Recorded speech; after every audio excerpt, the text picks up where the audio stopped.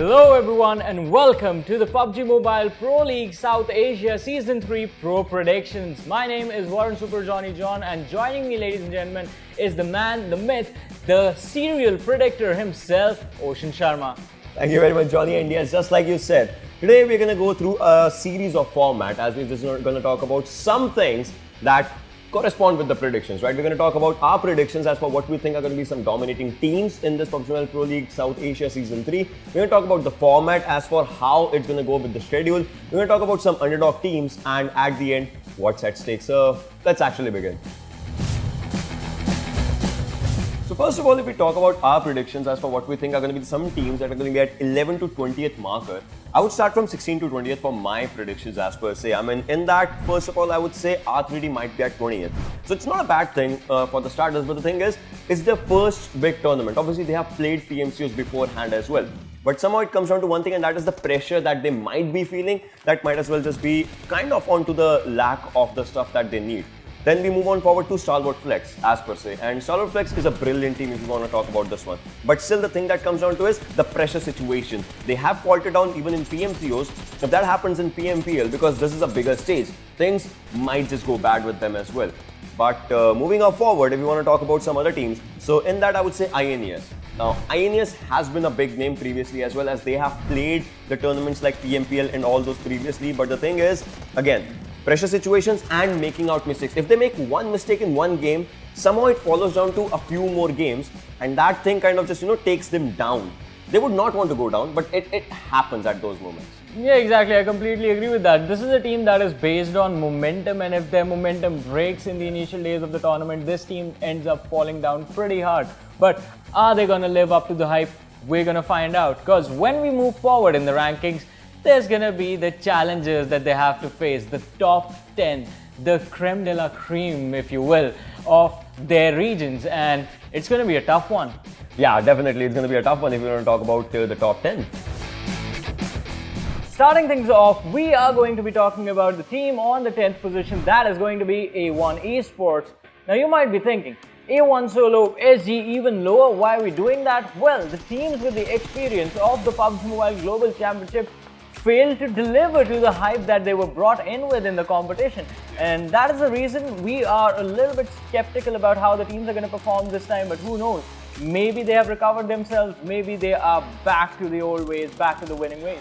Probably that's going to be one of the things that we have to look forward to as well. Like, it comes up as a factor of volatility. You never know what's going to change up when we talk about the teams and how they're going to perform together. But if I have to keep one team upwards onto the chart, I would say it's going to be Carnage or Flood Legion. You can not rule out these two teams. Both had their own regions, one from Nepal, one from Bangladesh. But talk about young blood, talk about the hunger for kills, talk about the dominating gameplays. They are going to bring that to the table once again, and we're going to love casting that. Well, if we're going to talk about the hunger, the kills coming in, let's just straight up move forward to the team on the 3rd position. XB Blood Legion, a team that almost hit that 150 kill marker during the PMCO. That was incredible. Yeah, incredible was even a smaller word to define the performance that they were, just giving out there, because they were just firing up on all cylinders, and that was brilliant. But hey, if you're talking about some teams that have delivered good things, talk about our number 1 pick, Z3us Esports. The team is gonna just dominate everything for sure because of one thing. They dominated the likes of BTR, dominated the likes of Nova XQF at one moment, dominated the likes of 4 AM. Well, it will be challenging, but that experience coming up with their gameplays and the gunpowder and the momentum, whoa boy. Exactly. So, ladies and gentlemen, here's the deal. These rankings, these are our own personal predictions. This is what we feel like the standings are going to look like at the end of the tournament. But these are going to be highly volatile because as of now, we don't know what the invited teams are coming in with. We don't know what Z3us Esports is going to bring to the table. But I think based on the previous history of the teams, Z3us Esports is going to be number 1 unanimously through everyone who's watching this right now. Everyone's going to think about this one. Everyone's like, our favorite Z3us. We want to see what Z3us does and we want to see what our region does in front of Z3us when we talk about the competition, because they know what their business is. It's skills. If you get kills, you get placement points. Exactly. That's how the team moves. And one important thing that you mentioned is how are the teams from our own regions going to compete with this one titan that's going to be there. And talking about how they're going to compete, I think it's time we move forward and have a talk about the schedule of the tournament. You guys might be familiar with the format of PMPL as it has happened before. We're going to be having a series of league plays and a series of super weekends consecutively. The first league play is going to happen on 23rd and 24th March, followed by the first super weekend, out of which is going to be happening on 26th to 28th of March, followed by the second league play that happens on 30th and 31st of March, followed by the second super weekend that happens on 2nd to 4th of April. Then comes around the third league play that happens on 6th and 7th of April, followed by the super weekend final that's going to be happening on 9th to 11th of April. But keep in mind, only the points of super weekend are going to be the ones that are counted. You see, this is what is intense about this format, that now the players and the teams, they're forced to work twice as hard, because you have to perform during the league play days and then you have to go on to perform in the super weekend as well.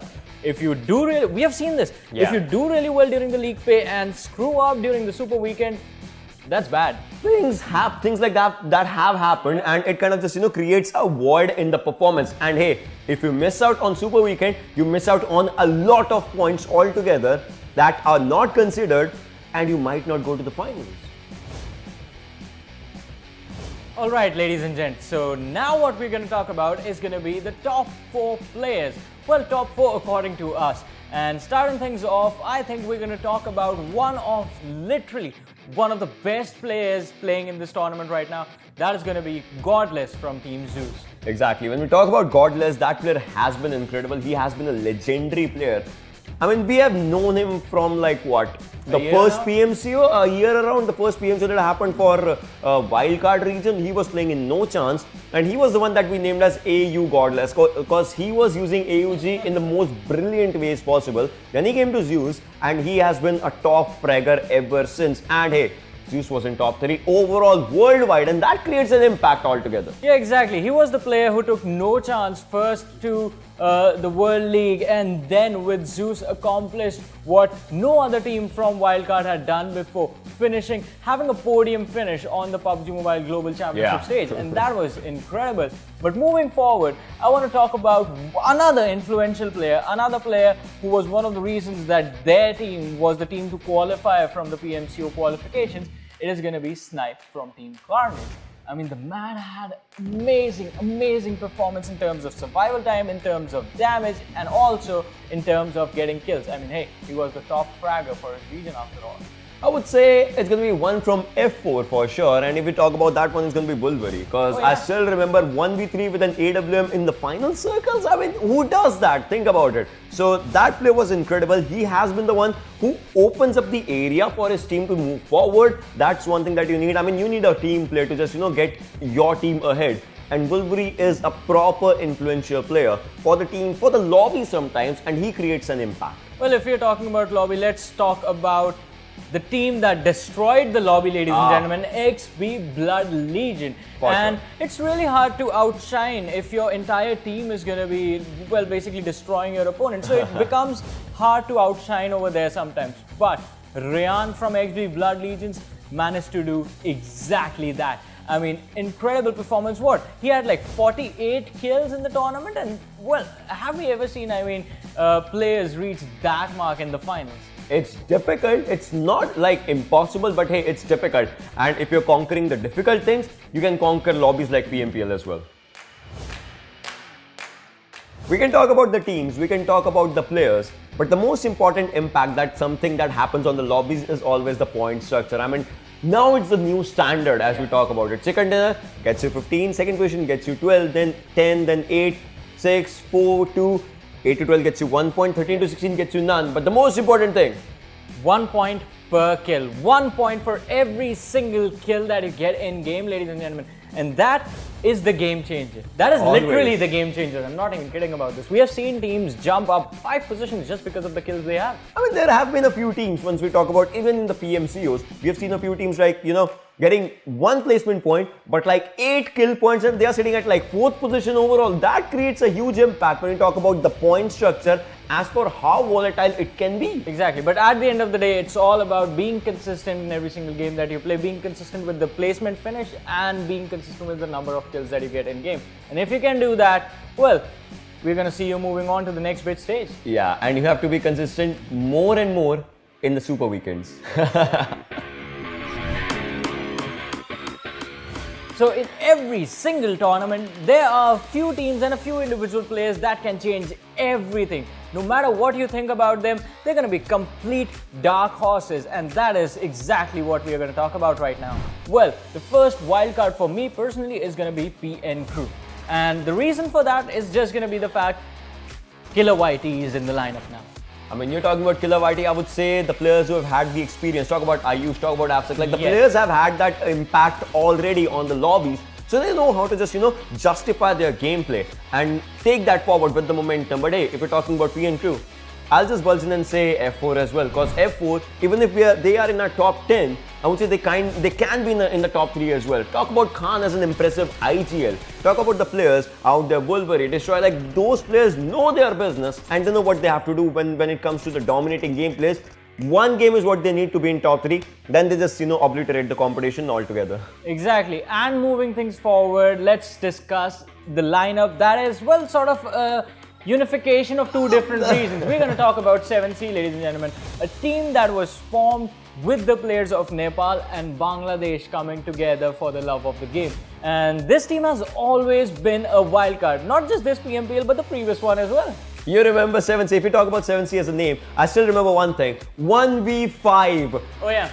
Wicked is no more in the game, but I would remember 7C always by a 1v5, like 1v3 for one team and then 1v2 for another team, and the second team just ran away from the competition. Talk about that kind of a performance. When 7C just comes into the lobby, they know their business. Exactly, they know their business and they know how they want to execute their strategies. And that is what it is going to be about at the end of the day. About the execution, about the performances in the tournament. And well, we might have placed them a little bit lower on our rankings, but when they perform, we're going to see where they finish. So these were all our predictions as we were just, talking about everything, talking about the goods, bads, uglies and the crazies of the teams. But what are your predictions? Just let us know down in the comment section below, and maybe we'll just read them and talk about those in the actual competition. Exactly, and don't forget to cheer for your favorite players and your favorite teams as well. And once again, ladies and gentlemen, catch all the action starting from the 23rd of March on the official YouTube channels of PUBG Mobile Esports. And well, we'll see you guys there. Until then, take care. Bye-bye.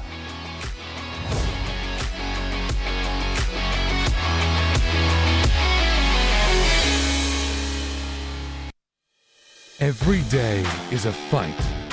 Every moment is a race against the best. Beat the clock. Be on top of your abilities before the rest. Every face-off will be bigger than the last one. Every knock will count. Time will stand still in the wake of the storm. And that's why the sun never sets on this battleground. This is where champions will gather to etch their names on the highway to glory. Welcome to the Coliseum. Welcome to PUBG Mobile Pro League Season 3.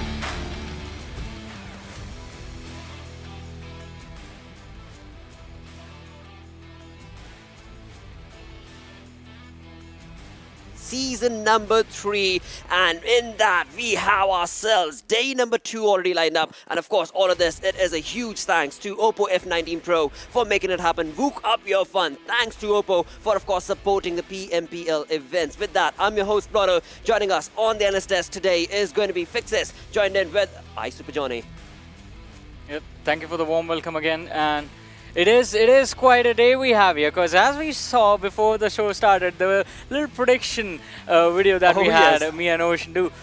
I mean, I'm completely shut up. This event so far, day number 1, has been a really pleasant surprise. Exactly. He just stole my words, to be honest, because I was on the casting desk and I really thought, you know, we would have different teams stepping up. I really thought that maybe DRS would be on the top by the end of the day, but that was certainly not the case. You have Skylight Gaming coming up, the champions from the past PMPL, again being on the leaderboards. But today is the day where we are going to get those top 16 teams that are going to be participating in the Super Weekend. Exactly, mate. Today is certainly the day that, of course, all the teams are going to have to just pick up that skill, because after all, today is the day, finally, after which we will see top 16 teams, of course, will move on into the Super Weekend. But right now, we are busy with the league plays. In the league plays, of course, you get day number 1, move on to day number 2 that we're already on, and a few teams not looking too good, but amongst them, only 16 move on towards the Super Weekend, Johnny. Exactly. 16 teams moving forward to this first Super Weekend. That means you will have the opportunity to have a good start, because if you miss out and you come back in on the second Super Weekend, you're going to be starting from 0 while the other teams are going to be up above you. So the pressure is going to build up, and especially for teams that are doing really well right now, teams like Team T2K, teams like Skylight Gaming, teams like Z3us Esports, who are doing really well in terms of kills, they will have the opportunity to do even better and earn a big lead as far as the Super Weekend is concerned, because only the points for the Super Weekend are counted. I mean, talk about earning, right? Talk about getting a big part of that wonderful, wonderful prize pool. You're looking at $300,000 on the line, from which, of course, 150,000 grand is just separated for, of course, South Asia finals. Absolutely, and it's gonna increase by the folds as we head on to the regional finals itself. But yes, for the league play attendance also, we do have a certain amount. That's $2,500. And the MVP, the one person who is the MVP, is certainly gonna enjoy the $1,000. And every single chicken dinner that you get in the Super Weekend, you are gonna get yourself $1,000. So a lot of money on the line. We all love that sweet money. But again, it comes down to the bragging rights, the pride to represent your nation, and that is exactly what these players are up to. And again, when you talk about those bragging rights, it will always, every single game fall back onto those points, because again, those points is what will make or break your game. Every single kill does, of course, give you that 1 point, but alongside that success, it is so very crucial to stay away from that 13 to 16 position, eh? It certainly is. You know, considering this point system, we've been having that since the last PMPL. 8 to 16th, if you find yourself in that area, then you're barely getting 1 point just out of the position point from 8 to 12th, and 13 to 16 gets nothing. You really need to depend on your kills, and I think A1 Esports is a very good example of that. In terms of positioning points, they've barely managed, 4 points and 19 kills to back them up in the games that they've played so far. So, yes, but then you need to have that perfect balance, I believe, to be there, to be in the consistent top 16. But I think they can certainly make it, but it depends on their day's performance. And if you want to talk about consistency, we have to talk about high voltage and the way that team has been playing. It has been impressive. They somehow managed to get an equal balance of those kill points and those placement points in every single match that they play. And if they keep this average going, overall standings, I mean, even if they do this in the Super Weekends, they're going to have a good time. Absolutely will, and with that, of course, as you talk about that one team, we've got 20 teams in total that, of course, are wanting to grind in the next 5 matches that will start taking place right about now. With that, let's move on to the squads themselves. Let's have a look at the groups, where indeed we start off with group number A, where we've got teams chiming in from, of course, Nepal, Bangladesh, Wildcard, as well as Youth joining in with the damage. Yeah, I mean, Zeus is a team that even Ocean and Johnny did predict might just be turning out as the winners, but it's still the first state, not really having a good game so far. They've been getting those kills, and I mean, Ziol, you talk about him sitting at the kill lead as a top player, getting 12 kills already. But talking about Carnage, the champions of PMCO Nepal, they haven't been in the thick and thins of it. They're somewhere in the middle, and today is a day where they need to pick it up. INES, just that one chicken dinner, and they're sort of fizzled out. Exactly, and you move on from Group A towards Group B. Of course, you're going to be looking at StalwartFlex right off the bat, joining us, of course, from PMCO Pakistan region. And this team also has showcased a decent turn of wins for themselves. But again, fixes. You were talking about, of course, Future Station. What more things would you want to add on to that, Johnny and Fixes? I mean, Future Station is not really performing the way we thought they would. Because the last time we saw this team, they were really aggressive. They would get a lot of kills. But that was, as I said, the last time we saw them. Right. This time around, it's quite interesting, because in the matches that they have played, they have had 22 points, and they have had just 3 kills in the matches that they played so far. So we are yet to see this team perform. And if you talk about the lineup, it's Badrev, Kapshi, Evil Eye, Machine Tummy, all veterans of the PUBG Mobile scene in Bangladesh. So there's a lot of expectations and a lot of hopes behind this team. Let's just hope that they show up and they deliver. Well, it is time to get those hopes built up. It is high hopes time indeed. And with that, let's move on along. We've till now seen 8 teams. As we move on towards Group C, of course, we've got Team F4. Now, Team F4 yesterday did showcase some synergistic performances where Wolverine Khan came together and showcased that domination and assaulting fear against the other groups and against the other teams. But eventually, what can we expect from Group C? Well, initially, if you talk about statistics, if you talk about numbers, this is supposed to be the toughest group of them all. Having the champions of Pakistan, you've got Blood Legion also from Bangladesh, trained to kill, an all-stars lineup, and of course, having A1 Esports. Now, we've already had a discussion about A1, but today I'll be having my eyes on Blood Legion. Can they redeem themselves? Exactly, and talking about redemption, these are only 12 teams. Move on towards Group D. Now, this also is a very high, intense, action-packed group because, again, you've got high voltage right there. Yeah, high voltage right there with no chicken dinners, but 21 points coming in out of the 3 matches that they have played. And it is quite an interesting performance from the side of high voltage, especially from Assassin, who is performing incredibly. 9 kills so far on that one individual player, not too far behind the kill leader that is sitting on the first position with 12 kills, that is Zeol from Team Zeus. True. So Assassin is definitely putting in the work. There's Cooney, there's Aussie in the backlines to support him, and this team is just incredible, especially with the addition of Extreme coming to the lineup as well. Exactly. I mean, you talk about Assassin here, certainly did get an MVP for his gameplay as well. Yesterday's game on Erangel, but move on towards the final group, Group number E. We are going to be looking at this group that, of course, chimed in a bit later when it comes to League Play Day 1, but the way this game just turned out in their favor was beautiful to see. To be honest, 1952 really need to step up. They've got all the 5 games playing today. But if you talk about PN Crew getting that beautiful chicken dinner, but that was just about it. They got that 16 kills, of course, 15 points from the position. But if you talk about the standings, the remainder 2 games that they played, they were not really at the best of what kind of a performance that we would really expect from them. So yeah, Deadeyes, they've been really consistent in terms of their kills, in terms of their positioning, having 18 points each. So this is one of the teams that is considered as one of those top guns to be entering into the finals of the PMPL and maybe just win this one out.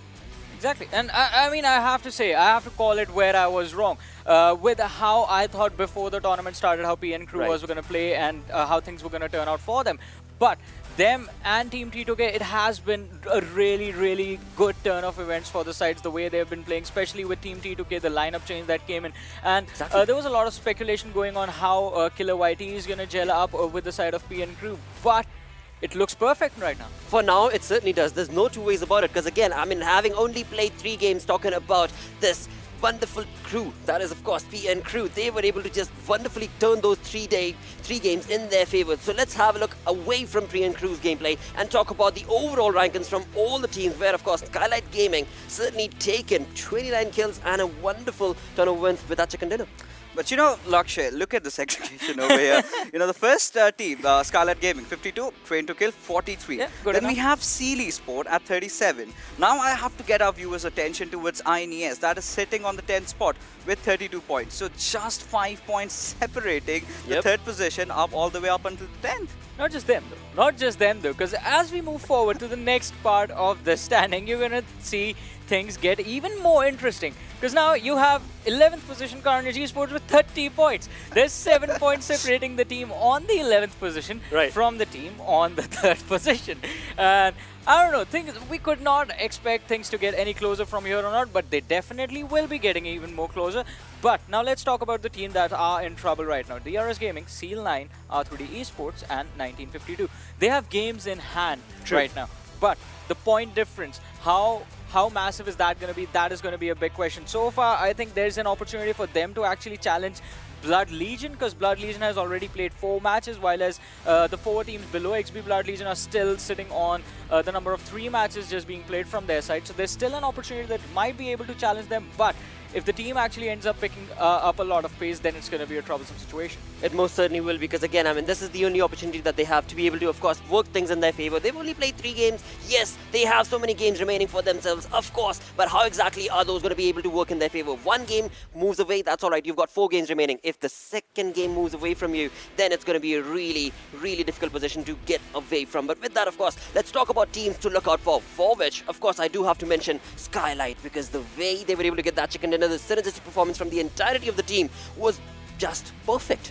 Yeah, of course. I mean, the champions of PMPL Season 2. So they've been playing so well. They all, every single player. And if you talk about two particular names, have to be Chari and Joker coming in. 9 kills already. And Chari is one of those players, you know, that kind of tends to lead his team right from the front, you know, giving out the calls. So you kind of have that semblance with Mavi. So he's that one player that I certainly have to really watch out for with the kind of performance that they have, and certainly ending the day on a chicken. So that's really promising. Yeah, it was a promising performance. Especially I want to focus on the last matchup from yesterday. That was impressive. The call-outs from the side of Skylight Gaming, the way the shot calling was done, that was on point, really precise, and it was something that was needed. Because if you remember, this is what I'm talking about right now. If you remember how this fight started, it started with 7C putting up a lot of pressure on the players of Skylight Gaming, pinning them down behind those vehicles, and then out of nowhere come in these two players from the high ground who managed to find themselves in an amazing position and then convert it into that chicken dinner. Exactly, mate. Because again, all the lads from this team certainly have that synergistic, dynamic play coming in for themselves. Because again, you move on towards Joker, you move on towards Demon. They had the MVP, and that of course worked in their favor. But that was of course just day number 1. We move on from League Play Day number 1 towards League Play Day number 2. That is today. That is about to get started right about now. It is going to be that much more of an intense battle that this team is going to have to showcase to retain the position that they're on. With that, let's move on the conversation towards T2K, Train to Kill. Now, this team, of course, is trained to bring in the aggression, the domination. Thus, they were on the 2nd position yesterday. Well, the star-started lineup that we were talking about, every single player, we have seen them playing in the past PMPLs. You've got Rated, you've got Utsaga coming in from a different roster altogether, and you've also got blah blah blah. Yep. So one of, I believe is Johnny's favorite player. So then again, you know, one player that I'm really missing out on earth is Frankie. Yeah, that is one interesting thing, because as Fixes said, the words you use, star-studded lineup, that for this team extends as far as their substitutes players as well. So it gets really hard to see who you're going to play, who is going to sit out of which game.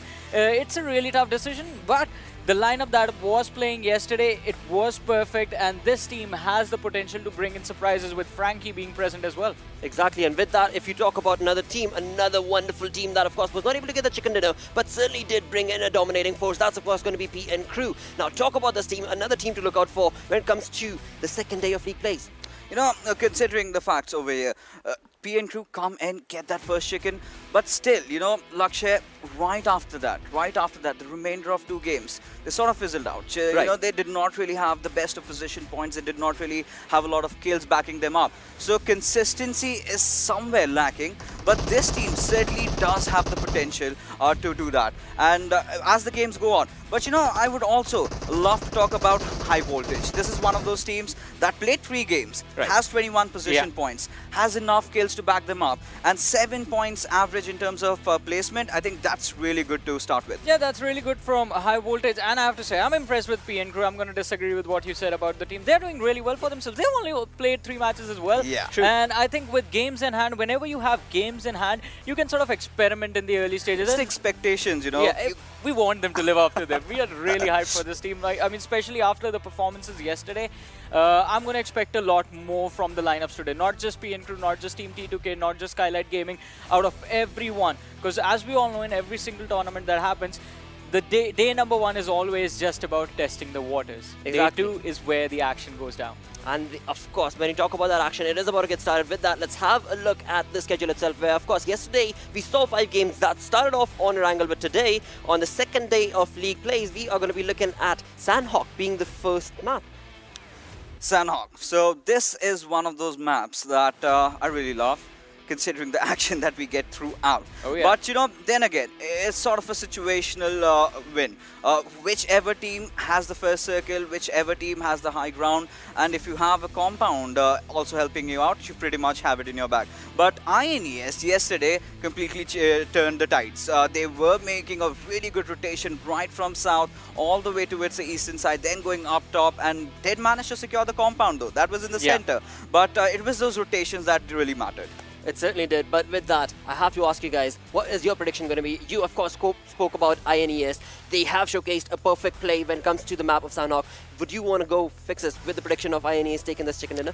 Well, I would want High Voltage to take this one because the boys have been grinding it out. They have been getting those points. I want them to get the chicken in this one.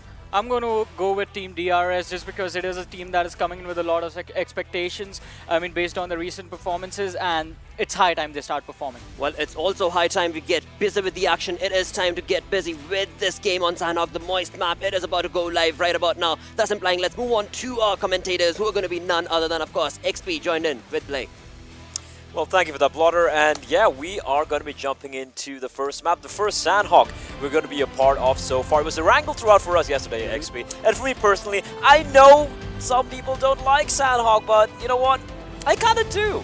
I mean, I know why you like Sanhok, but I love the fact that it's a randomness, that RNG factor that makes every single Sanhok that is played a little bit different. So that is something that I'm looking forward to, and of course our analyst desk did kind of point out a few teams they are going to be looking out for. So I'm excited to see whether they are going to bring back up whatever we've been talking about with their action or not. But it is going to be exciting, and of course this is day 2 of league play, which means it's a make it or break it situation today, Blake. Yeah, 4 teams at the end of the day will not be making it to the super weekend playoffs, and that's rough. It's right? Going to be rough. It's going to be rough. They're going to have to sit out the entire weekend, wait for the next opportunity next week. So for a lot of teams who have been struggling a bit yesterday, teams like Blood Legion, for example, today's the day for them to kind of bounce on back, go swinging.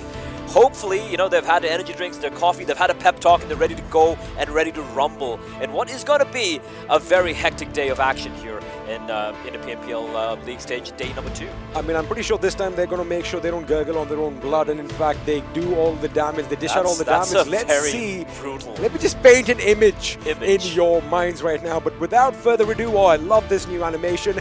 The capsule has opened, and we are about to take off, ladies and gentlemen, in Sanhok. There you have it. The big bird is in the sky. It is indeed in the sky, and you can see the map getting, well, it's pretty much a pretty safe path, nothing too crazy, starting all the way from the southeastern part of the map. Going to be heading up straight north, right east of Hathin. And one thing which our desk did keep harping on time and time again is the fact that most of these teams would be looking to play the center of the map. They don't want to have to be put in a spot late in the game or middle of the game where they have to rotate, where, as you know, Sanhok rotations can be pretty much the end of your run on that map. It can be very deadly. You can get caught out in multiple firefights. So if you're any one of these teams, like, do you have any idea or any inkling as to which one of the teams over here might be heading towards? Now, here's the thing. Of course, most of these teams, they already have their drop spots kind of, you know, set out, and they want to go. But there you go. Have a look at what happens. This is what Sanhok, this is what the RNG is all about. The first circle play pretty much has the northwestern island in its entirety. So all the teams who went down south, teams like INES, teams like Carnage, they're going to have a little bit of an issue traversing in, because of course Sanhok is one of those maps where it's not the one-on-one fights that matter, it's those third-party battles that actually come in and do all the damage. Indeed, and right now we already see a battle breaking out here. A few shots being rattled off. We do have high voltage on our screens. We have Seal 9 and Seal 9 as well. And these are the two teams who did land inside the play zone, right? They landed on the western island. They're going to be feeling comfortable. There's no need for them to go for an early fight. However, they could be trying to kind of like consolidate their positions, right? Trying to ensure there's no risk of any bad neighbors nearby and getting rid of their opposition early on, or maybe not. We don't know. Like, a few of these teams, they have, for example, a team that comes to mind would be Z3us Esports. They're a team, they don't seem to care about a position. They just want to go for those kills. While you have certain other teams who want to play it way more safe. And I like the way that Z3us are kind of actually spread out. Of course, we did kind of brush upon this yesterday, that they tend to play as a 3-1 split. And of course, Zjol, the man of the moment, the guy who's leading the charge for this team, looks like he's happy picking a fight with an entire squad all by his lonesome. He is very capable, man. I do have to point one thing out. We, of course, have Skylight Gaming on our screens right now. And if the curse is going to continue today as well, mark my words, they shall be one of the first few teams to be eliminated. That, of course, is just a little joke that we have because, well, patterns don't really lie, right? Every single team that got a chicken dinner was eliminated early in the next game. So let's see if the boys from Skylight Gaming are going to put a stop to that. I mean, they are right now the kings of the hill, right? They're sitting pretty on 52 points. They're the first place team, but then again, they have played 5 games, right? So today, they're only going to be playing the first, second, and third game, they will be sitting out a final 2. So they want to, ensure they get. Yeah, look, even if you aren't going to be, even if the top points really don't matter, you want to kind of set a precedent for the Super Weekend. You want to kind of make a statement that, hey, we are here not just to play, we're here to win. We're here to qualify for the next stage as well. We do see a knock taking place. A Joker is down on his knees, and I do believe that was from Future Station, a team who has been spoken about quite a bit. And one thing the desk did highlight time and time again, XP, is that they haven't quite lived up to their expectations. Expectations, yeah, has been a little bit of a lackluster performance by them, but of course this is just the beginning, and I'm sure the boys are going to prove us wrong. But let me just paint you a picture right now. Skylight Gaming had the right idea because of the zone. They were like, you know what, we're going to try and get a spot on the main island beforehand as early as we can. But then that's what happens. Sometimes you get spotted out, and it kind of looks like Joker could be in a world of trouble, as Chari is in fact taking a lot of damage by being underwater too long. So now they have a few options. Either they go back, regroup, pick a fight with Future Station, or they basically cut their losses. And they're down to a 3-man squad and continue with their plan. I mean, they do have the bit of an advantage of the fact that they are in the play zone, so that's something to work with. Kapshi is feeling a little adventurous here, right? He is looking to take that fight, but Skylight Gaming, I mean, there's a reason they're right now placed #1 on the overall leaderboard. They have looked very consistent so far. They've got the chicken dinner, but apart from that, I take a look at the placement points, 23 placement point, 29 kill points. They're playing a very traditional, safe game. As we finally find Joker, he will be laid to rest. He bled out in the open all alone on that island. None of his teammates not really able to go in for the res, and with that, we have lost the first player of the first game of the day. First blood indeed comes a little quick in Sanhok, which is something that you expect, but now I am a little worried about Skylight Gaming, because if they do decide to pick a fight with Future Station right now, it is definitely going to draw attention from the other side of the island. And well, we have PN Crew and Deadeyes Guys not too far off, but it does look like Bad Rev is going to go on a little bit of an expedition of his own. And see, right now, what's going to happen is most of the teams, they definitely want to migrate to the smaller northwestern island. However, they've got to realize if shots are fired over here, someone could be waiting for them on the other side. I just want to point out what Bad Rev did there. He crossed on a little further up. Now, he's going to be running across the beach, and he's going to be spotting the players from Skylight Gaming. They haven't moved yet, and Bad Rev has actually got the flank. The remaining members of his team, they're keeping them pinned down. So unless Skylight Gaming, they make a move, look at Bad Rev on the right-hand side. He's there, and you can see him on the periphery, on the edge of your screen if you really squint. There we go, you saw him right there. And if he gets the right angle, Skylight Gaming, they're done for. However, the thing is, Bad Rev has to take some cover from their point. Now, Chari is going to get shot. I think Demon might spot him. But the thing is, he's going to get shot from behind. PN Crew could potentially put him down in the ground if he's not quick enough. It looks like he is going to fire a few shots, and Chari is running for his life. A little fortunate that Chari not to take too much damage, and he's out in the open. He should be. How is he alive? How is he still standing? But he is pinned down. And look at Machine. Look at Machine just pushing on in. One bullet, one scrape from that Vector. That's all he needs to find. But Leon could be providing a bit of covering fire. Chari now, he needs to delay this push. He's going to deploy a smoke. Does he got it? Has he have any medkits? It looks like he does. But the thing is, for Skylight Gaming, I don't think they had an opportunity to loot much, right? They didn't have a chance to really loot up much. So I don't think he's got any medkits. Instead, yeah, he doesn't have anything. He just has to wait this one out. Maybe a few bandages, that's about it. And if these two players push on in, Chari's done for. He is done for, but the fact that Leon is in a wonderful position to kind of give that cover fire is something that they did not anticipate. Hence, you saw Machine pushing in, because Bad Rev would have been like, all right, now's the time to go in for the kill. But also, at the same time, this is where Bad Rev needs to pitch in a bit more and start shooting from the other side. And he is biding his time. We have Kapshi joining them as well, so Future Station opting to play the 2-2 split. And they are being very trepidant. They've given enough time for Chari to heal on up, but his bandages are almost about to 70% of his health. And it looks like Future Station are opting to not take this fight. And I can respect that. They were getting, I feel like, a little too tunnel vision, I felt like. And they were afraid, maybe, that there could be some other team coming on in. They could catch them off guard. So instead, they're going to opt to head on towards the island, like you pointed out. And then they're going to ensure that Skylight Gaming don't really push on any further ahead. But right now, it is a bit of a lull in the action when it comes to those two teams. However, DRS, and of course, I do believe that StalwartFlex, they are kind of duking it out. Blade has taken a bit of damage. And DRS is a team, I think it was, who was it? Was it Fixes who picked them to win? Fixes has always been a fan of DRS. Of course, so have we. We've seen Galzen do some amazing things in the past. But the thing is, right now, I do not suggest them picking a fight because the blue zone has come in. And if you have a look at the map on the top right, they are just south of Mongnai, way out of the zone. And they have a lot of traversing to do. And it looks like Nima spotted an enemy and Johnny has hit the ground. It's just trying to finish him off, and indeed, Johnny is not going to be lasting much longer. Crypto can do nothing to get his fallen teammate, and he's going to lob a nade in the direction of Ninja. It's going to deal quite a bit of damage. Nades exchange, but that is perfect from Ninja. And Crypto, well, his stocks are definitely falling and depleting as he crawls away from the fight. And now it's only a couple of players trying to keep them at bay, but UZM gets spotted by AJ. They're getting surrounded from multiple directions, and Blade, I hope he's sharp and ready because he has a mountain ahead of him. 3 players going to be taking the fight, and he is the lone man standing. He's going to get a knock into AJ, trying to finish him off, but AJ crawling away, ensuring he stays alive for a few more seconds here.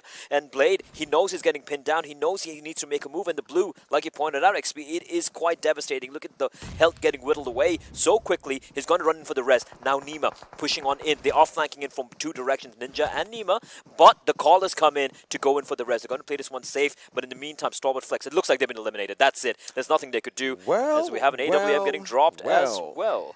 I mean, let's just take a moment and appreciate what is in the airdrop. But the question is anyone going to come and pick it up? I want someone to come and pick it up. I want to see some bolt action. And of course, that 8x might be a bit overkill in Sanhok, but at least you can see the fear in the whites of your enemy's eyes before you put a bullet in their head. I'm assuming they're going to aim for the head. I mean, yeah. Right now, INES, though, and DRS, they are aiming for the safety of the play zone. The play zone is going to be pretty much a concentric circle, not too much of a drastic shift. And you can see Zeus and Carnage kind of spread. That's a very interesting approach we usually see from Zeus, is they tend to take a lot of individual fights, but they still seem to come out on top time and time again. It's not just that individual prowess, it's the fact that they are covering as much ground as they can and they are trying to cut off all the angles for the enemies, because what works in a one-on-one situation is the flank. The flanker usually is the one who's going to be successful, and they are going to make sure that they completely deplete that option. But right now it looks like Venom Legends are going to be coming under a little bit of fire. But one thing that kind of pops out for me is there is a team that we saw out in the blue. DRS, of course, did wipe out StalwartFlex, but INES, one of the favorites to win this map, are still way out in the blue down to the south. They are still at Camp Charlie. Well, they're taking a sweet time, and the circle is definitely not doing them any favors, but they are heading there. Eventually, they should reach Painan. In the meantime, Venom Legends are in a bit of a pickle, right? Like, they are being sided by Deadeyes Guys, who had a fantastic debut yesterday alongside PN Crew, and they'll be looking to continue their streak of good fortune. And you can see, like, Venom Legends, they're in a good spot when it comes to the cliff, but the fact that Deadeyes Guys are so spread quite thin, that's going to force them to go into the water and head towards the safety of those cluster of houses. Now, in this situation, I kind of agree with you, but have a look at this. Deadeyes Guys are pretty much cemented in Hathin, pretty much at the top of the zone. And of course, you did kind of mention that Venom Legends, they have that cliff, which makes sense when your back is against a wall. But if you notice one thing, 1952 is coming in as well, so they can literally get pinched from both sides. That could be a problem indeed. And oh, look at Hungry Box. I mean, he's trying to spot them out. He sees one, sees Nightwing. Nightwing's done for. Unfortunately, Batman's not going to be happy about that, but Nightwing, good night, sweet prince. And Venom Legends, they're not even able to fire back. They need to try and find some cover. And Deadeyes Guys doing a great job, just not just keeping them at bay, but also they have a very good idea where Venom Legends are heading towards. So even late game, mid game, they're going to be very aware of their surroundings. But you did point out, right? Like, you have 1952 arriving as well, and that could be troublesome. But I like their position. They have such good lines of sight in virtually every direction at the moment. For a team such as Deadeyes Guys, Hathin is pretty much what they call home every single time. So they know the ins and outs, they know the nooks and crannies of this little town. And also, despite the fact that 1952 is going to be coming in sooner or later, have a look at that. DRS might just come in and stab them in their back. And looks like INES, if you just look down to the bottom of your screens, have finally made it on our screens. They were playing this game, for all of you wondering where that team is, but looks like they might make it. Are Carnage going to even expect them to be coming in that late? That is what the beauty of Sanhok is. Now, you have to expect some danger coming in from behind at all times, especially since, you know, you are going to be at the ruins, and not everyone can be on that tiny island to the northwest. So we are going to see some action. We are going to see a lot of knives going in, a lot of backs. And this is exactly what I've been waiting for. Zeus, they crept and crawled all the way to the 7 Seas, and 7 Seas haven't made a single sound. Zeus announcing the presence. Nade's going to come on in. Turulov, actually it's a Molotov. He's still taking no damage. Bullets being rattled off from both directions. Mimo taking a ton of damage there. The nade could find him. Is in fact going to be dropped. The push comes on in from Turulov, but he's been spotted out. And Zeus fighting together like a well-oiled machine, and Nade's being tossed in as well, but not really finding them off from 7C. 7C's pinned down, 2 players down here. God is taking the fight, he goes for the spray, and that is going to be the wipe coming out. Zeus, they push on in, and they just sweep aside 7C Esports. They lose a player in the process, but doesn't matter. What a well-coordinated push coming in from the Mongolians. It was a beautiful push, and the little mistake that was made over there was that they tried to have a 360 vigil around that compound, and that is what kind of was a mistake for them, because they should have been focusing on this one end. Now, if Carnage are going to be pushing up on that same hill, expect one thing: Zeus isn't going to be pushing down. Of course, they're going to let them come up towards them, but they're not going to be hiding inside the houses. They're going to be right on the edge of the mountain, shooting down. That is what the team should have done. Unfortunately, that just got wiped out. Yeah, just unfortunate for 7 Seas, as we have 1952. You did point out 1952 were sneaking in from behind, and actually they catch DRS on the rotation. Look at DRS, they're out in the blue. They're done for. There's nothing they can do. They are done for indeed. It looks like AJ and Mafia Ninja are going to bleed out. Nima made the right decision to move out. There you have it on our screens right now in that pickup truck. Probably not the best vehicle for this. I mean, the terrain, hill climbing capabilities of that vehicle are a little questionable, Blair. Yeah, not the best vehicles, especially when it comes to this particular terrain. There's nothing he can do for his teammates. AJ and Mafia Ninja are going to be bleeding on out in the open, and 1952 are aware there is still another player in the vicinity, and they're looking for him. They're trying to hunt him down. They need to move on in quite a bit, though. They are inside of the blue. Everyone's taking quite a bit of damage, but there we go. Eventually, a couple of members of DRS will fall. We have a bit of a replay here coming on in. Now, right over here, have a look at Rig and Fair's position. They should have been a bit more out to thwart that attack to make sure that they don't get the advantage. They basically took cover of the hill. It should have been the other way around. That was a mistake that was made over there on 7C's part. But it is what it is, and, well, you only learn from your mistakes. We were talking about INES sneaking in from behind, right? And it looks like they have managed to catch Carnage Esports off guard. They have managed to get a knock. But INES, in turn, might be flanked by Seal. We can take a look at that on the map later on. For the time being, we're going to be switching back to Zeus, who managed to get that team wipe. And now they have 3 members standing. They've looted up. They have all the health kits they need. They have those med kits, all the armor and whatnot, and just biding the time. INES now in this cluster of huts. Carnage Esports out in the open, not looking comfortable at the moment. However, they are in the play zone. An interesting thing that you did kind of mention was that Seal Esports is in the vicinity as well. Of course, you can't see them right now. They're just a bit offset to the left. Interesting move. They were on the same island as Carnage, but they realized the team's coming around. They came out back into the blue, and now they are going to try and hit INES from behind. And that could be completely devastating, but the circle has done what it does best, and, well, people are going to be in trouble. Future Station are going to be happy about this, though. I mean, this is what they wanted from the beginning, and I guess they are going to get what they wished for. Yeah, Deadeyes Guys as well, they're looking very comfortable, but INES and Carnage Esports, this battle is brutal. INES, they need to make a move as well, but they're just keeping these guys at bay. There's nothing Carnage can do.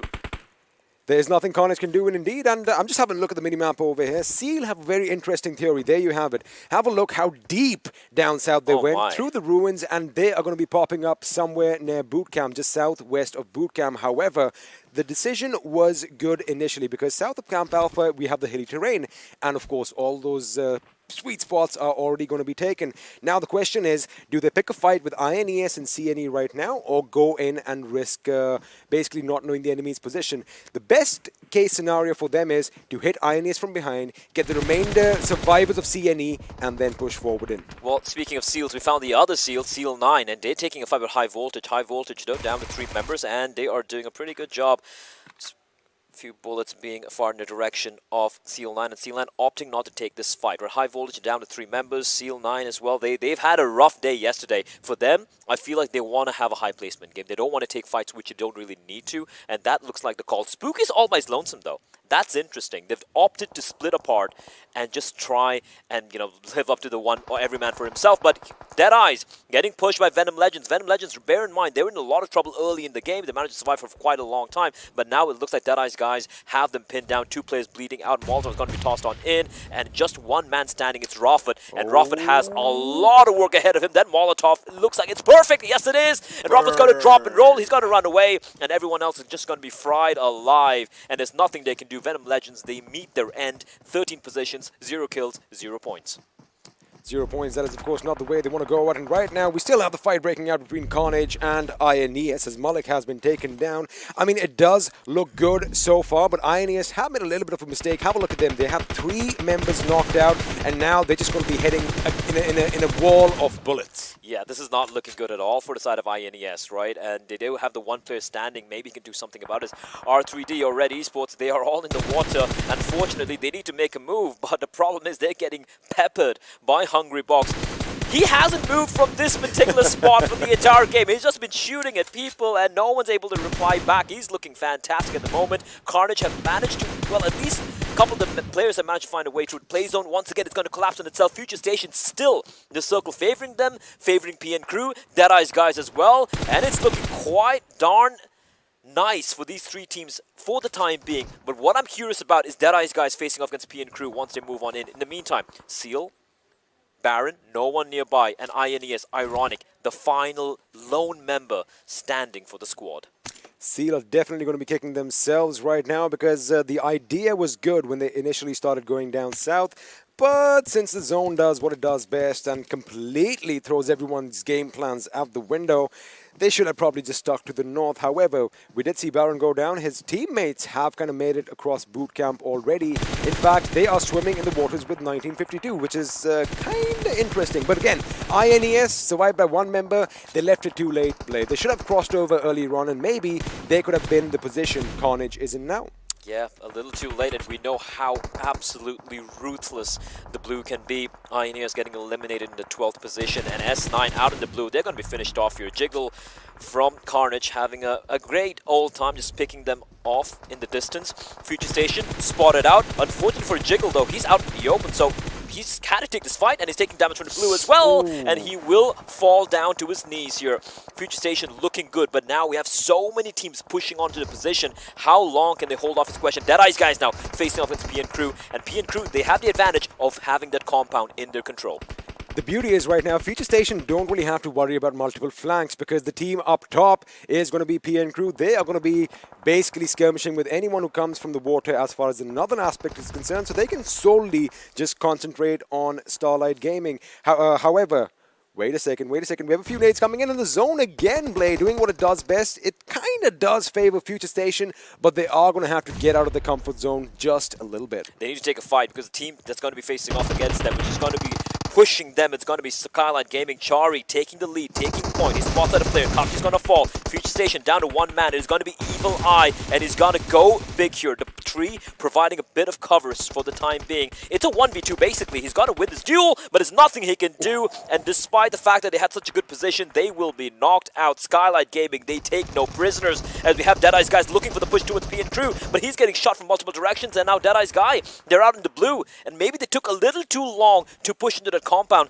and so they kind of split apart. I think they have just 2 players standing, and they have to go for the run. PN Crew, though, still holding on the compound, despite the fact the blue is closing in. The blue is closing in, but one team that have been out of the picture for a little while are the boys from Z3us Esports, as 1952 are eliminated in the 5th position with 5 points to their name. Now, PN Crew have made way too much noise, although they did good eliminating Deadeyes Guys, but look who is waiting for them. It is IC and Godless. Now, Demon, the last surviving member, not the last surviving member, I beg your pardon. We still have 3 members from Skylight Gaming. Demon is going to be the first in the line of fire. And the great thing for Zeus right now is they only have 2 players left alive, but they don't have to take a fight. PN Crew and SG, they're duking it out at the moment. Chari will be dropped to his knees. Now it is 2 players standing at the moment for the side of his team, for Skylight Gaming and for PN Crew as well. 1 player on his knees. Skylight Gaming have to be careful because I do believe Z3us Esports, they are going to come back from the south and hit them hard in the back. But looks like, will they survive till then, Blake? I don't know, but right now they are so tunnel vision on each other, and P and Crew, they're getting mowed down here. Skylight Gaming are doing a fantastic job. They still have 3 alive. P and Crew, the rest has come on in, but they need to heal themselves, and a push comes on in. Unfortunately for P and Crew, they're not able to sustain themselves, and they get wiped out. They had the man advantage as well, and now Z3us coming in to finish off the remaining members. It's down to a 3v2. Nade sailing on in. Demon lucky to stay alive here, and Z3us are tossing in all the HEs they have. Look at how low Leon is. Chari pushing on in, trying to help his teammate out, but it's so lucky to avoid that nade. Did someone order an artillery strike? Because that is what it looks like right now. They're going to keep going. They get one. They are going to wait for another knock. It looks like Icy is going to be moving forward. Demon is the first one. He's been spotted out. This is it. Z3us are just going to crush their opponents, Blake. They're going to crush their opponents. As Chari, the last man left standing, he can still pull this one off. It's a 1v2. It is winnable. He's got that headshot advantage. He just has to not be pinched from behind, from the side, but he will. And Z3us, they look good yesterday, but today they look even better. They get the kills, and they get the long-awaited chicken dinner. Long-awaited chicken dinner, but what a way to finish it. Calm and composed, of course. You can see their happy faces. A few of them are styling, but then one of them, probably godless, still has that steely demeanor. That man has no emotion whatsoever, but it is going to be winner-winner chicken dinner for Z3us Esports. That was a great game. I like how at the end we had all the usual favorites. We had Skylight Gaming coming in, P and Crew, Deadeyes Guys, Z3us, and in the end, the gods, they stand tall. What a game. What a start to the day. Ooh, it was a beautiful, beautiful start. And I like the fact that it wasn't really RNG. The randomness factor was thwarted. It was pretty tactical. But again, while you wrap your brains around the action that you just saw, we're going to take a quick breather. Don't go anywhere. We'll be back after this.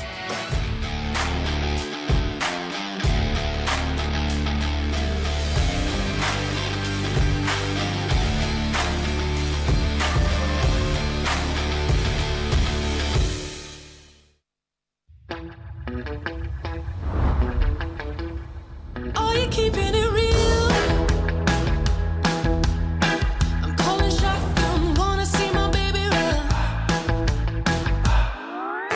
Oh, what's the word on the sea? Kicking up the dust, if you know what I mean. We got a good thing going. We got a good thing going on. Hello and welcome back once again to PUBG Mobile Pro League South Asia Season number 3. We just finished with game number 1 that of course took place on the map of Sanhok, and that was just an incredible turnover wins. We had been talking about Z3us just coming online. They had of course been dominating that wonderful damage graph yesterday, but today they started off with that domination and converted that into a chicken dinner. Let's of course move on to our analysts and find out what did you guys think about this game. I mean, it was an impressive performance from the team, especially from the first fight that Team Z3us Esports took against the players of 7C. I personally thought that 7C, they might be in an advantageous situation considering they had all the covers and they were already set up waiting for the players from Z3us Esports to arrive. But it was the fact that they waited a little bit too long. They weren't proactive, they did not initiate anything, they just waited for Z3us to get into the position that they wanted and then just wipe 7C out. Exactly, and again, I mean, there were so many more anticipations that 7C should have been able to capitalize on that, but then again, that is just one affair. Let's move on and have a look at the most valuable player, because that's just not it. There were so many different moments, but combine those all together, who gets the MVP? With that, let's also have a look at the MVP, and that's of course none other than Skylight Gaming. Again, I mean, Yes. Leon, he is one of those seasoned veterans, and you would expect him to come out with a show like this. You know, having 5 kills is a really good start considering it's a map of Sanhok. And right from the very start, we did predict, you know, it's circumstantial. If you have the circle going on towards the western side, you have teams like High Voltage having the advantage. Then again, the circle did have a shift towards P and Crew, and how on earth did they mess this one out? Because even Future Station, I really had a good chance in getting this chicken. Exactly, and with that, as we look at the top players right now, of course, we're looking at Skylight. Leon right there, taking those 5 kills with 392 damage, but moving on along, of course, Johnny. Yeah, an amazing performance by the players from Skylight, but I want to focus on the other lads as well. Deadeyes Guys, they had an amazing position just watching the shorelines, and Sanhok just coming in with 3 kills over there, 378 damage. His teammates did help him out a little bit, but them capitalizing on the fact that they were in a good position to pick those points up along the way, that was something that was definitely needed to do. Because as Vic just talked about the shift of the circle that just moved completely away from most of the teams, it was something that needed to be tackled and it needed to be dealt with before it even happened.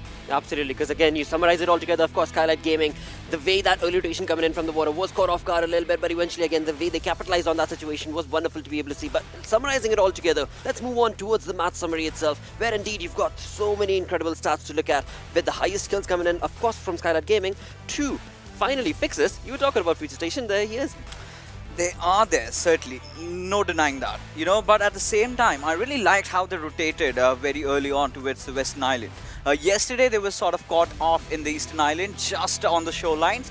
This time, they had the perfect compound, but in those final circles, the way it shifted, it went away from them. And the moment they tried to enter it, you had the likes, you know, there of Zeus and Skylight Gaming to completely... I want to talk about what we just saw in the graphic right there.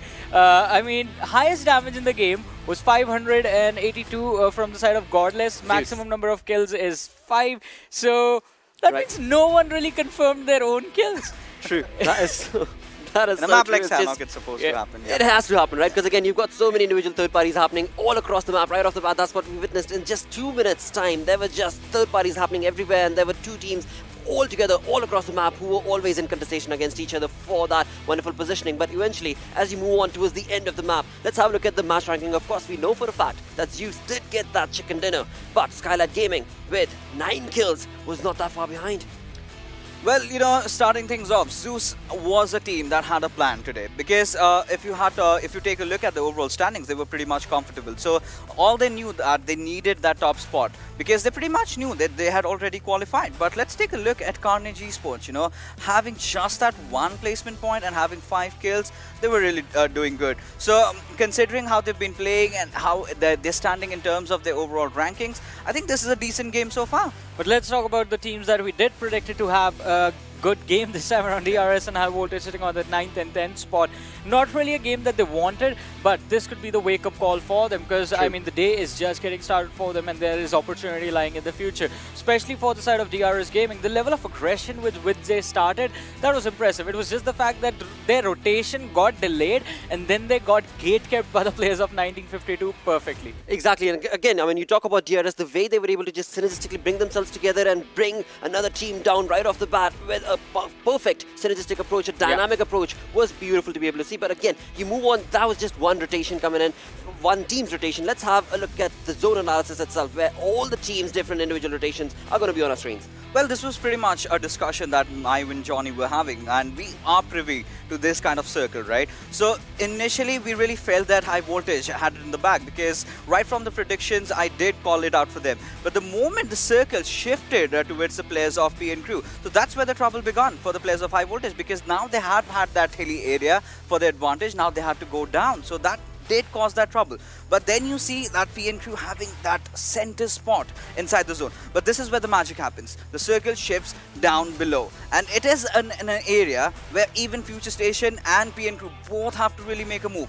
Now this is where Team Zeus really comes in. Now they were playing it really smart. They were on the high ground, so they had a lot of information, they had a lot of vision, and they were really cautious in picking their fights. And we have seen them getting really aggressive, so they did not really shy away from the battles, and here we have. I completely agree with that, because Z3us Esports, as Fix has said, they were using that information and being cautious with it. They knew exactly where the teams were, PN Crew inside the cover, FS, Future Station on the backlines, and they kept their distance until the final fight broke out. It is when the final fight happened that they decided, all right, now it's time to go aggressive, now it's time to get those kills. And again, I mean, that's what we were talking about on League Play Day 1 itself. Like, Zeus certainly was on top of that damage graph through and through, but now they've been able to capitalize on not only those damages, but bring in those placement points and perfectly get them the deserved chicken dinner. With that, of course, let's have a look at these wonderful moments that, of course, analysts were talking about. Let's have a look at the open moments.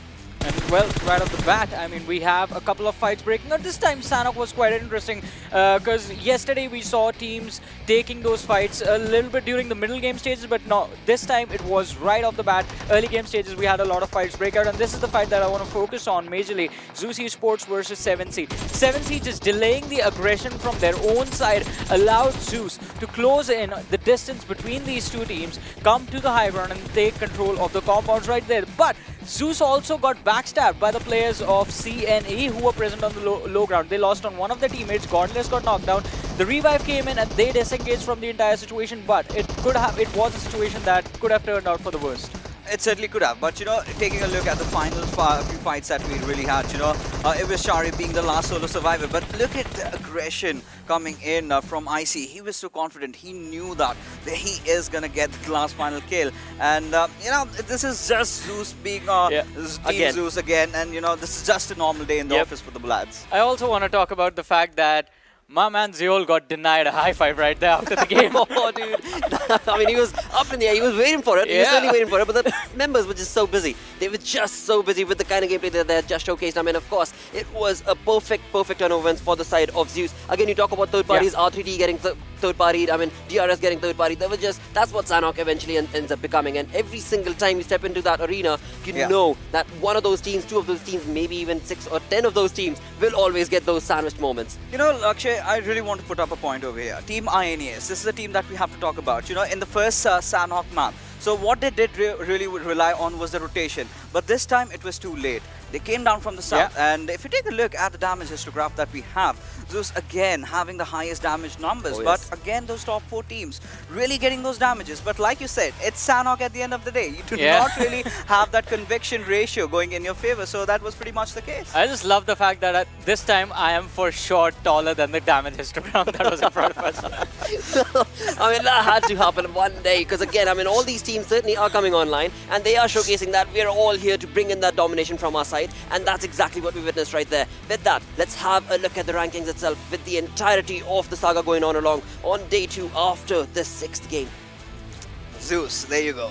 Jumping 6 spots right above. But by the end of 3 games in the evening, we will certainly have that demarcation that we were looking out for. And it has started to really form. And, taking a look at the other teams, considering Skylight and Zeus have already played maximum number of games over here, I'm still waiting for P and Crew, for those 2 games, even for Deadeyes and even T2K. Having played just 4 games, I think they might just be able to edge them out. Yeah, I think this team can definitely try the level best to get further ahead, because the opportunity lies right in front of them. But as we move to the second page of the standings, I want to ask you guys a really tough question. What do you think is the cutoff going to be? 16 teams make it to the Super Weekend. What do you think is going to be the cutoff? At the end of the day? I feel like 45 points. Yeah, at the end of the day. At the end of the day, yeah, somewhere around 50 has to be. Yeah. I think I would go with 33, 34, 35, somewhere around that mark. Because considering you barely have those positioning points if you're not above in, say, top 5. Right. You just get 2 or 3 out of them. Either you go all guns blazing, you have a lot of kills racking up, you build up those points going in your favor. But that's what's needed to fix this. Yeah, and also, look at this. There's no real difference between the teams. We have 1952 who have made the jump of 7 positions. They're sitting on 13th position right now, all the way from the 20th position before this game. And they have 26 points. Team on the 20th position, that is XB Blood Legion, 18 points. Just 8 points separating these 2 teams. So the difference, it's not that big. And it can be easily recovered with just 1 game. Things can turn around. So I think teams are going to be a little bit more cautious going into the next few games. They absolutely have to, because again, I mean, of course, you're looking at 5 games in one day, of course. Now we've brought it down to 4 games. We just completed Sanhok. Moving on with the schedule, of course, next is going to be a map that everybody knows. Everybody started on this map, of course. It is the map of Erangel. Well, it is going to be an interesting one, because we did have this conversation yesterday as well.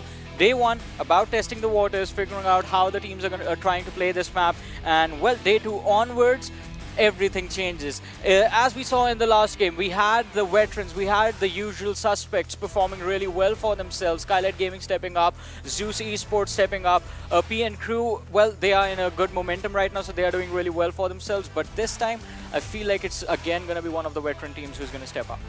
Absolutely has to be, because again, I mean, you talk about the way this game is going to be coming up, right? Of course, you have Group B that will not be a part of this. You've got Stalwart that has already, StalwartFlex that will not be able to play, 7C will not be able to play. High Voltage was, of course, able to get a wonderful work in for them, but alright, never mind the entirety of Group B.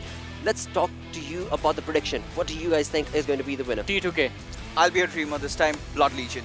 Alright, with that, let's get busy with this game. Let's move on to our casters, who once again are going to be none other than Play and XP. Thank you for that, Blotter. And yeah, I mean, I needed that break because that was one of the more fun Sanhok games we've had the opportunity to cast. Usually it's so chaotic, but this time around we could actually see the method behind the madness from a lot of these teams. That's what I think even the analyst desk was kind of freaking out about, the fact that, you know, it was so tactical. Everyone was actually doing something. They were thinking about something and they put their plan in action. And that is, I think, it's just those little victories. Like for Johnny, the little victory right now was being taller than the histograph. So, you know, it's those little victories that count. It is indeed, and of course right now we do have Group B who are going to be sitting this one out, right? And that means we're going to have a couple of teams coming on in. Blood Legion, they've been struggling since yesterday. But then you have a team called T2K, Train to Kill. They have looked spectacular so far, and for these teams, these are going to be the final few games, the final few opportunities to ensure they're not in the bottom 4. Well, I mean, we have 4 games in hand, and of those 4 games, a couple of teams are only going to play two games. So it's going to be tricky, and they need to basically start off with a bang once again. Now, you did mention T2K. That is exactly what they did yesterday. They started off with a bang. They did, indeed. And I'm going to put you under the, light here, under the spotlight. Pick a team. Pick a team. Wait, I thought that's their job. Are we predicting? Are we predicting? Because if I'm wrong, then I don't want to be wrong. I get it, I get it, like if you're wrong. But you know what? We don't have to deal with our predictions. We're going to be jumping on straight into Erangel, a second game of the day. Ladies and gentlemen, we have 4 more games remaining in the group stage. Everything on the line. The plane path is going to be starting just east of Yasnaya and heading straight towards a military base. They are going to be heading down to the military base, and I want to see whether Skylight Esports are going to drop down at said base or not, because a couple of teams do love going there.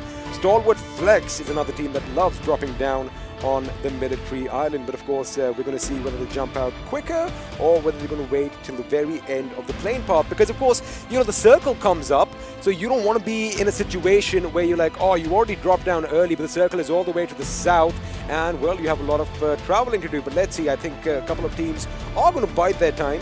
I do want to see some military action. It's been way too long late. I know, right? A sudden circle is something which definitely does make me happy at the very least. We do have T2K heading all the way towards Stalba, Kameshki, no one opting to head in their direction, and the circle could definitely play a little bit of a spoil sport. It could be, if it's towards Zaki or Georgie, which rarely does take place, it could mess up a lot of things for a lot of these teams. Like you look at Venom Legends, for example, they're going to be heading towards Milta. We have F4 heading towards the Povka, for example, and they would have to go for an early rotation if the circle does want to play spoil sport. But right now, everyone waiting for what the circle's going to be, and it looks like our wishes might very well be answered, XP. All you military fans out there, all you bridge action fans out there, today might just be the day. We kind of had a glimpse of a similar circle yesterday. Of course, it was shifted a bit more to the west, down south. But again, we are all dreamers, as Fixes just said a little while earlier. And as usual, teams are going to be dropping nearby one another. And looks like Cooney is running away from not being murdered. Smart, smart man. Yeah, you know, if you don't have a gun, you don't want to bring a fist to a firefight. Which nearly happened yesterday, and hence proved bullets are much more devastating than fists. I know, right? I mean, it depends. Like, I mean, you need to have a gun for the bullets, and you need to have, you know, bullets for the gun. But if you have both of them, yeah, it could be problematic. We have high voltage Aussie in the distance. If I just throw a bullet at you, would that work? Listen, you're a strong man. That would still hurt, right? That would still hurt, especially if it hits my eye. Yeah, I'd be dead-eyed. Haha. We do have high voltage towards the school. They spread quite thin. I would imagine they want to regroup as quickly as possible because there is a team in the vicinity nearby to them. But for the time being, it looks like everyone's going to be kind of comfortable here. The teams on the military island, the team on the military island is Team Skylight Esports, and they have no one nearby to really contend with for the time being. You know, you did kind of just brush up on high voltage. Now, these guys love dropping down at the apartments and the school, and more often than not, they love splitting up, as we can see right now as it is. Now, the team that you did mention is close to them is, of course, Deadeyes Guys, who called Rozok their home, so we'll expect some sparks to fly sooner or later as far as another aspect goes, but it looks like action's breaking out on the bridge. This is interesting indeed, and all 3 of them knocked on down. That's 1952! Not like this! Baron just hiding inside of the truck. Is completely decimated 1952. And I do believe they just have a couple of players standing here. Actually, make that one man standing for 1952. Baron has single-handedly completely obliterated 1952. They weren't expecting Seal to push on towards the bridge this early in the game. And what a call coming out from Seal to go for that play. Well, there you have it. I mean, ask and ye shall receive. We wanted some bridge action, and I didn't expect it to be this early on, but there you have it. We do see some bullets flying over here, and of course, Baron doing a wonderful, wonderful job. Now, we still have to consider the fact that T2K are coming down south as well. Now, they are on the other side, coming in from the Noble Bridge. Yeah, I just wanted to correct myself as well. It's actually Red Esports, R3D, who went towards Stalba. My mistake there. It's not T2K. They do have similar logos when you just look at the... Oh, it's a red and white that kind of got you off guard. And it's got the T shape as well. And you're looking from afar, just glancing, oh, that's T2K. But no, it's actually T2K are, like you pointed out, heading towards the military island at the moment. We have the lone standing member of 1952 in the distance as Magnet. And right now, he's not going to be looking to take a 1v4 fight against Seal.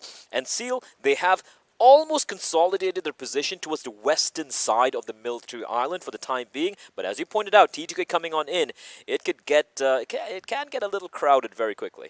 It can indeed. And, you know, just talking about R3D, it is kind of not funny. It's a little different that they have gone up towards the northeast, Talbot and Kameshki, because they're a team that loves dropping down in Rozhok as well every now and again. But, of course, when you have Deadeyes Guys in the same server as you don't really want to be doing that because you don't want to lose your players early on. But again, on the other hand, imagine if you get a few early knocks in the opponents, that'll be a really good morale boost to play. Oh, absolutely. As INES, they are just going to be looting towards Hospital, the South Georgia area. They need to be wary of the fact that Seal 9 are going to be towards North Georgia. And it's just about which team's going to be heading towards the play zone. Again, it's Erangel. The early circle's not going to be dealing too much of damage. They don't really need to, go for a move very early on. And that's something INES did in the previous game. It's Sanhok with a circle can be much more devastating. And they took their sweet time heading towards the safe zone. Now, if they do exactly what they did in Sanhok in Erangel, it is going to work out because it is a good decision. Now, INES, they do like going all the way to Georgia Paul, getting those container loot. But they have a lot of options here, Blay. They can go down south. Gutka, Quarry, Ferry Pair, Ruins, in fact, are all open, are all up for grabs. And, well, first come, first serve is something that teams are always looking forward to. But now, I have a look at the map on my other screen. And, as usual, teams are going to be converging towards the center of the circle so that moving in the subsequent circle is not going to be that much of an issue. But the problem is when you are on those prime locations high up on a mountain, it can be a bit tricky coming down because people, well, expect you to already be at the best position. So I want to see if A1 Esports, for example, are going to find that particular problem because they are pretty much at the same house where we saw action end in the first game yesterday. If you remember, where T2K were all up top on the cliff with the Carnage, I believe, right below them. So similar situations can arise, but I like the fact that T2K, they made that early rotation and now they are in prime position to camp that bridge. Oh yeah. I am not complaining. That bridge is going to be brutal indeed, right? And now you have the two bridges, which are the entry points for the military island, and you have two teams now. You have Seal and you have T2K. Just holding the line. It's not going to be easy. And T2K, they're just lying in wait, waiting for a number of teams to cross on over. The thing is, there's so many teams. If you can take a look very quickly at the circle, there we go. If you look at the map here, you can see Zeus, we can see Blood Legion, we can see Venom Legends, we can see DRS as well. All of them kind of moving towards that bridge. Now, they're not going to be crossing unless the circle forces them to do so. But if that does happen, it's going to be a bloodbath.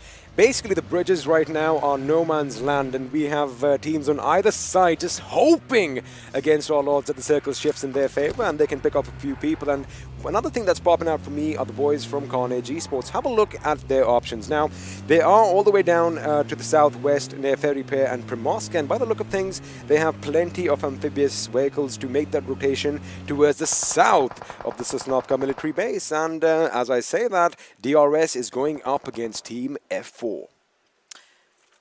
F4 Destroyer just legging it for the hills. He's going to be joined by his teammates. You can see Voltrucks along with Wolverine without the N, and they're going to be grouping up. They got the vehicles, and the question is, are they going to stay and fight, or are they just going to escape? Because this is kind of open terrain, and it can get a little iffy for both the sides.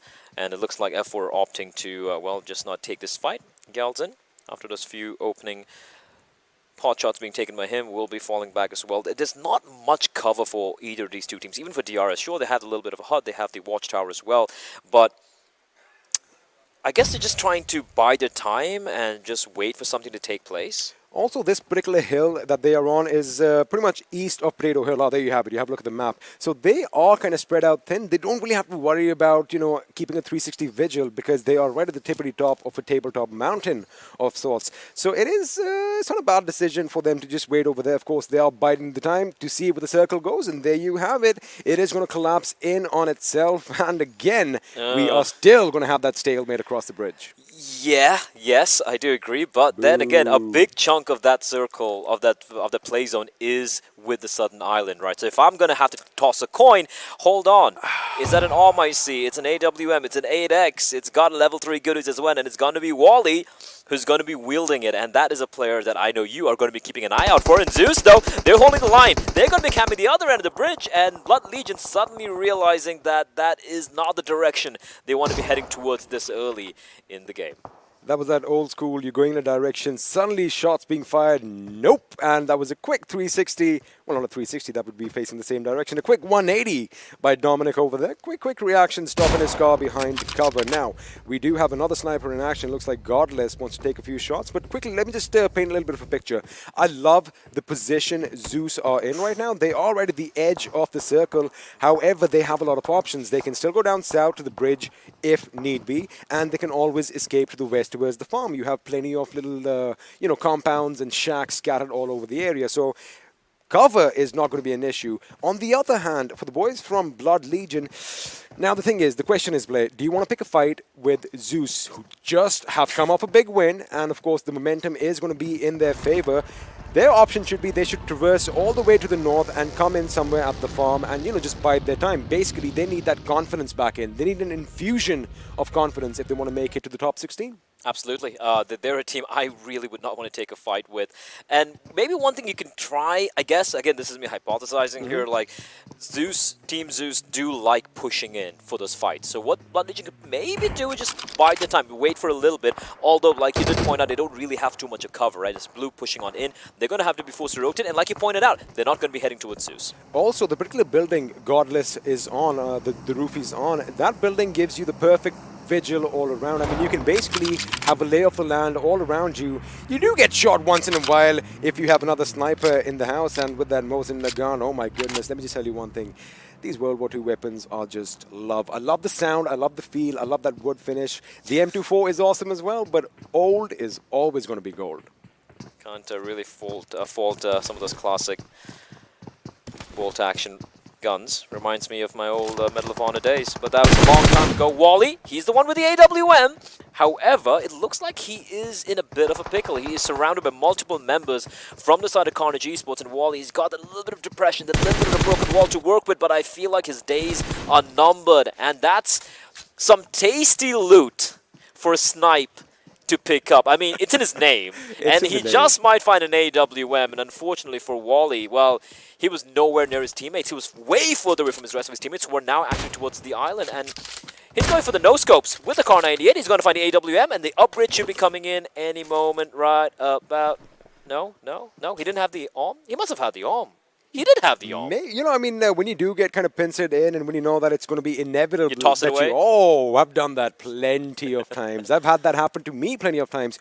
Or I would leave the weapon and run away with the bullets. There's another ARM, though. Well, you lose one, you find one. Ozzy from High Voltage. Oi, and has got an ARM in his hands. And looking at that circle, oh boy, XP. This does make me a very happy camper. Seal are definitely going to be feeling that sting of losing one member. Now, A1 Esports, have a look at that. They're still in that compound we were talking about earlier. And yet again, I do believe they're not going to move. But now is the time they should move if they are keeping an eye on what's happening across the bridge. Because it's all clear. Now is the time they need to move out. Have a look at PN Crew as well. Remember we were talking about INES all the way up in Georgia. Now, the question is, have the boys from CNE left any boats at the ferry pier? That is what I'm going to be interested in. That is going to be interesting indeed, but I don't know. If I'm them, I would have just blown them up, right? And look at CNE sneaking in from behind. Are Seal going to be expecting that XP? I don't know. In the meantime, yep, go on. They could, in fact, because they did just lose a member, so they know that there is someone behind them. Now they do. Something that they didn't expect earlier on, because remember, Carnage came by boats all the way to the south of the military island. On top, just trying to get to the compound, but a couple of warning shots being rattled off by Blood Legion. But Blood Legion need to move in as well, and Shifu Sir is going to find himself on his knees. This is open terrain. There are a few hay bales to provide a bit of cover, but a circle pushing on in. This is brutal for all these teams. In this situation, look at the quick thinking on Zeus's part. They abandoned their building and they moved further closer to the bridge because they're like, you know, either we're going to be the first ones to cross or we're going to thwart anyone who comes in our direction. I think that is the presence of mind that is needed if you want to win these games. It's a late risky rotation, but it's rotation nonetheless. Inky from Seal 9 rattling off a couple of shots here. Meanwhile, PN Crew is coming under heavy fire. They did come in very late from the Georgia Pole, and they're going to be going up against a team. And after they find a team that's also A1, they have to contend. But in the meantime, DRS Mafia Ninja into the water. However, he is in the blue, and I'm not feeling very good for him at the moment. There we go. Nah, he's been taken out. He should have been just sitting in his car while he could have patched himself up, because if you remember one thing, his boost was at 100%. It was all the way full. So even a bandage before he got out of the vehicle could have been something that just might have saved his life, but it is what it is. And DRS looked like they could be in trouble with Gyalzin down on his knees as well. Can I point out, Abel from Zeus, he is single-handedly holding the line there as Nima spots out a player. F4 aware that there is a player running on around. For DRS, only 2 players. And Zeus have actually kept Abel on the bridge while the other 3 members have rotated. Can we take a look at the map very quickly, ladies and gentlemen? And we can just see. There we go. Abel's still there. He's providing information. He's not even taking a shot while all his teammates have rotated back towards well, where the play zone is. This is, in my opinion, that's such a smart move. We are going to see some shots being fired off by Abel in about a few seconds, I do believe. He's going to try and anticipate where the last car is going to go and probably shoot a few bullets in the back. But right now, it looks like R3D are picking a fight with INES. And this action, of course, is taking place on the other bridge. And, well, it is going to be a cluster of teams over here as well. I can count 1, 2, 3, 4 teams in close proximity to each other. Looking at the next circle, it's towards the southern island. It's smack on top of Seal, and this battle, INES, Newt, so lucky to stay alive. Salute, he's got to get out of there. He's stuck above, and I don't think he really has an exit point. There are 4 members outside, and he's going to go for a leap of faith, dropping down, rattling off bullets, running into safety, but out in the open, there's nothing he can do. R3D are going to mow him down and finishes him off. A1 Esports still at that same position we were talking about. They are shooting down. Yes, they are getting a few kills, but the blue zone is going to be problematic because if R3D make it across, if INES make it across, they can thwart them coming in, and is Edgar going to make it? He almost does. Newt trying to put him down as quickly as he can. He is so very low, but somehow he survives and it pushed on in towards Newt. And Newt, he's always lonesome, and now the nades are going to be coming on in. Even though Anubis is down on his knees, Virus, Redgear, they've all healed up. Joker's there as well, and Newt, he's going to try and stave off what should be impossible, but bear in mind, Clutch is nearby. Clutch can provide some suppressing fire, but right now the choice for him is, does he go for the res onto Gazor, or does he just go in and help his teammate out? It looks like the choice has been made for him. He needs to go in for the res because his teammate has been found out and taken down by Virus. The fact that everyone's kind of left it a little bit late crossing over has given A1 Esports the advantage. Now, they could have picked up a few more kills over here, but a lovely decision coming in from them to just skedaddle out of there and post up on the other side of the bridge. Now, remember one thing, they are going to be knocked out by the blue, but they have to swim across, and well, we know what happens when you shoot fish in a barrel. They die. And INES have been wiped out. Looking at that circle, Abel's still there in the blue. What a madman! Meanwhile, Zeus have reached the play zone. 3 of them. We have Carnage, we have T2K, we have Seal as well, who are now down to 3 players. PN Crew, however, are in a bit of a pickle. I do believe they're down to 1 member. And T2K with Sarga rattling off bullets. R3D will be eliminated. Jay needs to be very careful. Venom Legends right over the crest of the hill. The moment Raffle spots him, Raffle's going to spot him. It was a little too late there for the nade. Is it going to find him? It doesn't look like it will. Jane will be knocked down, and T2K, they don't seem to be anywhere near each other, and it's just two players remaining standing here. Blah, blah, blah, blah, blah. And it's Sarga and Jane. Unfortunately, I guess they will have to let him go. They will have to let him go. It was a split-second difference over there. Had he let loose that grenade, it could have been devastating for the opposite team. But now the zone is what is interesting, as S9, of course, is going to fall down. Roy, the last member, has been eliminated way out in the blue, still north of the Novo Bridge. Now, the thing is, in this new circle, we only have a few compounds to basically call home. But the thing is, we have this massive mountain dead smack in the center, and whoever is going to be the king of the hill could basically take it all the way. A1 has somehow managed to pull off the what looked like the impossible feat of crossing over the bridge. They've done that. Abel will finally fall to his death. He was in the blue forever, it seemed like. But, you know, he gave such valuable information to his teammates, and he was able to at least ensure that they have all the info they need about any potential flanks coming in from the right-hand side of the circle. So he falls, but then again, Zeus, even though they have 3 members alive, I think they're going to be very comfortable. We have Carnage Esports still very much in the running. We have Seal in the distance. We have 1952, the one sole surviving member, still holding the flag of his team high. Still holding it high, but just quickly have a look at this map. We have a little bit of a valley of death situation as far as Seal's position is, because we have high grounds on either side, and talk about that. We are going to have a drastic shift to the west, where it looks like the last remaining member from PN Crew is going to be very nervous right about now. Killer, well, yeah, he is nervous because A1, they've kept all 4 members alive as they move into the play zone, but so have T2K, and they have that drop. Now, looking at the terrain, there's not much cover being provided. That drop could come in handy. I mean, of course, you might have your vehicles as well. And look at Killer. He's abandoned his position. He's pushing out to the edge of the circle. Because, see, that's the only compound over there near the beach that is obviously going to be taken up by a team. Now, he does not want to go up against a 4-man squad. I think that's a good decision on his part. He is going to be one of those snakes in the grass you got to be watching out for at the edge. It looks like it's going to be Carnage breaking out right now. Oh, Zeus is driving straight through A1, and how have they survived that? Well, never mind, Godless will fall, but a couple of them will still be standing. No, Icy's down, Godless is down, and I feel like Zeol is a lone man standing now. He is the MVP so far of the tournament, but he's bleeding on out. He's going to go prone, but can he stay alive? I think his pedal kind of got a bit stuck to the metal over there, because he just kept going. He had no way of stopping. And did you notice one thing? Out of the entire Zeus team, only the Godless shall fall. Okay, alright. Waxing a little elegant there, XP. Yeah, too much for me. Killer, Nade, pin pulled. Oh, Icy's still alive as well. Never mind. I thought Icy was done for, but he has survived. Unfortunately, he is not right next to his teammate, so they need to kind of take fights on their own for the time being. T2K, the 2 members inside of the compound. A battle breaking out here between High Voltage and A1. Sinister, he is bleeding out for the time being, but is still not knocked out yet. High Voltage being kept at bay. They are not in the zone. That nade got very close. The second one is going to find its mark, and now Dante is bleeding out, and suddenly things aren't looking that great for A1, because they're also getting shot at by Utsarga from Train to Kill. Also, you got to keep in mind that although Malik made a big mistake right now going up behind them, his teammate Snipe Whitey is still alive and kicking, as we have some action breaking out over here. Now, A1 Esports are going to come under pressure. You did mention it was those grenades which basically gave High Voltage a little opportunity. Did I see something go in? Whoa, well, they're done. That grenade wasn't really A1, needed.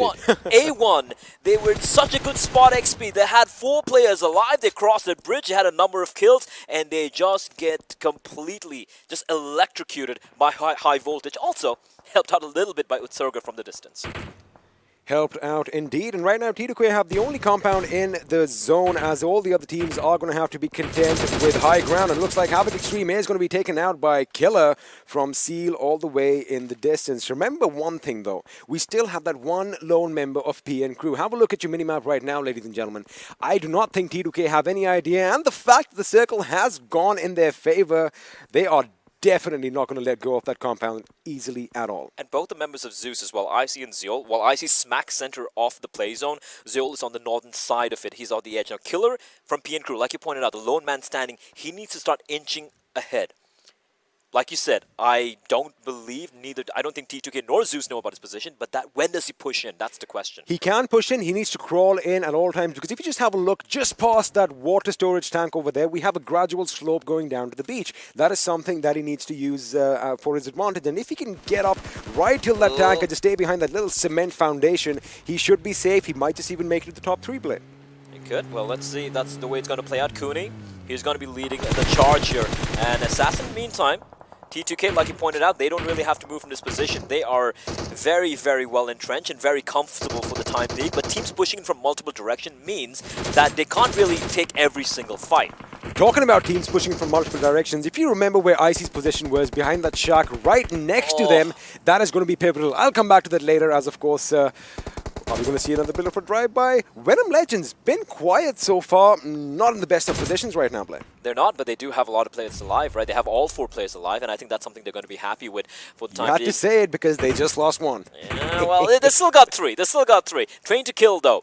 They have 3 kills to their name, 2 still alive in a very comfortable spot. They need to be wary of Zeus's position and PN Crew. There you go. Killer, he snuck on in, and no one is aware. There you go. That is what I was talking about. He needed to make sure he gets just past that water tower. And in fact, he can go prone right next to that little foundation that you can see. But this is where if Zeol spots him out, it could be problematic. Again, if you just saw Icy's position on your screens a moment ago, it is going to be absolutely devastating later on as Seal are coming under heavy fire. Assassin living up to his name. Oh, Baron, you're done for. He's lucky to still be alive. He's taking a fight with Assassin, but he's so very low. 1 bullet is all he needs, but Assassin will finish him off. Seal Esports will fall. 7th position, but with that, now Venom Legends are aware of the position of that final player. Carnage will also be eliminated. They had only sniped the lone man standing with the AWM. Unfortunately, there's nothing he can do. And now High Voltage only have Assassin, but there are 3 players looking to be taken down. Icy, out of nowhere, strikes with a nade, and Utsurga's also down on his knees. T2K would not have expected anyone on the opposite members to be so close to the building now. This is when Icy is going to put on the pressure. But remember, Zeol has that northern position. So if they kind of take cover towards the sea, thinking they're safe, that is when not only Zeol, but Killer from PN Crew can be devastating as well. Yeah, PN Crew's position so far, I don't think it's known by anyone. Blah, blah, blah is going to use that opportunity, and he's going to use that smoke to sneakily get a res onto Utsurga. And so luckily for them, Killer is not going to show himself. And Icy pushing on in. He could find both of them. He's got a ball. He doesn't find him. A perfect play from blah, blah, blah. He stopped the heal, and he took him down. And with that, Z3us Esports will be eliminated in the 5th place. No chicken dinner for them this time around, but they still don't know Killer's position. Assassin still alive. But Venom Legends, this is a great opportunity for them to get that chicken dinner. They still have all 3 players in the running. Killer has been spotted out by Assassin. And there you have it. Now, it wasn't T2K that got Killer, but Assassin is the one who kills Killer. That is just lovely. He is going to be assassinating his opposition. 5 kills for him already as we are now down to the final 3 teams. All right, I was a bit off. PN Crew didn't make it to the top 3, but 4th position by a solo guy is not a bad outing, Blake. It's not a bad outing at all, considering how grim it looked for a time being. Now, Assassin, he is well outside of the play zone, and the fact that he got that kill onto Killer, it's pretty telling where he is, right? But the question is, are Venom Legends and T2K going to knock each other out, going to provide that opportunity for Assassin to clutch it out for his team? But it's all a matter of time. It is a matter of time, and Rafat is in a wonderful position because although T2K want to basically have control of this single lone house that is going to be inside the circle, he is going to make it just a little bit difficult. See, right now, blah, blah, blah, he is being a bit cautious, not moving in willy-nilly, making sure that he doesn't get spotted out as, well, he doesn't get the one close to him, but he does get the one far, far away. Indeed it does, and now we're down to the final 2 teams. We're down to the final 5 players. High Voltage getting eliminated as Assassin will be put 6 feet under. And now the battle breaks out. Utsurga will be dropped. Venom Legends, they know this is the opportunity for them to close this one out. Blah, blah, blah, left alone in a 1v3. There's nothing he can do. He can't clutch it out. And that is going to be winner, chicken dinner for Venom Legends. And for the time being, they are the Legends of Erangel. They are definitely legends. There you have a fist bump over there, elation. You can see the happiness on their faces. Now, let me tell you one thing. Talk about being silent but deadly. They were really quiet up until the end. And like you mentioned, those numbers mattered. They snuck all 4 members in the circle without picking a fight with anyone. And, well, they got the job done. Winner, chicken dinner in Erangel goes the way of Venom Legends. Yeah, I gotta say, heartbreak for A1. I mean, they moved in so well into the southern island. They had all 4 players alive, and everything just went alright for them, really alright. It just went wrong. Even though they have the hilltop, but see, that's the thing. When you are in these situations, people predict your movements. And of course, if they all play scrims, you know that someone is going to be up there. So nobody really just goes straight for the top anymore. Everyone's a bit wary. Everyone's going to throw a few grenades and, take their time. And talking about taking your time, we're just going to take a quick little breather as well because, well, we have been talking quite a bit. You are not going anywhere. We have a lot more action in store for you. We'll be back after this break.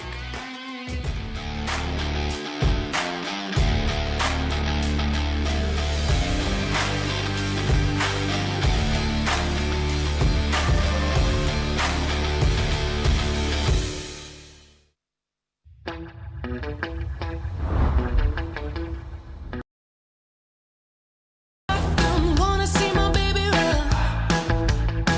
Keeping it real. Kicking up the dust. Don't wanna see my baby run. Oh, it's the word on the street. Kicking up the dust. If you know what I mean. We got a good thing going. We got a good thing going on. Hello and welcome back once again to PUBG Pro League. This is just wonderful turn of events indeed. Of course, South Asia Season 3, day number 2 is where we're at. And this has turned into a miraculous turn of events. And with that, of course, it is a big thanks to Oppo F19 Pro. Wook up your fun. With that, let's move on to our analyst and find out when it comes to this game. Of course, there were a lot of predictions that did take place. But eventually, the way it turned out to be, it was an all-out war on the map of Erangel. And again, Johnny, Fixes, what do you guys got to say about this one, mate? I'm just going to say that my fun is definitely getting wooked up with the matches and, well, definitely how the players have been playing today, because this one was also incredible. I mean, the casters were talking about A1 Esports and how their performance, their rotation was perfect, but still things did not play out in their favor. But I want to focus on two different teams. We're going to talk about it a little bit later.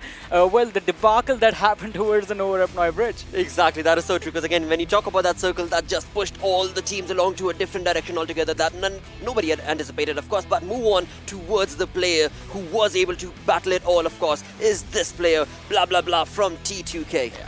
I love this man. Has to be, because you know there were 2-3 points that I really want to point out over here. The moment his teammate was knocked out, he went in and he went for the revive, and that was there, his game sense completely on point. The moment IC pushed on, he managed to knock him down, and then right after that, you usually try to press that panic revive, but he knew that there was a fight coming on towards him. He first went for the patch. So there you have that player, you know, having that right sense of action as to what he really wants to do over there. And not just that, you know, spotting out players from the far off fray, you know, the moment they try to come in. And, you know, along with blah, blah, blah, there's also another player that I really want to point out is Assassin. Yeah.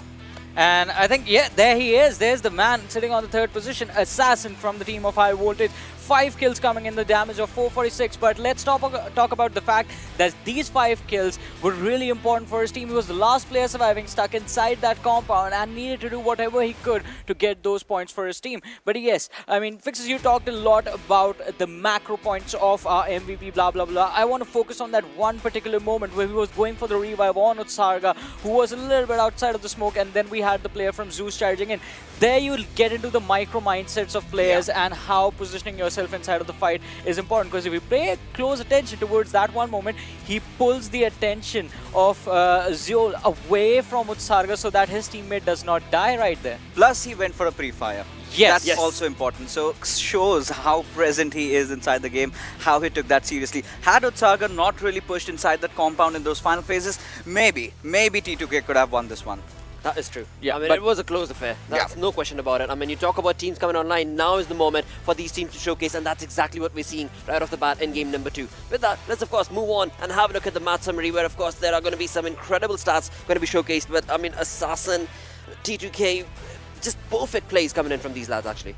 Yeah, all the lads. Perfect play, perfect approach, highest skills for blah blah blah, highest damage as well. Then we have Assassin for most utility use, that is going to be 14. Longest skill distance 301 meters for IC. But let's focus on our winners, the winner chicken dinner winners, Venom Legends as well. Because this team, I mean, the saying goes, you come in and you swoop yourself to victory, right? That is what this team did. They came in with a really amazing rotation, and then with the high ground in their advantage, moved in at the perfect time. Plus that movement was split up. You had 2 players up close and personal to the players of T2K, and then 2 players in the backlines, because they were aware of the threat that was lying on the flanks. Exactly, and that was very, very crucial as well, because again, if you've got those players from your team all alive, you have to be able to build that sort of a fun approach and, you know, create that sort of a fanged approach, and that's exactly what this team showcased. And for that, of course, they have been given that wonderful, or not even given, because they took it, chicken dinner with, of course, 6 kills and 21 points. But you know, I really love how High Voltage approached this one out. You know, not really being there in terms into top 2, but take a look at their kills. 7 kills, 17 points earned, and 10 to kill. You know, they really had the zone, and they could have really done better in terms of how many players were alive. Yeah, they should have. They kind of messed it towards the end, because that one grenade from blah blah blah did manage to chunk out quite some HP out of Steel Shot in those final parts. But as we move along further, you know, considering how the circle was really built out, you know, it was the certain circle, and everyone was kind of shell-shocked as to how this was supposed to be panning out. And we did have a lot of teams kind of delaying their rotation, and you know, that was kind of a lot of traffic around that Milta area, to be honest. Yeah. And that sort of transitioned into what I was saying before, the debacle that happened close towards the Novorepnoy bridge, where you had Zeus leaving ably on the bridge, DRS, just because they wanted to hold off DRS, they did that. F4 came in, they held off F4 just with one individual player being left and sacrificed, but then it was also the military bridge that was clustered up. So this is where I want to really focus on. Just before this, Zeus had a good chance of entering inside the circle to where Seal are currently over there. So had they done that, their chances of maybe having an even better positioning could have really increased. But they went in for a late rotation. They took that edges, kind of far on the northern side. PN Crew did have a really good position. They sort of messed it up. Killer Whitey was just that last player surviving. But Assassin, you know, every single time that player is alive till the end, he delivers. He delivers every single game. True. And I mean, he is one of those players I really need to eye out for. Exactly, because after having gone through the entire squad of his, just getting sent back into the lobby, he was the only one who survived for the longest time. He was the one who was able to make that rotation for himself. Another player to talk about is going to be 1952's Magnet, who survived for the longest time. Oh, now. yeah. So many incredible moments that took place throughout this game. Let's move on towards the Oppo moments themselves and find out the all-out war aggression started off, of course, right here with Celex. Yeah, definitely. And most of the fights on this map particularly took place around the bridge area, specifically in the early stages, because whenever the circle is split between the main island and the military island, you have to go for those early rotations. Otherwise, gatekeeping becomes really easy for your opponents to do. Yeah, and you know, adding on, we have to actually move into those final few circles. Once that really panned out, the western area of that hell side we had, it was completely opened up. No team had really contested for it. Seal could have taken it, but they sort of were happy with the eastern side. Then that's where T2K comes in. They take that higher ground, and then they move in towards those compounds where PN Crew are. And they did manage to take down a few players here and there, and then they capitalized on that on that particular area altogether. Now the circle completely panned down towards them. Now Zeus also made a few mistakes. You know, after you had that knock, either you completely commit in or you do not do at all. You know, just having that one player pushing in, I think the biggest mistake was the charge itself that they made, because as you mentioned earlier, had they pushed in tandem and pushed towards Seal Esports, the team that was in front of them, they pushed in from the right side flank, where they ran past A1 Esports. They lost 2 players. Godless was knocked out the moment he exited the vehicle because he was going way too fast. The other player was taken down by the player of A1 Esports, and that was a big mistake. But I mean, as XP just mentioned, right, they were just not able to put a stop to that metal grinding that was going on when Zeus was just wanting to rush along. But with that, of course, when you look at the damage histograph right here, there are a few teams that we do expect a lot more from, I would say. Blood Legion. Yeah. Again, this is a team. I mean, considering we can sort of call them as the underdogs in this tournament, because yes, you are the champions of your region, but once you enter the Pro League, things, you know, rise up. The stakes are higher. The teams are a lot tougher to deal with. Now, their only forte was pure aggression. This is one of the teams that was known for it. Now, when you go into the Pro Leagues, you have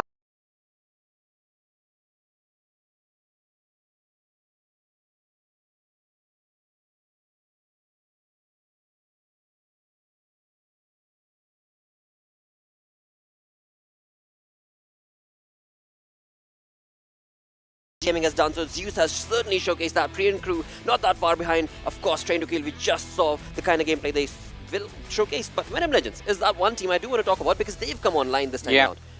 Sort of have redeemed themselves finally. True. But you know, this is one of those games where I really did not think that they would come out on top, considering how sneaky they were with their approach, you know. Suits the name, mate. Come on, suits the name. That's what you need, right? You have to be able to create that sort of an opportunity, and that's exactly what they did. You have to be venomous. Yep. No question about it. And again, I mean, you talk about Z3us Esports, Well, again, they're on a 10th spot. Of course, they have moved up a lot, but there is still going to be that top, rather bottom 4 positions that are looking a bit troublesome. So far, the bottom 3, they stick around at the same positions. Venom Legends, they've managed to move up from there and are out of trouble basically, but DRS, C9 XB, Blood Legions, there is a sword hanging above their heads right now, and they need to make sure that they get out of that position, bring themselves to safety in the next few games. You do not want to be the one to qualify like with the last match, because that is risky business right there.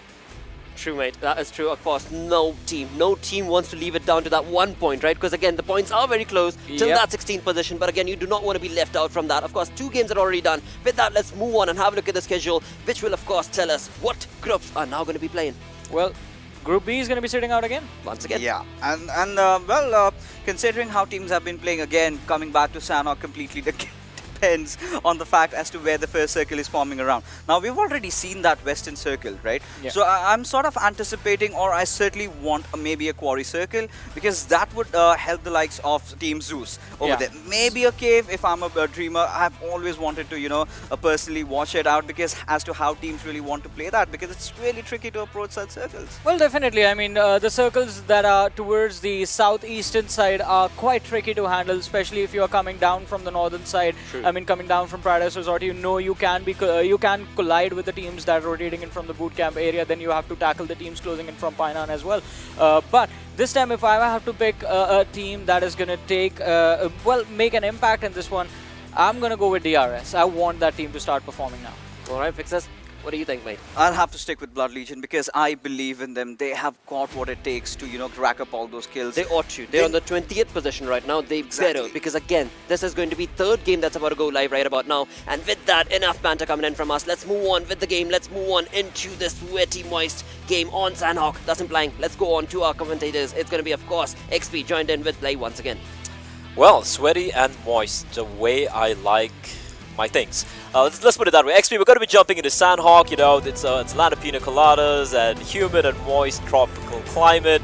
And we did hear a desk mention a couple of teams they want to see perform, Blood Legion, for example. But a team that I just want to highlight a little bit, INES. INES. They're in the 11th spot right now, as was pointed out by the desk. However, they have only 1 game remaining to be played. That means they're going to be sitting out the final 2 games, and even though they're in 11th position right now, all the teams below them have only played 5 maps so far. There is a very real chance, if they're not able to pull off something crazy here, things could get iffy for INES. Talk about literally having to make it or break it moment. This is their game. Now, if they do something similar to what they did in the first game, they had the right idea, that slow rotation coming in from behind, but of course, the circle and the zones kind of played spoil sport, pushing them way out of reach. So I wonder if that is going to be the case this time. My big question is, we will brush up upon INES. Is it going to be as tactical as the first Sanhok, or is it just going to be random chaos? I mean, that's the million-dollar question, right? Like, if you're INES right now, do you try and go for the kills? Do I get a check for that? Oh, I don't know. All Do right. you? Okay.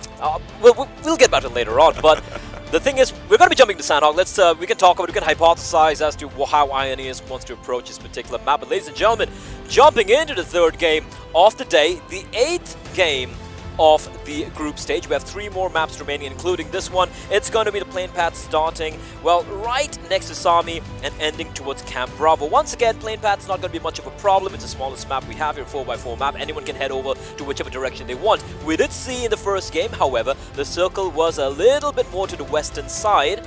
But if you just look at, the stats of how the circles usually play out on Sanhok, it is usually centralized. It is usually centralized, and we were talking about INES. Now, INES love dropping down at Kampong, which is down to the east, the southeast, in fact, of your map. In fact, they are going to be heading the same direction. Now, last game, they had a really weird rotation, because they went from Kampong to the cave, Camp Charlie, and then they started making their way up north towards Pine Island. There you have it. We have a northern circle once again play. It is a little bit towards the center this time as far as east and west go, but again, it's those north rotations. People are going to get caught off at the edge of the circle once again. Speaking of the edge, we have INES. They're on the east and southeastern side of the island. That's where they like heading towards. You have the docks, you have Kampong as well. And again, I want to highlight, like, for me personally, my eyes are going to be on INES. If they don't have that one big game here, it could be the end for them, at least for this week. The problem that I see for INES right now is just have a look. I love the fact that we still have the map on our circle. Look at Zeus's position. Now, they are just northeast of the quarry, and of course, one of them is going to be separated. Zeol loves playing on his own. Of course, he is a capable gentleman. And the recon guy. The recon guy. But the recon guy isn't supposed to shoot. He's supposed to just give you information. He's supposed to relay information. This recon guy is like Ghost Recon. He goes and actually kills the opposition. And talking about killing opposition, Spooky on our screens right now. I think he's a little spooked. He did see some movement in the distance. I would hate to wear a rabbit mask, especially in a climate like this. You're going to feel suffocated, man. Like, it's like wearing a fursuit when you're, you know, in a very hot tropical climate. But yeah, you did point out Seal9, a team who have had their ups and downs. They are towards a certain part of Camp Alpha, and right now, one of these players, he's got a good bird's eye view of where their opponents could potentially be. But no early fights yet. Everyone's dropped towards their favorite locations. No one's looking to push anyone early on. And usually in all the games we've seen, so never mind. I take it back. Voltrux will fall, and Seal, Killer, is going to get a knock onto him. However, I do believe he's quite a distance away from F4, so the res should be coming on in from his teammates. This was one of those knocks which was basically the player, had it been a few more meters away, he would have been out of render distance. That was a long range shot over there, but it does look like Voltrox is going to be down. His teammates are not going to be anywhere close by, so that is going to be a little bit of a devastating start for the boys from F4 Esports. Now, let's quickly have a look and see what's happening around the ruins. Seal is going to be moving in for the kill. They do know that the enemy is going to be inside the tombs this very moment as, wait a second, Inky was in a good position. Looks like Ozzy comes up from behind and puts one in his head. Yeah, he wasn't expecting that. We saw he had such a good angle there, and I guess he got a little too tunnel vision, right? He's like, well, I don't see anyone in the vicinity, and then, yeah, Ozzy just coming in from behind, take him down. Sealer going for the fight. They're pushing on in. They're wasting no time, and Wolverine is going to have to, well, take out his claws, take the fight to them, but it looks like he will get mowed down. All three players pushing together in tandem, and I love the way they're taking this fight. The spacing between the teams, they're trading effectively. They don't even have to trade. They're just winning every single duel. And F4, well, they press F4 on their keyboards. They're out of here. Only one player survived, if I'm not mistaken. R3D in the meantime, they are trying to take this fight to A1. A1 was such a great spot the previous game, XP, but they did kind of fall by the wayside. I think third, fourth, or fifth position. And right now, R3D, they have nothing to lose, and they're taking the fight, and Dante will fall. Dante is going to fall, of course. This fight is taking place south, a little bit southwest of the resort over here, as two members already down on the knees, which means 6ix9ine Boy and Jax have to work it out for them. They do have to work it out for them, taking a lot of bullets. Indeed, they're getting pushed from multiple angles, and R3D, they're just pushing in like a well-oiled machine. However, a trade does take place, but it's all down to the last man standing. It's 9 Boy, and 9 Boy, he needs to find all 4 kills. So many players being knocked. There is an opportunity for him to take down the entirety of R3D, but instead he's going to go for the res, which is the right call to try and make things a little bit easier for him as he tries to stave off getting eliminated. But the push from Virus, and Boy, he's rattling off every bullet, but his knees have been spotted out, and he somehow is still alive, but not for long. He will be found out, and A1 Esports, they get eliminated in the last position and don't even get a single kill. Oh, how the tables have turned. Now, you know, you did kind of say that you thought it was the right decision for him to go and pick him up. Under most circumstances, yes, I would agree with you. However, had they kept an eye out on how many opponents they had knocked down, they should have realized that they've knocked down 3 members and a revive is going to be taking place. He should have actually gone in and sealed the deal before coming in for the revive. So again, these little mistakes are something that basically are going to be popping out every now and then. But I did see something fun. An AUG dropping down with a 4-time scope. Something which should come in real handy late in the game here is Zeus taking a fight with Venom Legends.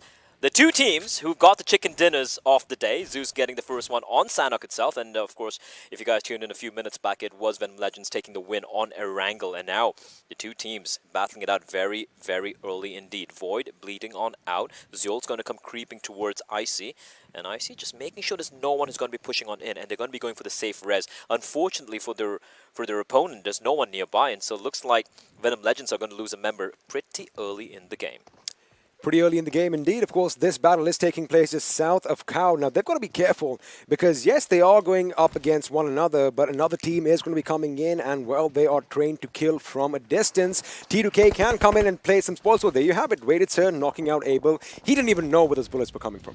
He didn't indeed. So early fights here uncharacteristic, especially compared to what we witnessed in the first game. I see a little brave there. Raffet trying to at least get a trade, but none of his bullets will connect. Raffet and Steelshot, the two members remaining here for the side of Venom Legends.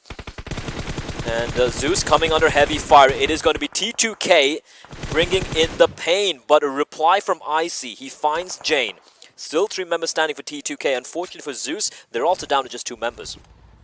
Down to 2 members, and of course all this commotion, all this gunfire is going to attract a lot of teams nearby. Now Deadeyes Guys, who love spending time in Hathin, they are actually split up this time around, Blay.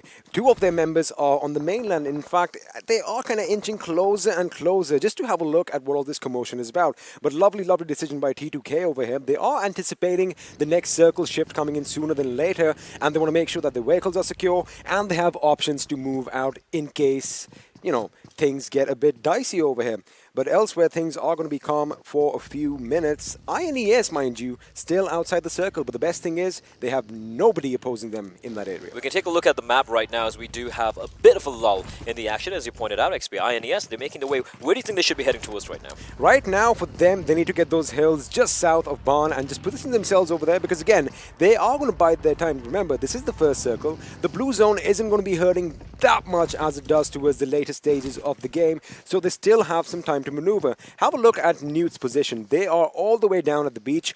Maybe they might want to get a few boats ready just in case they need to traverse all the way to the north. So again, I like the fact that they're keeping their options open. Have a look at another team that we brushed up upon. Blood Legion. They haven't moved since they've dropped. Again, it's all a waiting game right now. And a lot on the line for these teams, right? We pointed out how INES, their position is still not secure to play for the Super Weekend. 3 days of action with the points there matter. Those placements dictate whether you're going to be qualifying for the next regional stage or not. And right now, everyone's going to be, especially these teams like Blood Legion, teams like INES, they have so much of pressure on them. We can take a look at the overall standings right now. So it's top 16. We haven't seen the bottom 4 yet over here on the right hand side of the screen. But look at INES, you're like 37 points, not too shabby. 11th position. The problem here, which this particular stat doesn't show, is they played 7 games. They played 7 games, and the teams below them have played 5 games, except StalwartFlex and Future Station, who have 1 more game in hand. They've had 6 games thus far. So yeah, it is going to be a big game for INES, because after all, after today, only 16 teams are going to go forward, and well, we want to know who those 4 teams at the bottom are going to be. But now, any second, the circle is going to make a little bit of a shift. The question is it going to be drastic in Sanhok fashion, or is it going to be easy peasy? Looks like it's just collapsed in on itself. So again, a lot of the teams do not have to move except the ones from down south. And, well, we're going to have to wait and see as action is breaking out. Cars are driving by and, well, bullets are flying. Sandesh spots out Spooky, but Spooky able to reply back. And Sandesh taking a lot of bullets to his torso. Oh, the nade could be brutal. That nade could be brutal. Spooky is going to find him. It looks like it's good, but Sandesh will make his escape. Falling on back. Roy has been taken down in the meantime, but he has the nade though from Legend. That is perfection. My goodness. Great was Quantum. Oh and another one, and Monkey's actually running in. Monkey's running in the direction of the nade. Legend is so damn good, and it's gonna be Sandesh finishing him off. Ayush is pushing up as well. Killer's bleeding out, but it's in the distance, and it looks like Seal9 are in a bit of a pickle. I believe they just have 1 player remaining, and look at Ayush. He's looking for the final kill as well. A couple of mistakes over here by S9. They could have kept going, but of course you want to get that high fortress over here overlooking pretty much in all directions. You want to make sure that you have a good vigil, but of course PN Crew and Sanhok have a different little bit of a relationship. And this is the map they are most comfortable on. Now, Monkey is going to be down there swimming, or just rather floating, just anticipating, thinking what he should do next, because he is still safe as far as the circle goes, but you don't really want to be in water when you have hungry people up top looking for you. Ayush knows this. Oh, he is so aware. Oh, he's going to bounce it off. He is so aware. Oh, nade fishing. It's illegal in most countries. It's gonna be a little too far away. You saw the little angle that he was looking at the cliff. He should have actually bounced it off there. But now if he throws a nade at the same spot, Monkey could be in trouble. His map awareness is just fantastic from Ayush, right? He just knows all the angles to bank the nades from. And yeah, P and Crew, I mean, there's a reason that we've had this team on the tip of our tongues this entire tournament. We've been talking about these guys, but, you know, alongside the likes of a T2K, along the likes of Z3us Esports as well. Skylight Gaming comes to mind, and PN crew showing. Oh, Deadeyes Guys. Another team, another team. I love watching these two teams go at each other. It's so much fun, and it's so 50-50 as well. But right now, they seem to have kind of ignored, if you take a look at the map, they seem to have kind of ignored the fact that still another player alive in the vicinity, and they need to be wary of that final member. However, then again, you know, it's all about your map awareness as well, like you just mentioned. The last member, of course, Monkey, he'll have a lot of swimming to do if he wants to come up from the left or from the right. So again, it's going to be a bit problematic. They can kind of forget about him for a couple of minutes or so. But now, again, since the circle is going to be imploding in on itself sooner than later, Paradise Resort kind of seems like it's going to be the epicenter of the action soon. And INES are going to be in prime position to basically get that little bit of those compounds right at the edge, but they should push in a bit further, especially if you see Paradise Resort right on the right of that, of the T of Resort. You see the little compound with the three-way intersection? That is where they need to hold down and basically hold down the fort and wait for people to come towards them. Because, again, INES is one of the crowd favorites, and it's not like they shy away from a gunfight. It's just that the rotations this time, they know lost on the line. That's why they've kind of made a few mistakes here and there, especially the first game in Sanhok. They are trying to go for those guaranteed, you know, maybe 10 points from getting a top 3 placing at the very minimum. And we have another AUG. Not one, but two. 2 AUGs. No, actually, one of them has an AUG and the other has an AWM. Although it is Sanhok, you know, not the best map for that particular sniper rifle. But hey, then again, want to see some no-scopes coming on in. Taking a look at the map, though, we have high voltage still towards Hathin, but they will be crossing onto the bridge. The problem is P and crew are very, very close by, and that circle, the western side of that play zone, it's a kaleidoscope of colors. A number of teams are going to be waiting for high voltage as they arrive. A number of teams indeed, and still, PN crew, they are still in a good position. Half of their compound is going to be in the circle, so they don't really have to move in yet.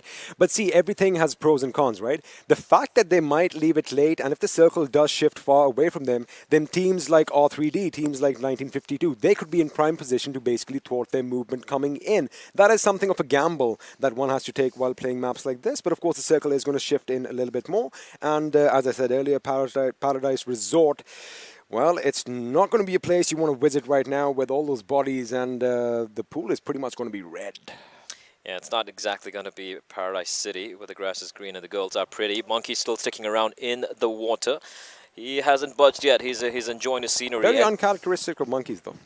True. I wonder how good monkeys are at swimming. Oh, they're good. Are they? Oh, yeah. I know they're good at swinging. Anyway, Deadeyes Guy, I see, from Z3us, will fall to his knees. And we do have only 2 members remaining from Z3us, if I'm not very much mistaken here. So, in that initial skirmish, they did lose a number of their players alongside Venom Legends as well. So down to 2 members. Deadeyes Guys in a pretty comfortable spot at the moment as well, as a few more bullets will ring on out. The res has come on in. Oh, the nade! Ooh, that got very close for Shifu, sir.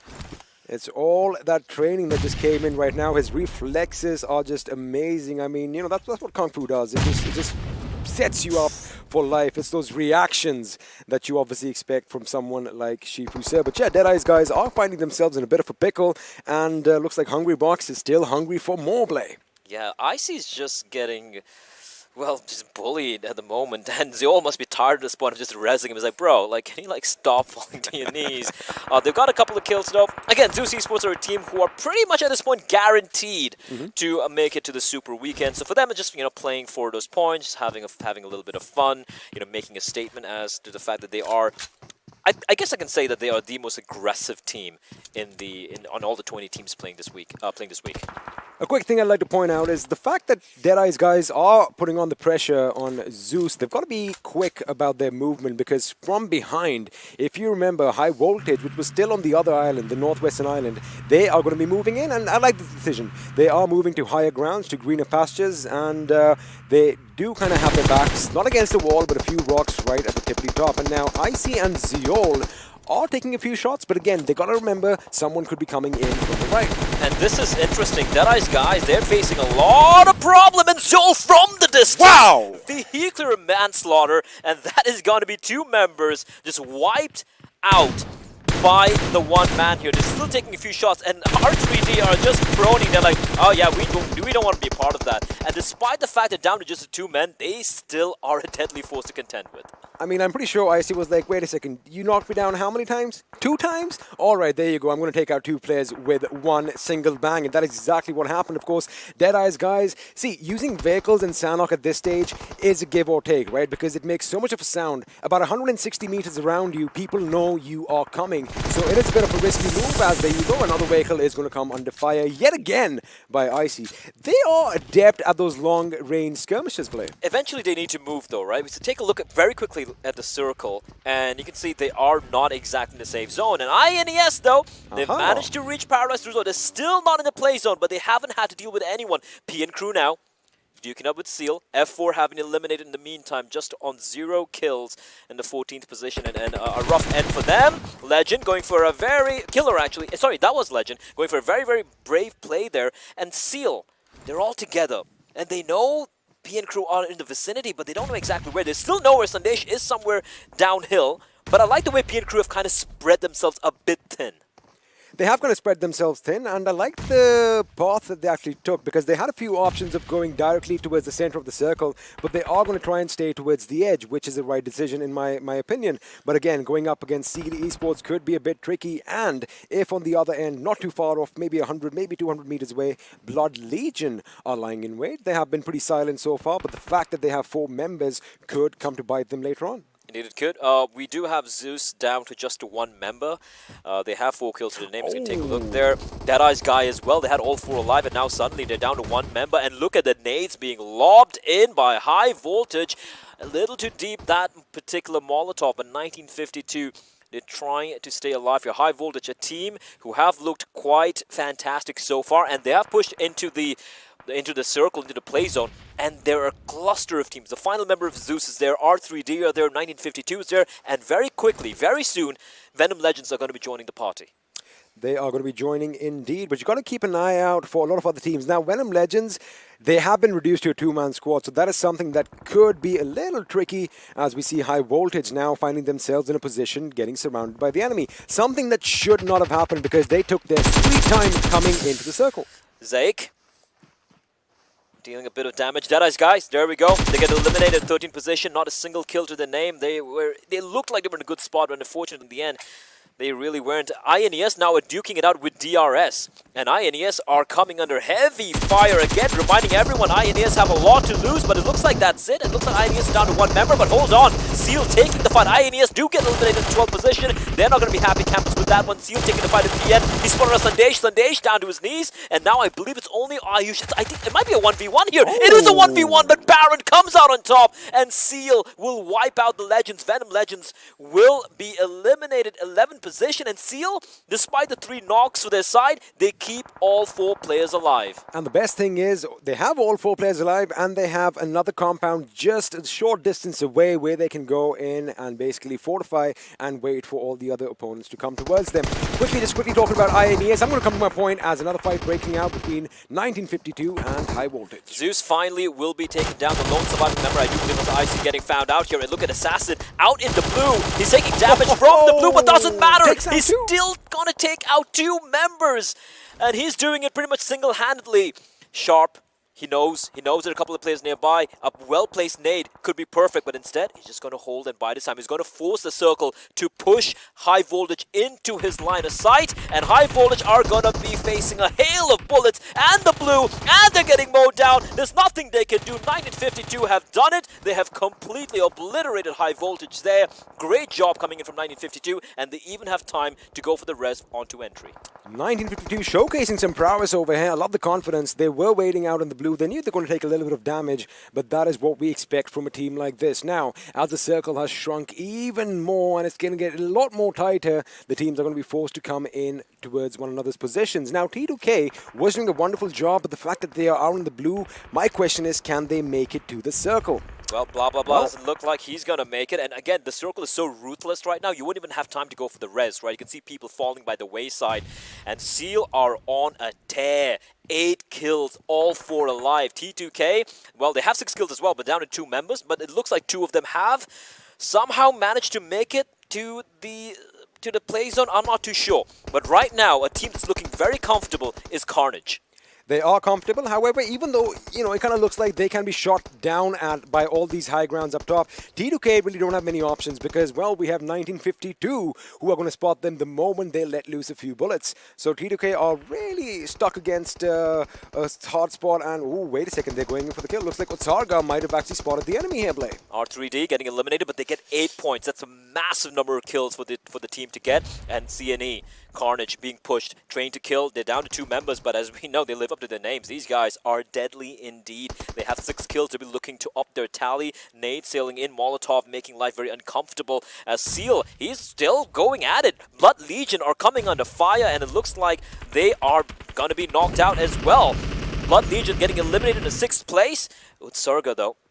Utsurga and Rated Sir, 2 players who have been around the scene for quite a while. But the Flames, the Molotov is perfection, and he's got to drop and roll. And Rated Sir, it looks like he will stave off death for the time being, but Utsurga gets taken down, and he's in the Flames as well. This is not looking good at all, and I do believe that's it. That's it for T2K. It looks like they've been knocked on out, and Seal, they are on a rampage. 11 kills. And they still have a couple of players still alive and kicking, Baron and Wally, and they are dealing death and destruction. Rated is definitely going to be kicking himself, and, well, his teammates might be pointing a few fingers as well. That Molotov slip-up was quite devastating, and as a result of that, they have been eliminated. Down to the final 3 teams, as you just called it out. Carnage are looking really good. Where is Mafia Ninja? Oh, he just died out? Oh, he's still out there. He's healing himself up in the Paradise Resort, I believe. Okay. And there you have it. Look at that. 12 first aids on this lad over here. He's grinning. He just might end up the runner-up over here, Blake. He might just get a 2nd position. Now, it depends on how long. He is. Yeah, he is. There's nothing Seal can do. The blue is on. Wally, he's just trying to stave off the inevitable. He's going to try and heal himself as well. It's going to be a heal battle between Wally and, of course, the final member of DRS. But he is getting pushed by Carnage. Carnage won that kill. They won that kill point, and it is going to be, ladies and gentlemen, it is a 4v1, but Mafia Ninja, he doesn't care. Can we take a look at his camera? Can we take a look at Mafia Ninja and his smiling face, because he knows he's at least ensured. He's still got a grin on his face. He knows he's got a 2nd position, and for Carnage Esports, though, they do get a chicken dinner, and they have done it in style. I'll tell you something funny, though. In style, absolutely. They're going to be searching for the last man. Little do they know that he is all the way out of the Paradise Resort. And, of course, they know that the heat battle is going on. He's now down to 4 first aids from 12.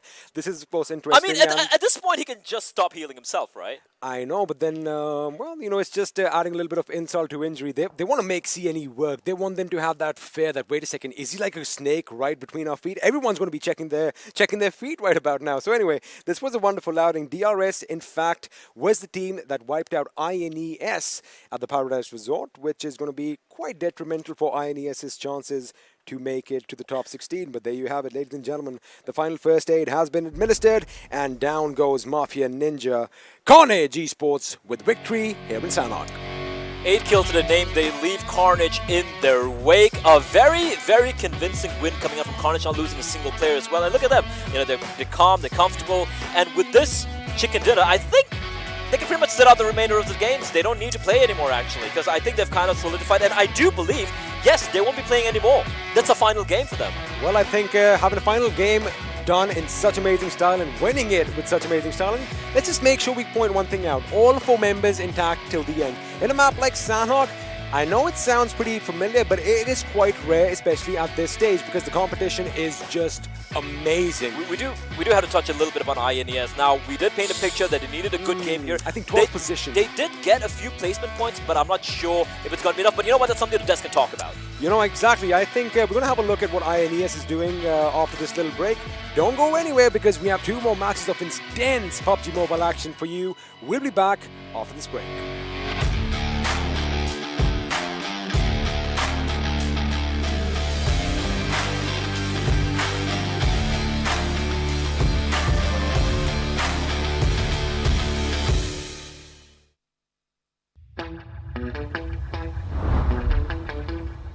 Are you keeping it real? I'm calling shotgun, wanna see my baby run. Oh, what's the word on the sea? Kicking up the dust, if you know what I mean. We got a good thing going.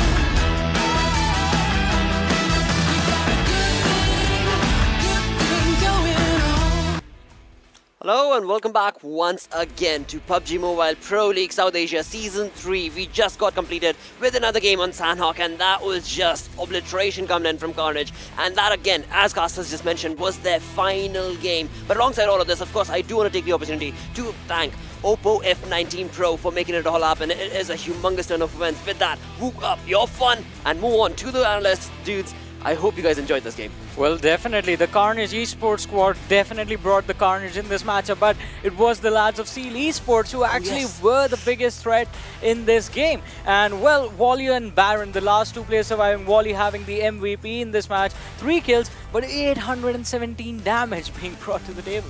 I mean, that's pretty much Team Seal over there. You've got Baron and Wally, the two last players, the two players that you want to survive for your team, and they did pretty much the job. But T2K really being caught off guard, I really felt that they should have actually smoked it out, because you know the shots were coming in, you were protected once, but that does not really happen twice. So sort of hurts. It certainly does hurt, but one thing that will not hurt is to be able to look at the screen, because again, you look at the top players, you're looking at Seal X just completely dominating right here with Wally, Baron, as well as Zaki chiming in. Yeah, definitely a mind-blowing performance from these lads, as we can see 3 players in the list of top players, and then followed by, well, Assassin, because why not? He's always going to be there. Yeah. He certainly will be. You know, right now I love the push that you know, Team Seal did on towards the players of P and Crew, and Zaki was certainly that MVP player that you needed. You know, those 3 knocks, that was very instrumental for his squad over there. Had he not taken those, I think that fight could have gone the other way around.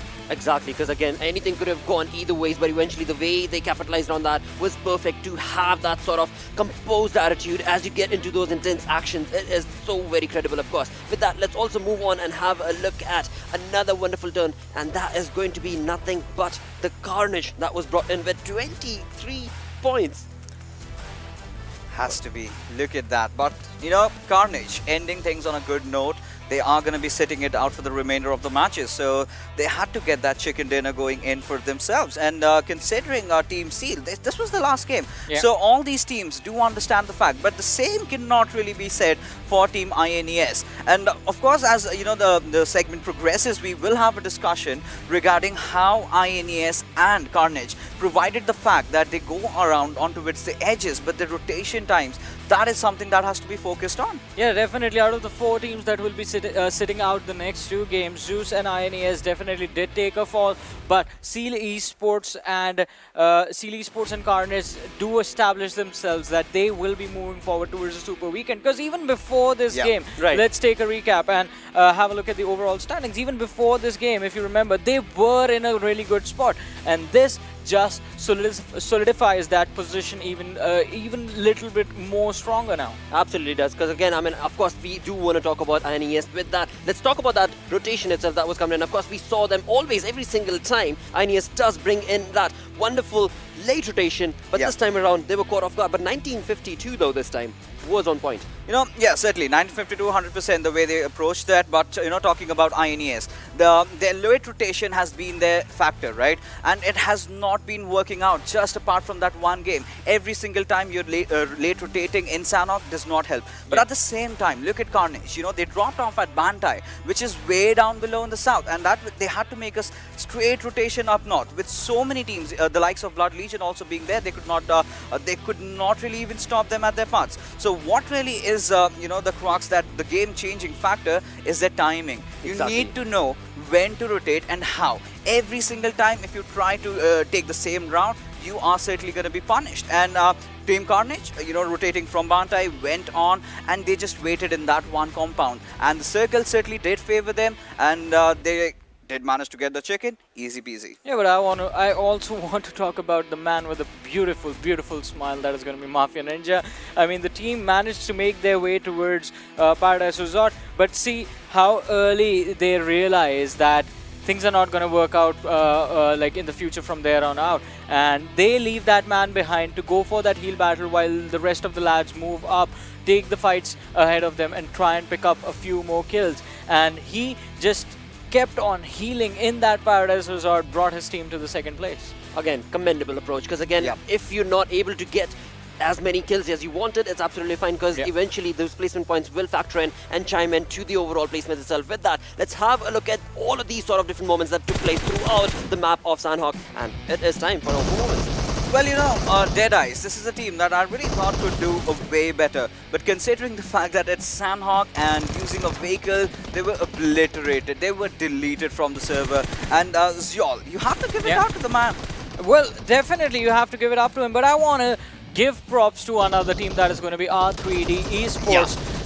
These guys might have woken up a little bit too late, but they can still try their level best to make it to the first Super Weekend. This game, from their side, I felt like it was something that they desperately needed. Coming with the 8 kills, 10 points in total, yeah, the placement points are lacking, but at least the team is taking a lot more fights. They are being aggressive, and the fights are turning out good in their favor. Yeah, exactly. And then again, you know, we have seen Blood Legion dropping off at Paradise Resort, but this was not the case today. This time, they went towards Spainan, but could not really make anything out of it. I really thought that maybe they could have gone in good with the rotations, but towards those end circles they were certainly caught off by the players of Seal, and that was the case of Demise. Exactly, and talk about Seal, a look at the damage that they brought into this game. I mean, that was just phenomenal turnover wins for this team, because that team deserves this. The kind of gameplay that this Mongolian team always does bring to the table is commendable, and with that sort of an approach, I mean, there's no other team that's even close to it. Well, definitely. Seal Esports, they went on, well, an absolute destruction on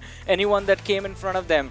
Obliterated them completely out of contention. But talk about the other players. High voltage, amazing performance coming in from the players. R3D Esports, as I said, amazing gameplay being showcased, but were put to display. They have to do the same thing in the next 2 matches as well. They have to, they need to. It is so very crucial, because this is the moment for them to showcase that domination. Otherwise, that top 16 spot is going to be slowly and steadily walking away from them, as it's doing so already. With that, let's move on to the overall rankings and find out, when it comes to the standing of all these teams, how are they faring? There you have Train to Kill, finally, you know, taking that first spot that they have been eyeing out for. And they started it taking the first spot in the first day in terms of overall rankings, and seems like they are still there. Considering the fact they still have 2 matches to go, I think they are going to retain it. But look at this, we were almost about to count them out, but the lads, they show up. DRS Gaming climbing up 8 positions, bringing themselves inside the top 10 with 40 points to their name already. And well, you know what they say, once you hit rock bottom, the only way to go is up. Certainly is. But you know, Skylight Gaming, considering you have 2 more games remaining, I think this is also one of those teams that will be fighting it out for the top spot. Then again, High Voltage, this has been one of those squads that has been consistent throughout all the games. Regardless of the factor that they've not been getting those chickens going in their favor, look at the positioning points, 33 already. And Assassin always being there for the squad. And the moment Oddsy really shines, I think that's when High Voltage can edge it up. So, look at this. INES on the 11th position with 38 points to their name. See. Right? Are you sure about that? Because look at Future Station, 31 points. They don't have matches remaining. Yes, exactly. 31 points and sitting on the 16th position. And then you have Blood Legion with 26, 17, F4 on the 18th with 26 as well, A1 Esports on the 19th with 26. Anyone, like almost all 3 of these teams, in fact, can actually climb up.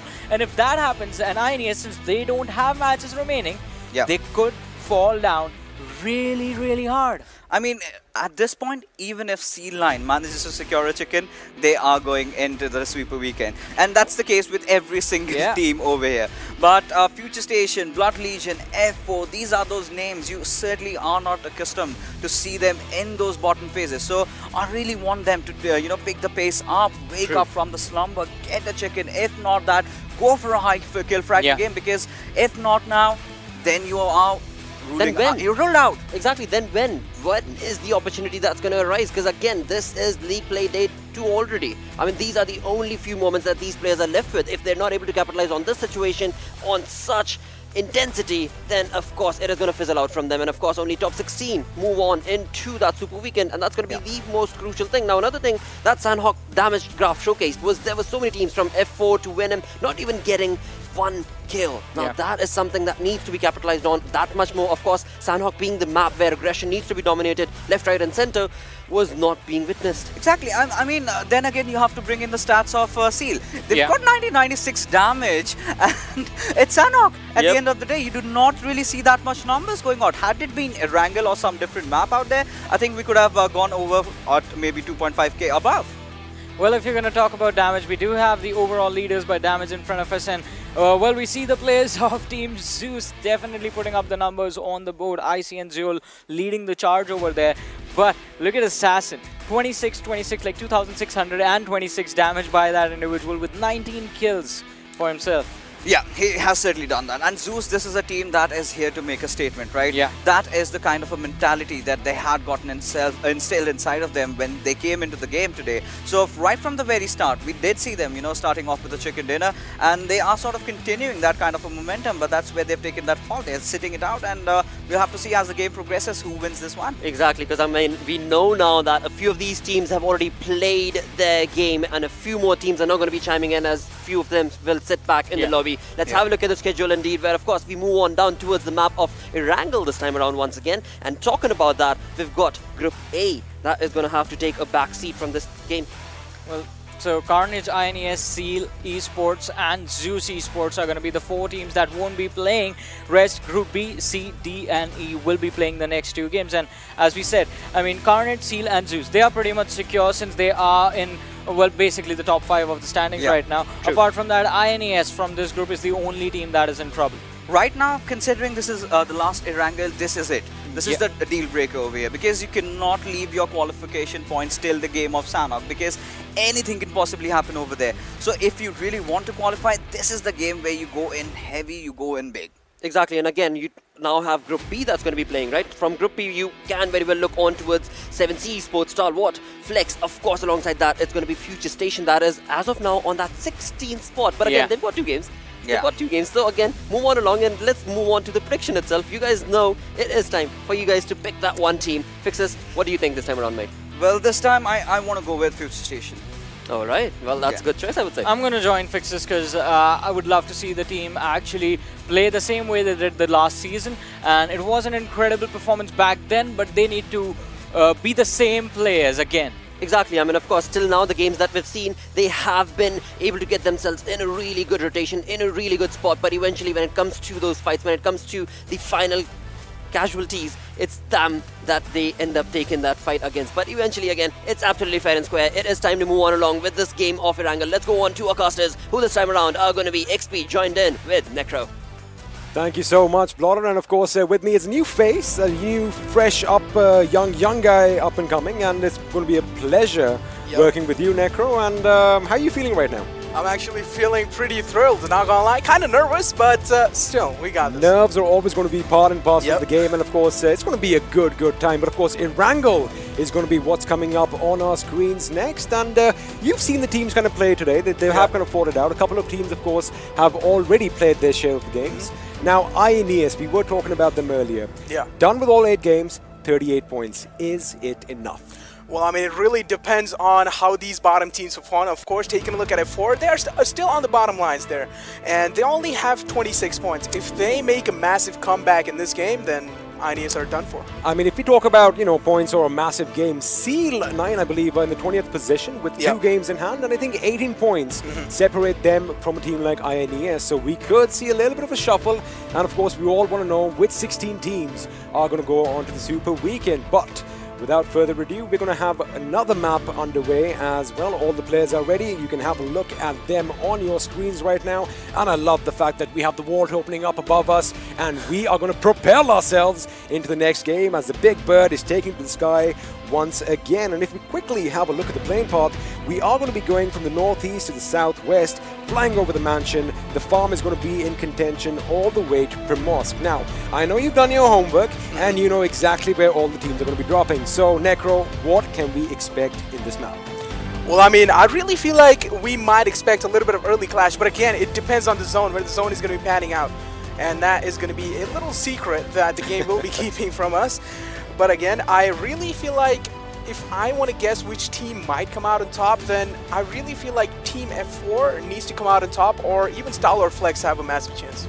They have a massive chance indeed, and of course the fact that, you know, now it isn't basically a fight for the top 16 positions, because a lot of teams, especially in the former half of the table, they've already made it. So we know they're going to go through the Super Weekend. It's those teams in the latter half that are going to be a little worrisome, but it looks like R3D are heading to their spot up to the northeast, Kamishki, Stolber as usual, and I want to see a lot more action down at the military base. But like you mentioned earlier, it's all about the first circle. Is it going to be nice and easy and centralized for everyone to have a good time, or are we going to have the gods of PUBG throw us a little bit of a curveball? Is it going to be in the water? We're going to have to wait and find out. I really want to see a military-based circle, you know? When the rotations happen, it's like such a fun thing to watch, because you see a lot of people, you know, taking the waterways and even the bridgeways, and we do know the bridgeways are really exposed, but nope. The PUBG gods are not going to be listening to our wishes, as the circle is more kind of focused on the Gatka side. It is going to be focused a bit towards the west of the map, kind of centralized if you have a look at it. That means all the teams, they still have a lot of maneuvering space if they want to get to their favorite locations. Now, of course, INES is not here in this game. I would have expected them to go to Georgia Paul. So, you know, Georgia Paul is up for grabs. Seal 9 is definitely going to be progressing all the way to the west. And looks like we already have some shots being fired, as Steel's shot is still mid-air. But Entry maybe needs to give a little bit more time at the practice range. Exactly. I mean, certainly it is really tough to, you know, get those shots landed on when the guys are in the sky. But again, now, of course, one thing we are taking a look is that Seal 9 is making a massive rotation over here, and seem like they are going to go towards the apartment areas of Georgia Pool, which does make sense. It has a lot of loot again, and the circle is also kind of favoring them. But again, it comes down to if you're going to be taking a lot of time looting yourself, and if you're going to be making those late game rotations inside the middle of the circle, then that might be a little troublesome. You might get caught off guard.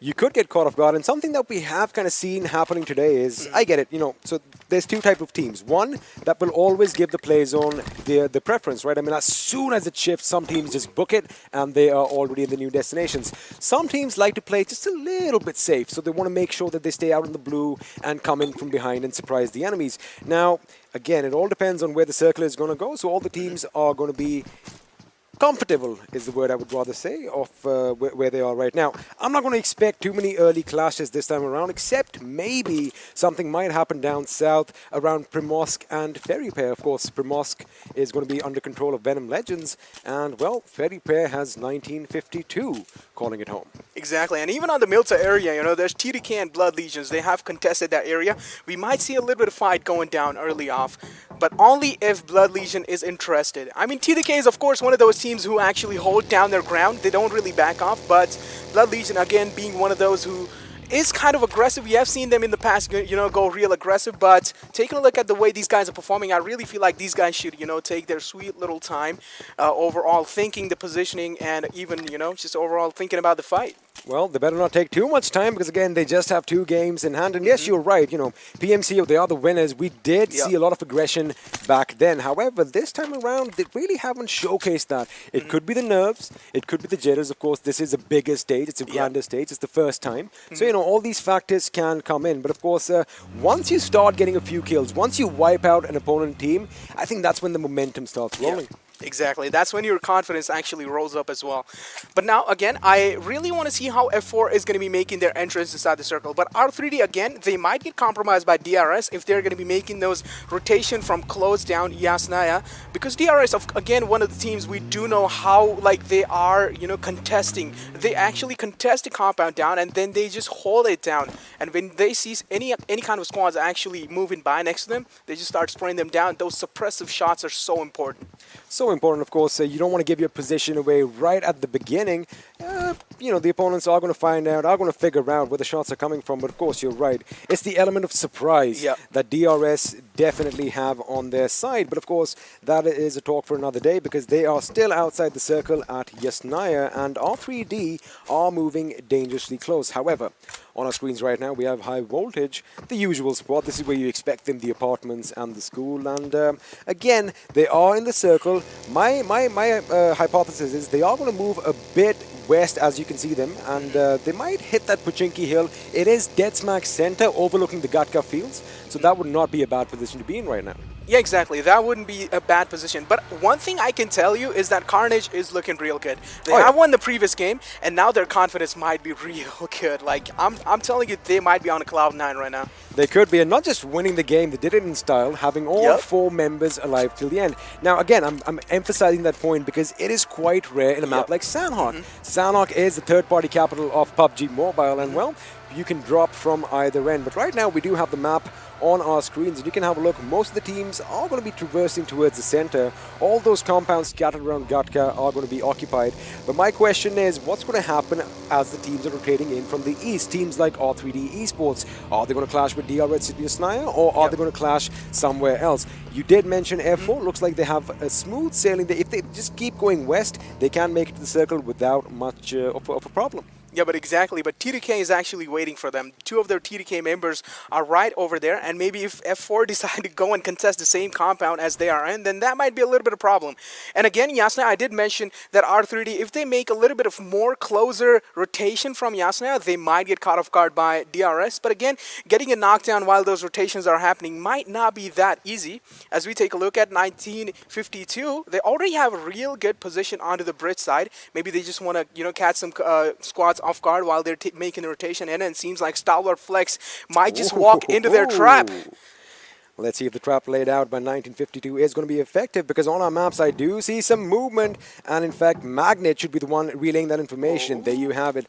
They are going to be coming in their direction right about now, and they are coming in full force. I like the fact that they are split up. Here comes the buggy. There goes one. Didn't shoot him. I like the fact that he hasn't fired shots, because he's going to concentrate on the cars behind, and there you have it. He's going to open up. Crypto is coming under heavy fire, and he almost gets knocked out. A bit of a mistake over here by Magnet, but now their position has been given away. Exactly. Now, of course, getting the knockdown onto Crypto, seems like StalwartFlex aren't really having the time of their life, as they have already lost out on 2 of their players. Uzum certainly is not in a position where he can be retreatable or even revivable by his teammates, so he's kind of a gone case over here. But again, StalwartFlex making that aggression onto Johnny, being the one. Seems like he wants that finish onto him, but Entry going to be there in the backlines to provide the cover. But Johnny, again, kind of struggling somewhere down line. But Entry, he is actually doing a pretty risky move. He's being so risky. That nade is detrimental, taking both of them down. Well, Entry might have an early exit from this game, as Sharp X, the last remaining member from 1952, is coming in, but he's going to be under heavy fire. He gets taken down. One shot did a wonderful job from up top, but of course it is not going to be enough. Now, mind you, although it does look like everything is going in StalwartFlex's favor, there's another team coming in from behind in the form of Future Station. Now, they, of course, have heard the shots. They know there's something happening on the bridge, but the question is, are they going to come in and join the fun, or are they going to go around this particular area? Well, I mean, I really feel like Future Station, Gremlin Storm are actually going to be coming up right behind them, because, of course, this is more kind of like a sandwich situation. They do know two teams are already clashing, and if they manage to get a lot of kills, a lot of exit frags, if it's possible, then Future Station might rack up a lot of points for themselves. They could rack up some points. Indeed, I think One Shot has the right idea in mind. Now, he knew that the battle was lost, and he is the last surviving member for 1952. And again, 1952 is on the latter half of the table. I mean, this is an important game for them. It's not going to be about kills now on. It's going to be about those position points. So I'm not going to expect One Shot to be really picking fights with people. He's just going to try and stay out of the picture. Yeah, exactly. Staying safe, of course, when you are the last man standing is going to be main priority, because, of course, you cannot be challenging all these squads that are coming your way. But again, talking about things going your way, of course, the first airdrop is on the land, and it's going to be MK47. What do you think about that weapon? The MK14, are you a fan of the weapon? Yeah, I'm actually a massive fan. Are you a single shot guy, or do you like going full auto, all Rambo style? To be honest, I like auto. I actually put on a red dot and then, just slay it.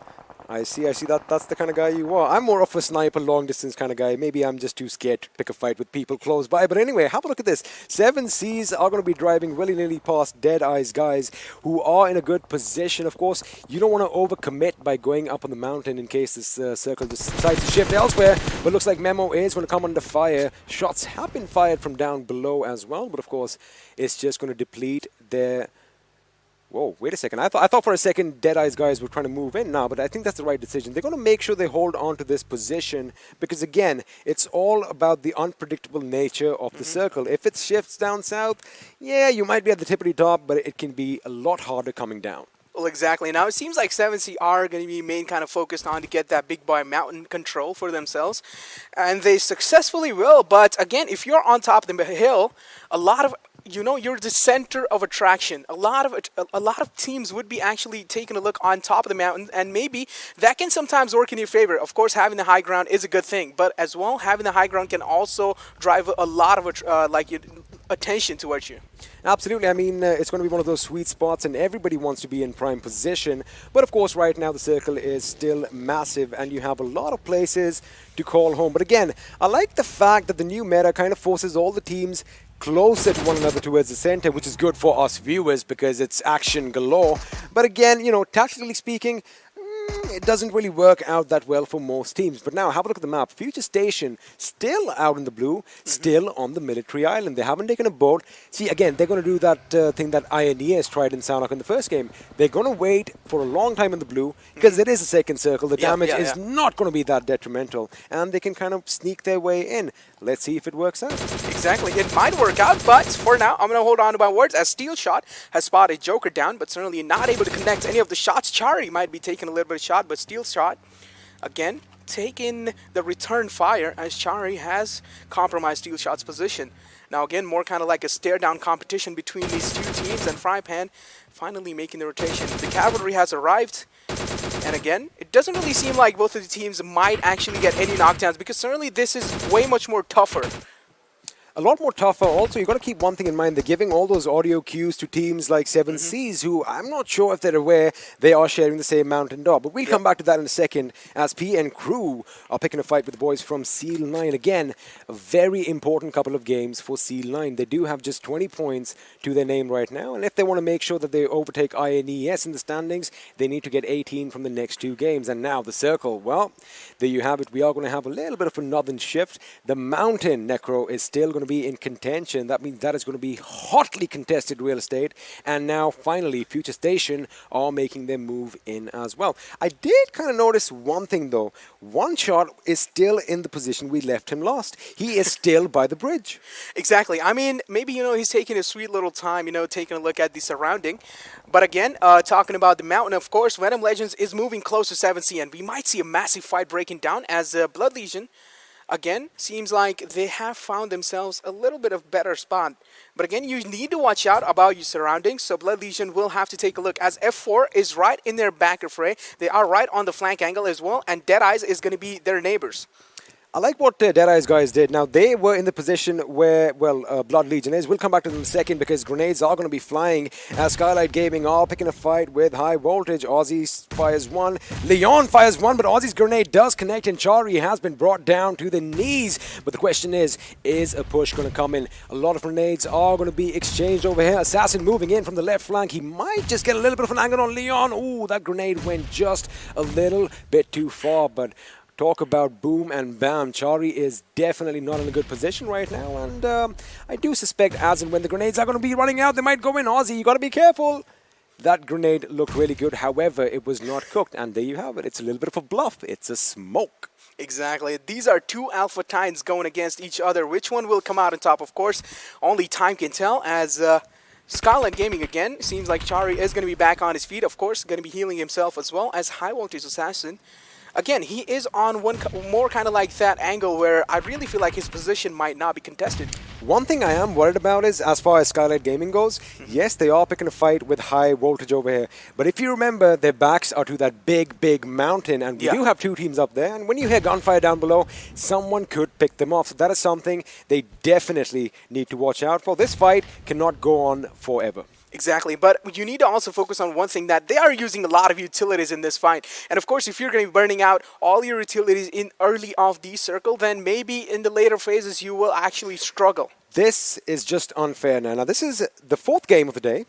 And in all maps, in every single match, we have had an AWM drop. However, no one has used it. It's like the gods of PUBG are actually taunting all those sniper action fans out there.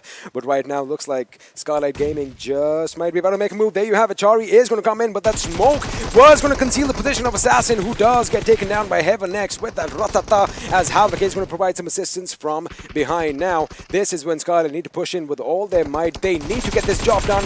Right about now, there you have it. Havoc goes down as well, and now they are like a truck with the brake lines clipped, because in a split second we have the first team to be eliminated. High Voltage not going to be sparking out. They have fizzled out, in fact, and getting out in the 16th position, that is going to hurt just a little bit more. Now that's a massive elimination right there, and that's a massive statement. High Voltage, of course, being one of the teams that is doing really good inside this entire competition, and if Skylight Gaming is going to be taking them down that easily, then that is a massive statement made by these lads. But again, finally, I want to focus on one fact, that One Shot has finally moved from the position that he was, and he's inside the circle. Now again, he's one of those snakes which doesn't really want to get the fight in. He's trying to play as safe as he can. But again, StalwartFlex, F4 are in those nearby phases, and even Skylight Gaming are moving inside. But for now, it's going to be Virus taking a lot of shots on the 9-boy, but not going to be able to connect any though. But RX Jax has already went down. The confirmation kill will be there as well. And now, Virus, again, doesn't really want to challenge the fight anymore. He's going to be taking a little bit of shelter inside that barn. Especially got to keep one thing in mind, that the blue zone is going to be moving in, and they are pretty much, they have a little bit of a distance to the next circle. Of course, that big mountain in the middle is going to be a hurdle they do not really want to cross, so they are going to have to go around. A1 Esports, on the other hand, not used to being in positions like this, because they do not play the north of the map that often. This time, however, they have gotten out their comfort zone, and looks like all the teams are going to be moving in. Blah, blah, blah gets taken down by Mr. Burrows M4. Good precision shooting over there. Now, T2K are going to be at a bit of a loss, because I do not see a revive coming in. Exactly, and now he's blah blah blah. Of course, he is separated from the pack, but again, T2K are trying their best to get some return fire in as well. But certainly not going to be that easy of a job, as it's going to be T2K again making the rotation, but DRS is again in those nearby phrases. They need to watch out from them. But I'm going to hold on to my thoughts, as there is another fight breaking down. Fear already going down by R3D. R3D are doing such a good job in overall contesting the hill area. 7C are in massive water trouble, as they've already lost Nemo and Fear as well. And now Rig, again, one of the good players that has been recently added inside the 7C roster. Rig is doing an absolutely fantastic job inside this roster. Absolutely fantastic indeed, and Tutu Love with a grenade. That could be devastating. Maybe had he cooked it just a little bit more, but Edgar almost gets taken down. In fact, Virus was about to be knocked down as well. They've got to act quick, because they are low on HP. Have a look at Machine from Future Station. He's also joined the fray. He dismounts from his vehicle and just might put a few bullets in Rig if he's not careful. Now, 7C, mind you, they were the kings of the hill initially, but they could not thwart this attack basically from all directions.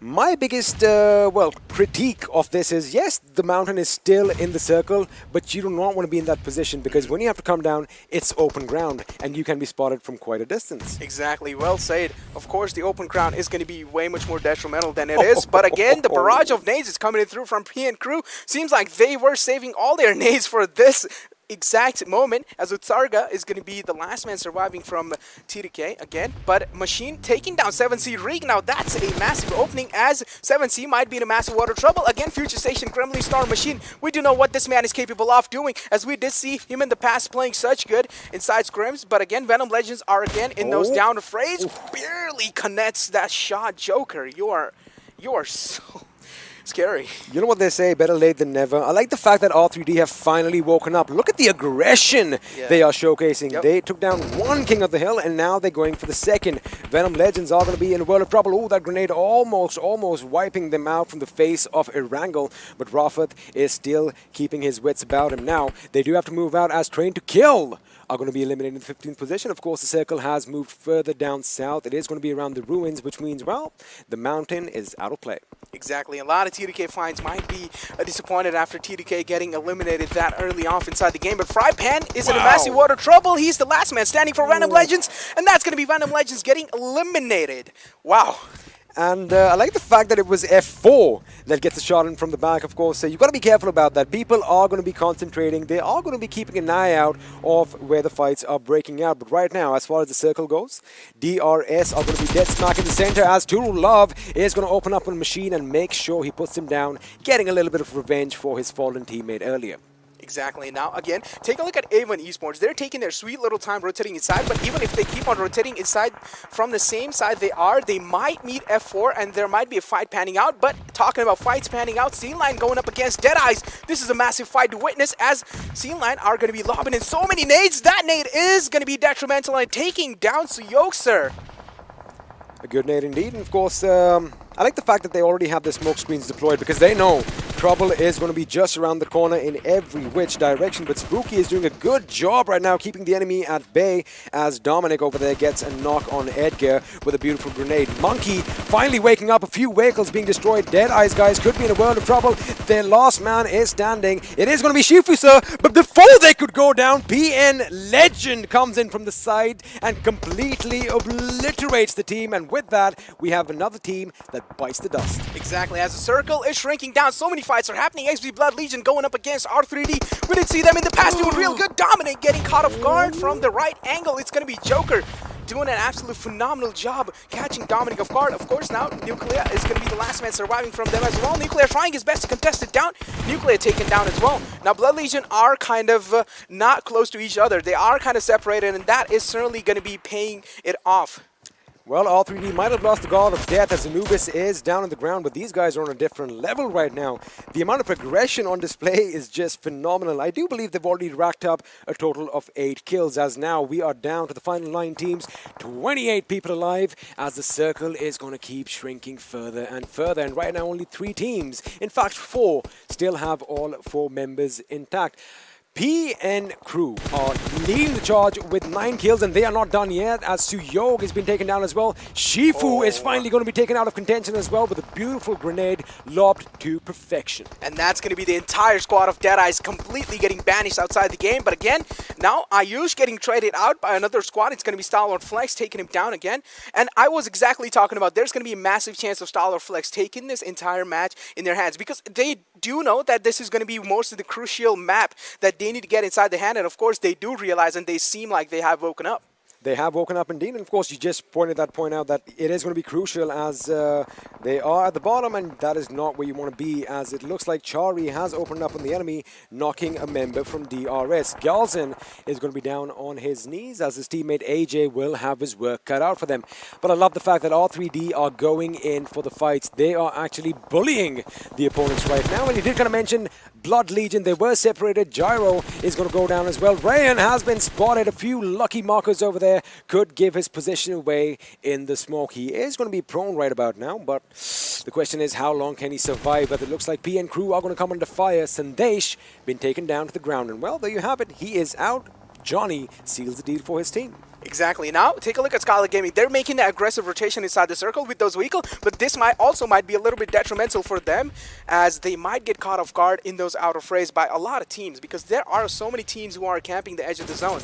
But F4 Destroyer gets caught off guard, but that nade is going to be suppressing his vision. Chari not able to take him down. Another nade lobbed in from Rayan, taking down Chari as well. What a beautiful play from the backlines, but doesn't matter, as Joker, again from the backlines, backstabbing him down.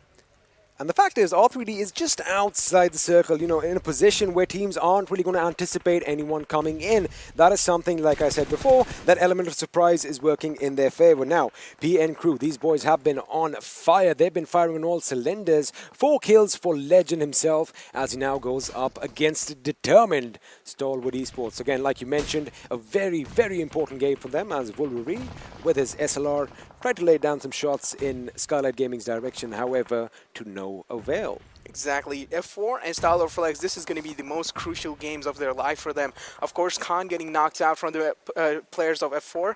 That is going to be a massive casualty, as Voltrix as well is on a real low HP. The fight is breaking down between StalwartFlex. Crypto taking a lot of shots. Voltrix getting knocked down in the process. It's going to be Johnny to take him down. Now again, F4 don't really want to challenge the fight, so the rest of the F4 members are not going to be reacting onto the entire situation that is happening. A1 Esports getting eliminated with that beautiful nade thrown by Wolverine, but Wolverine absolutely compromising his position as he lobbed in that nade. That's going to be giving his position away, and that's going to be costing him his life as well. Now, Crypto has pushed in such further away, and that is going to be the maker of his death.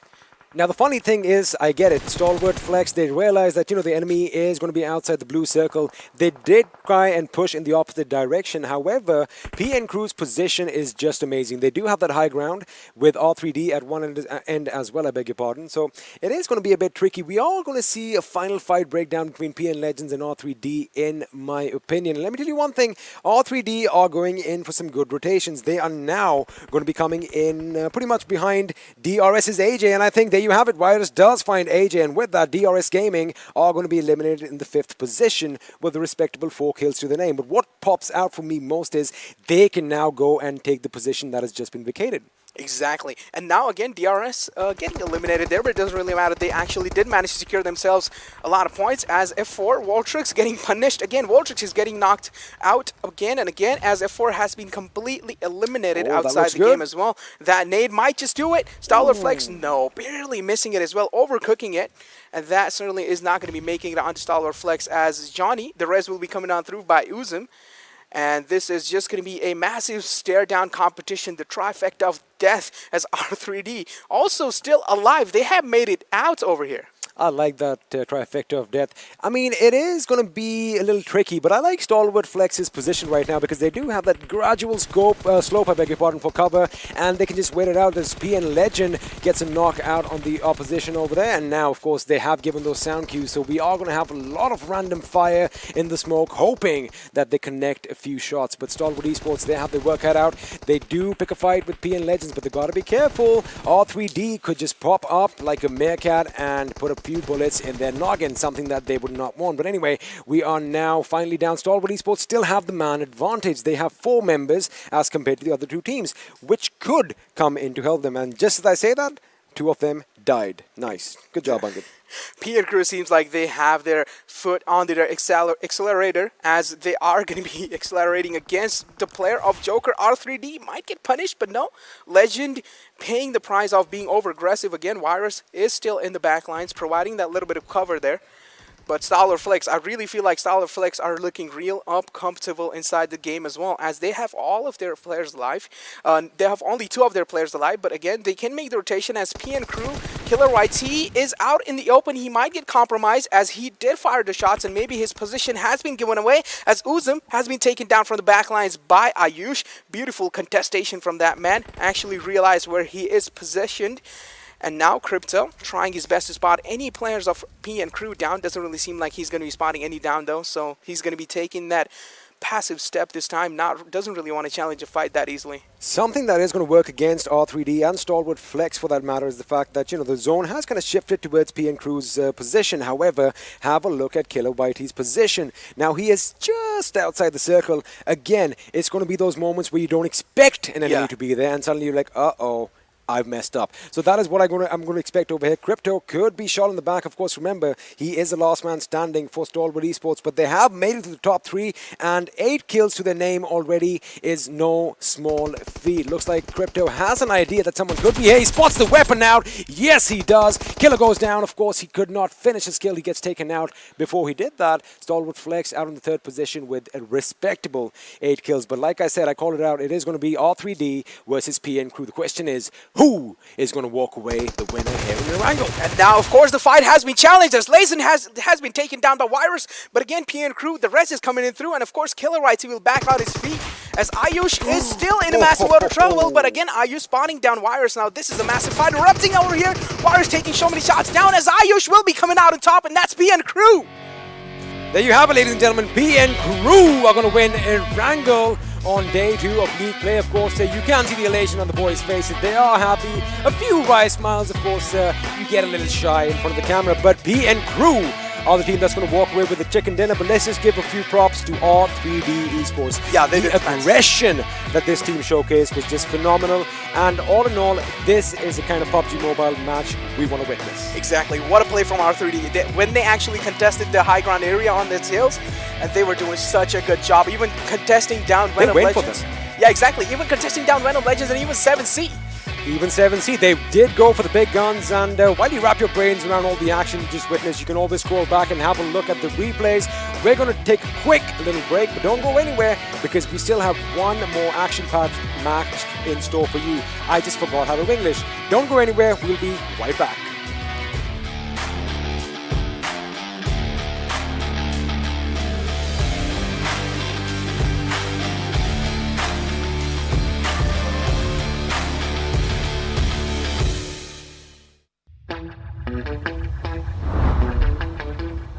Are you keeping it real? I'm calling shotgun, wanna see my baby run. Oh, it's the word on the sea, kicking up the dust, if you know what I mean. We got a good thing going. We got a good thing going on. Hello and welcome back once again to PUBG Mobile Pro League. This is South Asia season number 3. We just got done with game number 4 and that was just incredible, intense moment as we moved on into that final circle. But boy, oh boy, I mean, that is the kind of action-packed game that was required from these teams that did stand out. And eventually, as we move on along, it is time to move on to our analysts and find out what do they think about the entirety of this game. Mates. I'm really happy with how R3D are playing right now. I mean, the last game, this one as well, getting a lot of kills, and this time they get the position points as well. Oh yes, that's going to work in their favor, absolutely no question about it. But talk about P and Crew as well, alongside the entirety of the 3 teams that of course were there, but that is going to be a conversation that we will look at. But right now, it is P and Crew. P and Crew's Ayush who gets that chicken dinner, and along with that, the MVP with 7 kills. 7 kills and 1,000 damage. Yes, and you know, I really need to point it out. This final game of Erangel did have the maximum number of nade kills so far. Oh yeah. It was an artificial red zone all along.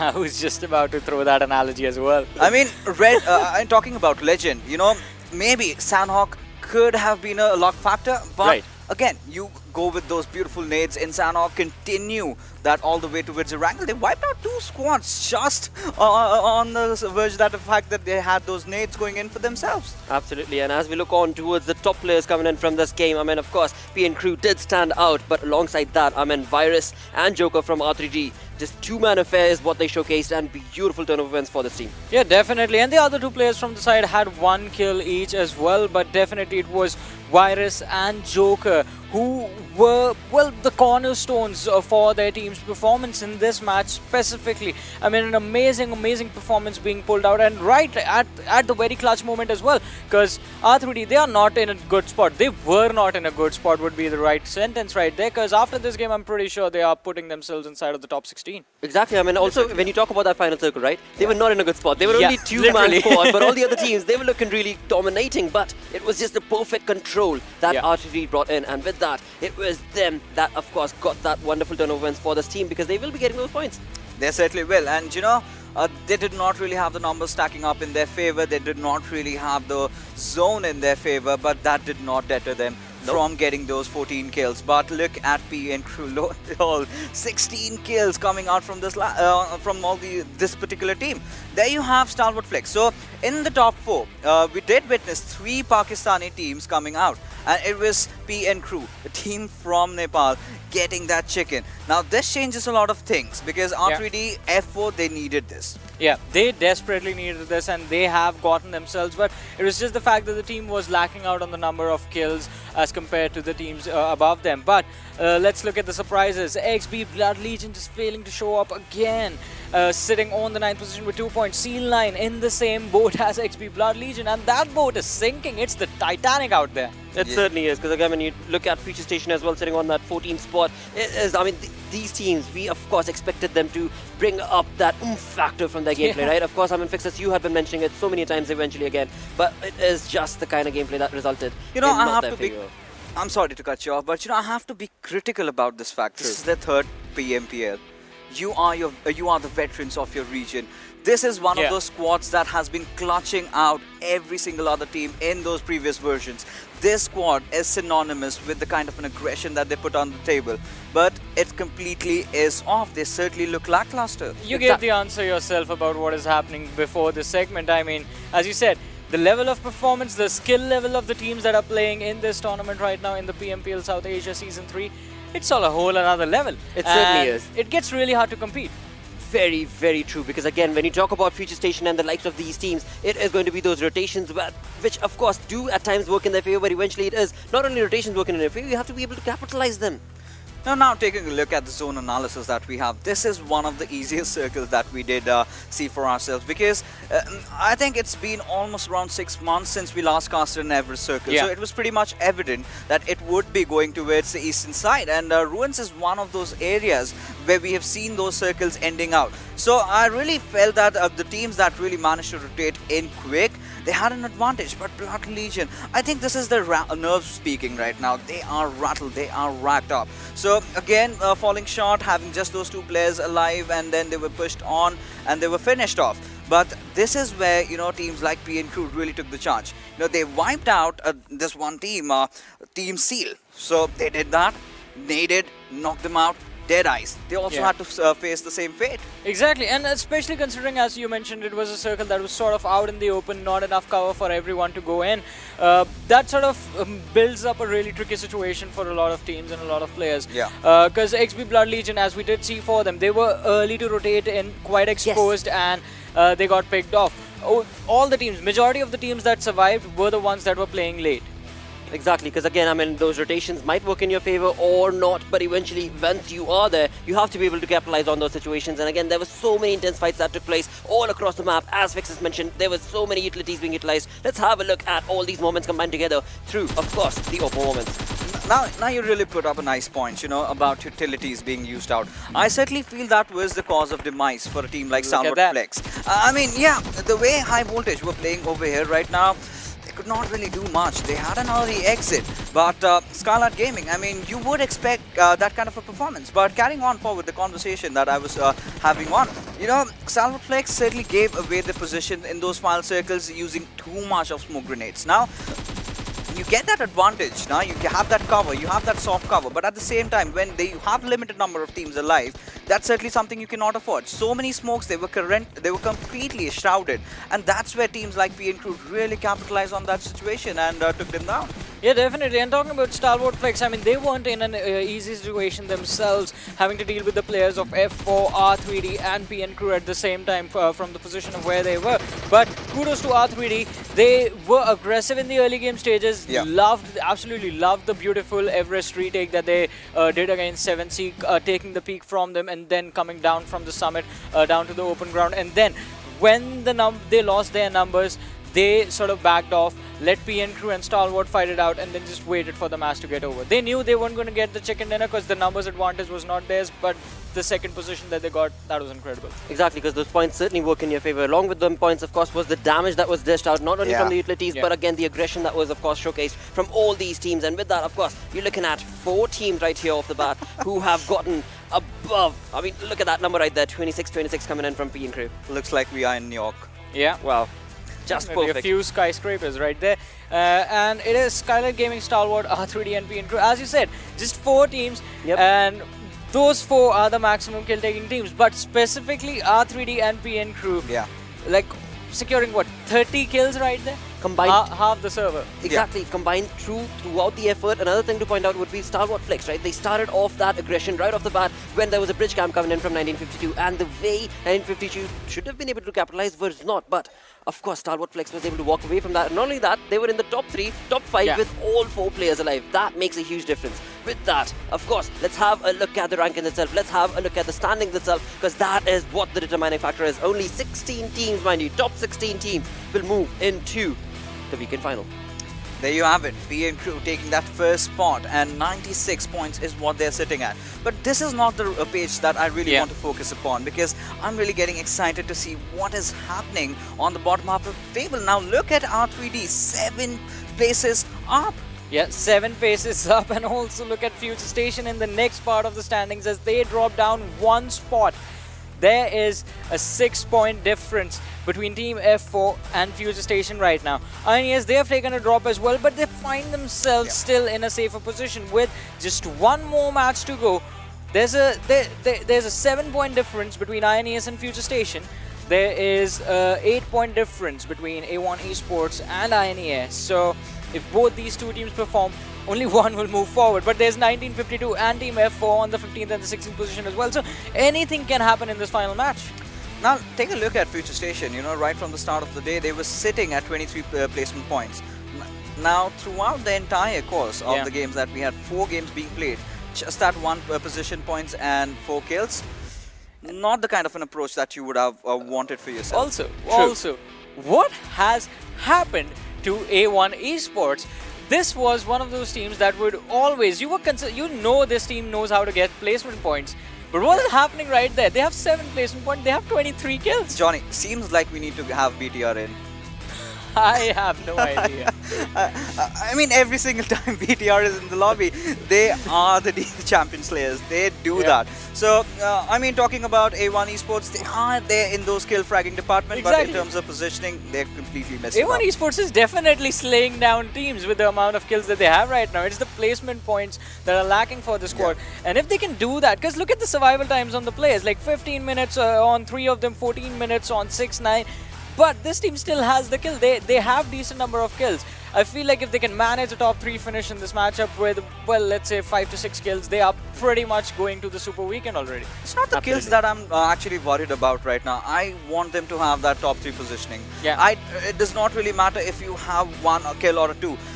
You need that position point going in your favor because the difference is not too much. They have an average of 1 placement point per match right now. Absolutely. For now, that is the case, and that needs to change, mate. I mean, I understand the emotion fixes coming in from you, mate, but eventually, again, that needs to change because this is going to be the final game that will be coming right up about now, and that's going to be, of course, taking place on Sanhok once again. And in doing so, we once again only have B, C, D, and E chiming in, and for that, well, this is going to be the most critical situation for so many of these teams. Oh yeah, because as of now, basically everyone is still in the fight to head towards the first Super Weekend. I won't even count Seal 9 out of the fight because, you know, 1 chicken dinner, they have a chicken dinner in this matchup. They sort of put up a performance just like R3D or PN Crew in the Erangel game, and Seal 9 makes it. So everyone is still in it, and I have no idea who's going to be out.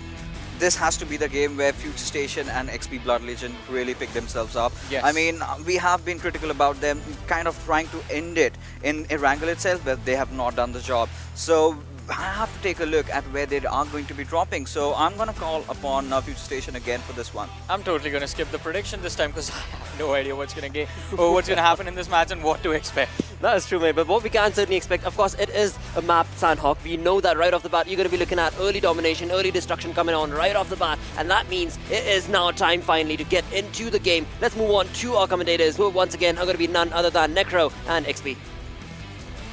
Before we start off, let me just point one thing out. Johnny, I think that's the right call. That's the right decision. Why put yourself out there, right? But anyway, we are back. Of course, I'm joined by Necro once again, and this is going to be the final match of the evening.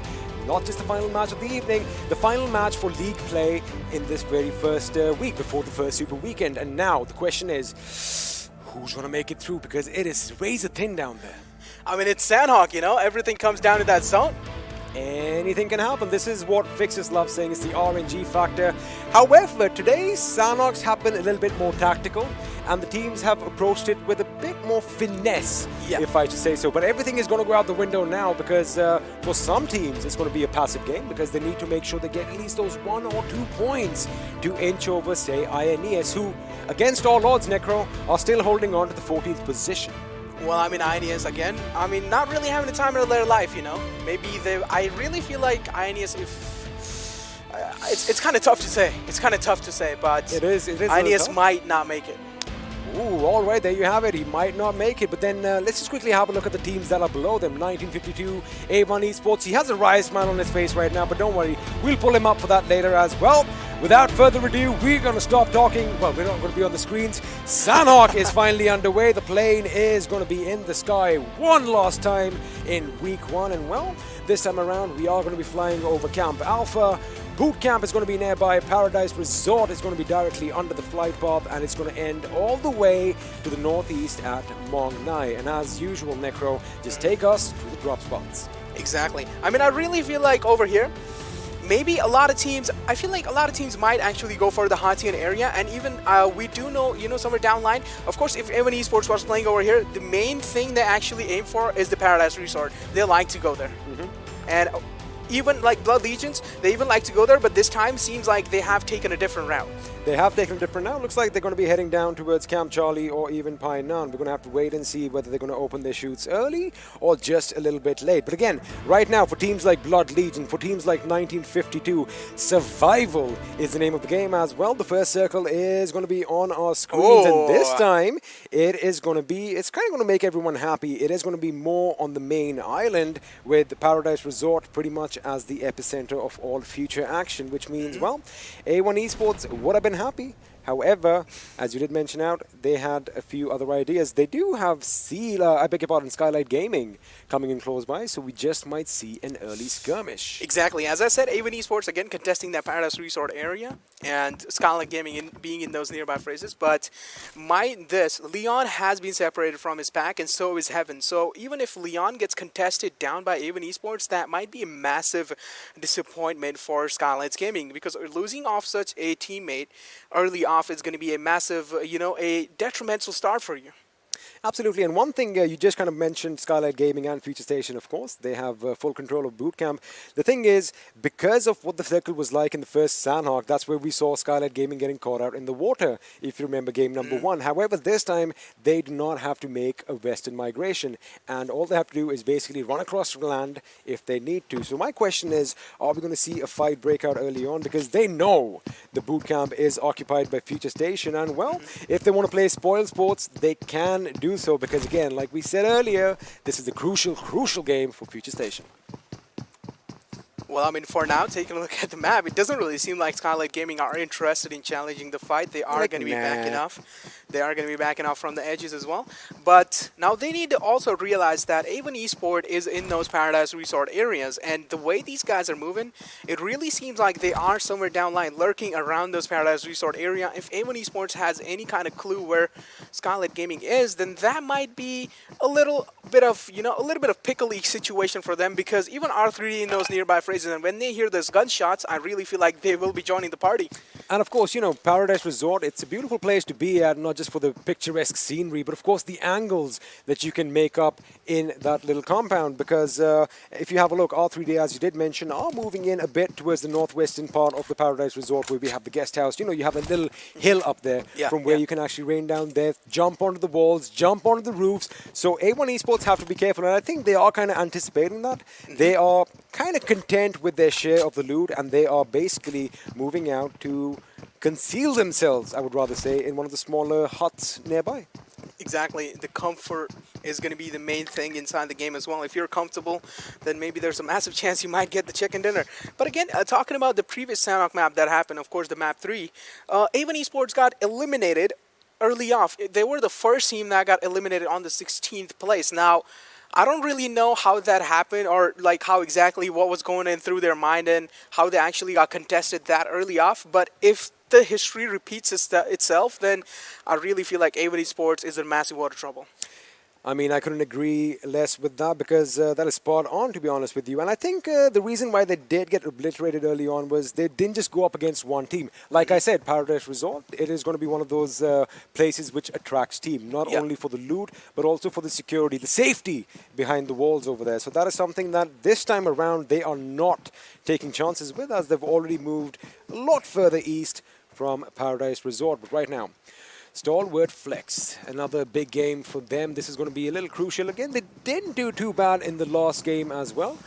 Maybe they could have been a little bit more content with a few more kills to their name, but those placement points are definitely something that helped them in their endeavor to make it to the Super Weekend. But again, all eyes are going to be on who the 4 teams at the bottom are going to be, because of course, when you're out of the first Super Weekend, you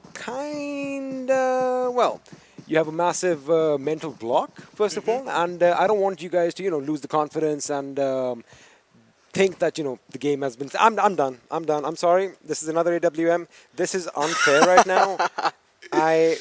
No. No. Somebody needs to go and pick up this gun and just fire it. Just let us hear the sound once. Exactly, the sound is just so crispy. You know, it's just when you hear that, your ears are actually pleasured.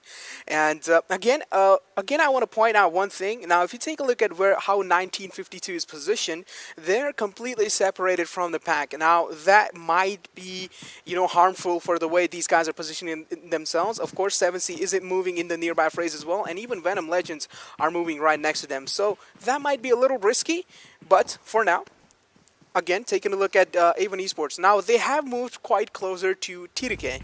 And if T2K actually move a little bit more further, which they will probably when the circle is going to be shifting, I really feel like the circle might be shifting somewhere down. Well, we're going to have to wait and find out whether it's going to be a southern rotation or not. But right now on our screens, we do have Future Station. It looks like they are hot on the heels of Skylight Gaming. They're like, hey, wait a second. You didn't want to take us on at the boot camp. It's all right. You guys run away. We're just going to follow you and maybe put a few bullets in. But it looks like Joker and the boys, they have an idea that someone is going to be coming in for their kill sooner than later. But right now, A1 Esports, as you did mention earlier, see, I think it's a good decision what they made right now. So Paradise Resort, again, hotly contested property. They were like, you know what, we have a decent amount of loot, and we are going to go and secure a compound. And have a look at how they are spread out. Each member has one corner on lockdown, and they're not going to take any chances unless the zone forces them out. And exactly, High Voltage are doing the same thing. It's like they have written down its strategy inside the textbook. They're rotating all the way, all the time from those outer phrases of a hot tin, and they're not taking the bridge. They actually rotate from those waterways, and Deadeyes are going to be there to welcome them. If they're going to be doing the same thing, and if Deadeyes is not going to be moving from the position that they have right now, then that might be a really massive trouble for High Voltage as well. But PN Crew, again, inside the same position, but they are kind of separated out between them as well. Now, they will probably need to make the rotation to the next of their teammates. I'm kind of surprised that not a single body has hit the ground so far. We still have every single team intact. 64 players are still alive as well. The first circle is going to be imploding in on itself in about 30 seconds from now. A lot of teams are still going to be outside the circle. You did kind of brush up on High Voltage, but then again, have a look. They have a lot of options right now. And you know, the first circle isn't going to be hitting you that hard as compared to the later stages. One thing that we did kind of miss out was the fact that S9, Seal 9, they actually got into the boats and they made that northern rotation and are now north of Mongai. So you kind of also mentioned T2K earlier. Yeah. They've got to be careful because now they are potentially, well, in a potential position to get sandwiched. Exactly, yeah, the sandwich might be happening. As you did mention, the way these guys rotated took a lot of time. That took a lot of time, and also they might have to compromise on the loot as well, because you will have to root as fast as you can, and even when you do know that you will have to make such a long rotation, then that is going to be a massive and a long way to go. So even as well, T2K, as you did mention, might be in a position to get sandwiched. But DRS are certainly moving right behind A1 Esports as well. Now, all these teams might be clashing against each other at the same time. Imagine the chaos. I mean, that is what Sanhok is all about, and deep down inside, that is what I want. I want some chaos, I want some pandemonium, as we are going to have a nice little picturesque view of the plane. It is going to be dropping its payload off. There you have it. The question is, what is inside? It's going to be another AWM because the gods of PUBG are just playing jokes on us. Well, I mean, let's see. Yeah, exactly. Let's see what is the gift that they have given us. But again, I really want to point one thing out. Now, a lot of teams are getting in those nearby phrases, and again, this is exactly what I was saying. Venom Legends and 7C are in those nearby phrases, and the Nox will be coming in as well, as Leon has used the AWM. Finally, you wanted to see it, and the AWM is on the board. Keep talking, because I'm just going to smile for the next 1 minute. Well, exactly. The fight is panning out, as Frypan has spotted Dominic inside the little hut, and he might be contested. He is pinned down. The sights are locked from the side of Frypan, but again, it doesn't really seem like Dominic is going to be that easy of a kill to get inside their hand, as Nightwing is all out in the open. He might get caught off guard. Dominic trying his best to get him knocked down, but it's going to be from those backlines. Gyro providing that essential cover and taking Nightwing down. And this is exactly what I'm saying, the synergy of the team, and this is what is playing the game for Blood Legion. And of course, right over here, we are going to have a little bit of a three-way situation as Venom Legends are going up against Blood Legion. But in the background, I did see a couple of other teams. 7Cs are nearby as well. Something interesting happened. So 1952 were going to be caught in the crossfire right now. They decided, you know what, position points are what we're going for. They got in a vehicle, they went out in the blue, and now they are already in the circle under quarry. So that is a good decision on their part, of course. They're going to let them fight it out. Ooh, I thought that was a grenade. Of course, it was just a little bit too short as Steel Shot is trying to get a knock on the members of 7Cs. Again, the fact is that they're still in the circle. Have a look on the top right of your screen. They're still in the circle. It is at the edge, but the question is for how long can they rely on that? Because if it does make another shift, then, well, either they're going to have to wipe one another out, or they're going to have to basically go their separate ways and move in. Exactly, and even if another shift does happen, they will have to fight against a lot of teams while they are trying to rotate inside. But the fight is still going on. The fight is still progressing as Venom Legends is going to be punishing Gyro off in the spot that he is. Frypan doing an absolute incredible job holding it off as well. He has been doing so good, but the backlines is where you need to watch out, and 7C is going to be the one to take him down as well from the backlines. That is going to be a really disappointing status coming in for Venom Legends as well. But Steel Shot is secure and safe inside that little hut, but for how long? Until his position might get compromised by 7C, and I really feel like that might be the end for Steel Shot. Lovely decision by the members of 7C. As soon as Turu Love was lost, they made the decision to get in their vehicles and actually go past the action where we saw Steel Shot trying to gun the opposition down. Now, they are in prime position to be king of the hills and basically wait for these guys to trickle in. While now we're going to focus our attention up north as DRS are going to be sharing some tight confined places with the boys from T2K. Let's see if all that training is going to come in handy as blah blah blah is going to be the first to draw blood in this situation. AJ goes down. Mafia Ninja had the right idea, but it was going to be a 2-on-1 situation. He gets taken down. Rated coming in and sealing the deal. It means Mr. Boro and Galzin now have their work cut out for them. Exactly. DRS in a massive world of trouble, losing out on two of their players. AJ still knocked out. He is trying to retreat next to his teammate, but is that going to be that easy of the job as utilities are coming in through? The smoke grenades have been popped. So Mr. Boro might just get the res onto AJ, and of course he will. But T2K are all the way flanking from the right side, and they might actually get the situation entirely in their hands. The nades will be lobbed in as it's going to be raided, sir. Is that nade going to be making it? No, it is not. Only the other side of that rock, as Mr. Boro is going to be the one to back off, and seems like he is going to be repositioning himself, but Reddit, sir, has already compromised his position. That nade is going to be doing it. Wow, what a nade. But again, a return nade coming in from these lads. The trades are happening left and right as AJ is back on his feet. He's going to be trying to finish the kill, but again, focusing on the fact that there is one more guy right next to him. It's going to be Jane. And Jane is going to be compromising onto AJ, and of course he will. AJ has been taken down in the process, and now DRS are in a massive world of trouble.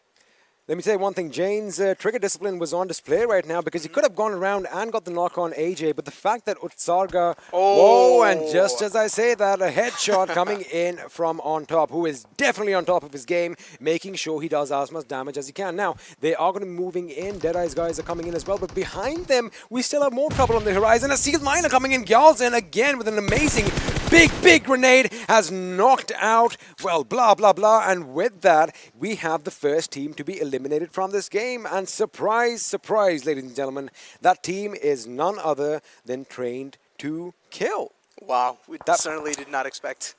I mean, I'm kind of like in shock right now. Yeah, the way these guys got contested by them, that was just an absolute beauty, but again, it's more kind of came down to like the utility usage in the end, and a lot of smoke grenades and the nades were being used, and trying to kill somewhere downline where it did fall less. Love this play over here. Yeah, exactly. This nade was just so good, and exactly this nade again.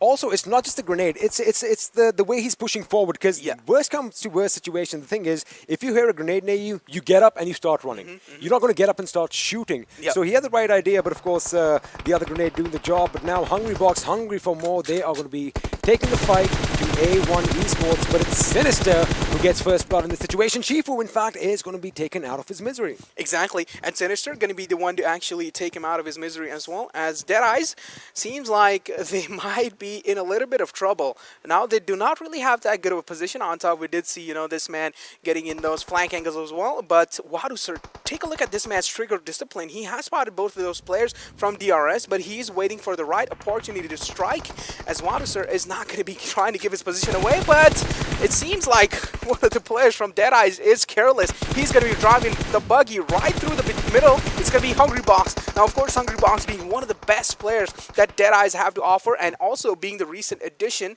He was a former member of Vibes as well. And I really feel like overall the way he's playing with Deadeyes is just an absolute beauty to witness. Absolute beauty indeed. And I do kind of like that move over there, because Hungry Box, it's not like he's going to flank the enemy. They're trying to make sure that they secure a position, because Badusa, he was left behind, but looks like Dante definitely had an idea where he was. And again, have a look at how A1 Esports are playing. They are not overextending. They are making sure that the opponents, that the enemies make all their mistakes. And right now, they just want to capitalize on their mistakes, which again, knowing what's on the line is the right move. Exactly. I mean, they have been getting eliminated in those early off in the previous maps as well, and now they have finally woken up. They do know how they need to contest those fights again, and this is what exactly it comes down to. As you know, the analyst desk mentioned earlier, the kill departments, they're fine. It's the placement points that they need. Exactly. And this is exactly what they're trying to do, playing passive, but for now, I'm going to hold on to my words. As a fight is panning out, it's going to be R3D and Seal9, and seems like Seal9 are going to be in a massive lot of trouble, but Edgar as well, he's barely surviving, but the heal is going to be coming in through, and Edgar will be certainly fine for a long time. Look at Joker's position. They don't have any clue on Joker's position as well. Seal9 might get compromised by Joker here. He's waiting for a right-timed strike, and seems like Seal9 are going to be making a lot of sound, and certainly Joker is well aware of their exact position as well. Take a look at this aggression from Spooky. He wants to finish that kill and also confirm it, and that will be happening right there.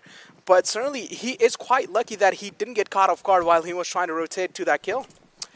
Or, I mean, you know, the ifs and buts are some words that you're not supposed to use. But right now, it looks like Roy was not being careful. He just gets shot in the back. Joker, as you did mention, the silent guy gets up, whips out his weapon, and is going to put one of them down on the ground. Now, the revive is going to come in the nick of time. Roy just surviving by a sliver of HP, as Monkey is going to make sure he retaliates with as much firepower just to keep the enemy at bay. Again, you want to make sure you have all your members intact right till the end if you want to have a little bit of an advantage. And as soon as he's picked up, they dash for that safe spot. But right now, 1952, they are lying in wait for the boys from StalwartFlex to come in. The question is, are they aware the compound is already taken?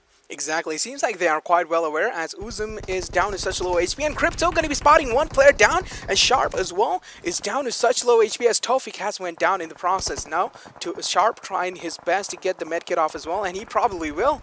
But seems like this time StalwartFlex are getting compromised from those backlines, and then 1952 eliminating the last member as well.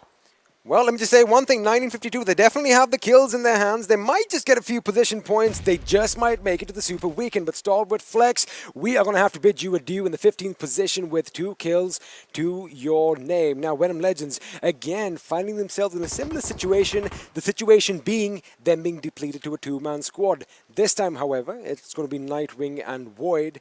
Can they do something drastic over here? Because behind them, we do have high voltage coming in hot. Although the blue zone is going to play a little bit of a spoil sport as well. But elsewhere, PN Crew opening up on Future Station as Machine is down on his bloody knees. Exactly. PN Crew is walking up right behind Future Station, following the footsteps as Machine has been taken down and compromised by Ayush. And he certainly does want to confirm that kill, as, oh yes, the kill will be confirmed. And that is going to be a massive relief for them as well, as Future Station are down to just 3 members now. But they are edge camping the zone, and the nade will be doing a lot of damage. But certainly PN Crew are looking quite good, at least for now. But Kopshi is still in those far frays, and that nade is going to be detrimental. Bad Drave throwing an absolute incredible nade onto them. And now PN Crew certainly in a massive water trouble, as the situations have been turned around. But Bad Drave getting caught off guard, trying to lob that nade in, and certainly overexposing himself, as Kopshi is trying his best to keep the cover alive for his teammate, trying to keep Bad Drave alive. But Killer YT, no, he's getting caught off guard from those right angles, and that is going to be such a disappointing factor for PN Crew. But again, Sandesh being the last member alive for PN Crew, trying his best not to give his kills away that easily. So he is going to be staying right behind the cover as well. But Future Station, Gremlin Storm, this time they're challenging a lot of fights. Even PN Crew and now Skylight Gaming. This is a statement right here. A staple indeed, and of course we do have Leon, the king himself, with that AWM dishing out damage left, right, and center. Something that we would definitely want to see, but looks like he's been taken out as Memo over here is going to make sure high voltage are sent packing as they get eliminated in the 12th position. Now, the fight between P and Crew is still going to be going on with Future Station. Sandesh, of course, the last man standing, and looks like all odds are against him, but it is going to be a one-on-one situation. Evil Eye is not backing away from a fight. He has a decent amount of utilities on him, but the fact that he's out in the blue, you don't really want to be shooting at a full squad. Exactly. And you certainly do not want to gather attention as well when the zone is going to be shrinking down to its slowest. Now, A1 Esports does know that there is one of the squads right outside the zone as well, and Sinister is going to be pinning them down outside the zone. Of course, that is going to be a massive factor as well, as it's going to be C9. They are in a massive water trouble because A1 Esports, they are waiting for them to make any kind of movement, and they want to catch them off guard. As Evil Eye, look at this man, and of course he will be taken down. Now, even R3D Esports, we did see them do real good in the last map, and this time they are getting eliminated off in its early phases. Well, they have been sent packing as well, but let me just point one thing out. A1 Esports have surprised me. I do believe they have 7 kills to their name. Let's make that 8. No, that was Wolverine who came in with that final kill on Seal 9's Anka, which means Seal 9 are going to be bowing out in the 8th position. The question is, did they have enough kills? We're going to have to wait and find out. 2 points for their kills is not going to be enough to propel them to the top 16. Meanwhile, F4 are still in this game. And I like the fact, see, A1 Esports, they made all the right decisions. Yeah. The fact that they moved out quick and they are holding down the fort, not overextending, they just might make it to the Super Weekend. They certainly learned from their mistakes as the rotation wheels coming in through from F4. This is going to be a crucial game for even Blood Legion F4, and this fight might be so detrimental that we actually do not want to miss it. Voltrix taking a lot of shot onto Rayan, but Rayan barely getting hit as well. Now, Voltrix making the move onto players of Blood Legion, but it's going to be so risky to do as well. But now F4, take a look at what these guys are doing. These guys are absolute madmen as they're going to be rotating right inside open, and Dominic, of course, catching Khan off guard, and the other player is going to be right across the angle, but Gyro from the backlines is going to be providing that essential cover and taking the last man down from 7C. Blood Legion finally dishing out damage this time. Fixes in the background is definitely a happy guy right now, but Deadeyes Guys are going to be out in the 4th position, which means, ladies and gentlemen, we are down to the final 3 teams in this last game of league play. Week 1 here in PMPL Season 3. 10 players are still alive, and against all odds, A1 Esports have played it clinical. Wow. They have done a wonderful job. Wow. They've held their ground, and they haven't backed away from fights, mind you. Exactly. I mean, they have been just holding off their ground. And certainly it's like, why do we need to fear if we have our ground secure for ourselves? And this is exactly what A1 Esports is doing, certainly learning from the mistakes that they've made. But 7C again in a heavy fire as the vehicles will be blasted out by Sinister. So there will be no means of transport for them to make an early rotation inside. One thing I just noticed, I loved A1 Esports rotation. They could have gone basically straight in towards the center. It is the higher ground, but they know where the enemy is. They went all the way around, hugging the blue zone. There you have it. Dominic has been wiped out, and now they are just going to pick on the remaining members one by one, basically making it easy for them to walk away with the kills. There you have it. Double digits have already been secured. 10 kills for A1 Esports. Now, these boys are playing like we've expected them to play, or what we've come used to seeing them do in big tournaments. Oh, Gyro might get spotted by Dante here. And of course he will. Donzo. That's going to be XP Blood Legion getting eliminated on the 3rd position. Of course, they did quite good, but they could have did way much more better, as Rayan was the one to, you know, get the casualty inside the fight that happened against F4. Look at the rest coming from Dante. He's not going to be stopping anytime soon, as Nemo has been taken down as well. And now it seems like A1 Esports have the entire situation in their head, as Fear has been taken down in the end. And that's going to be A1 Esports taking the entire game in their head. And that's a massive chicken dinner, even with the kills. Forget style. Forget everything. What was this confidence that was infused right now? I mean, they just went for it. A1 Esports, you all were wondering, where are these boys? Well, there you have it. They are on your screens right now. They are going to be a happy bunch, winning the final game. And pretty much, let's see if it's going to be enough to take them to the Super Weekend. But of course, we're going to have to wait and find out. I mean, they were surprised. We're surprised. The camera was off us, thankfully, because I was just standing like, what just happened? Where did this aggression, where did this confidence coming from? But that is how it is. Winner chicken dinner in the last game is going to go A1 Esports way. And now, something important to tell you. We are going to head for a little bit of a break, but there's something you need to come back for, because I'm sure, like us, you're waiting with bated breath to see who makes it to the Super Weekend. We'll be right back. Don't go anywhere.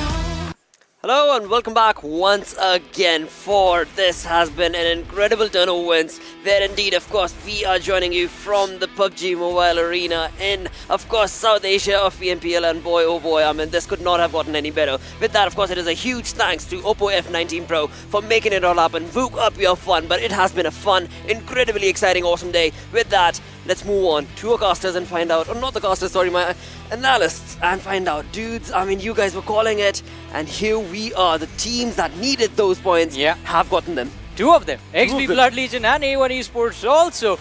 This is what I was talking about when we said A1 Esports. They know how to get those placement points, but bring the aggression along with it, and especially that final moment. Experiment wasn't the only person that was shocked. I mean, by dancing Dante right there behind the tree, just taking on the players of 7C. An incredible performance from these lads. Absolutely. With that, of course, let's have a look at the most valuable player coming in from this game, and that, of course, goes down towards Dante. I mean, indeed, as you just pointed out, Johnny. The dancing man. The dancing man, indeed. Yeah. I mean, that was just phenomenal play fixes. Right now, you know, A1 Esports, they never had that trouble getting those kills. It was those position points that they were struggling with in the first day.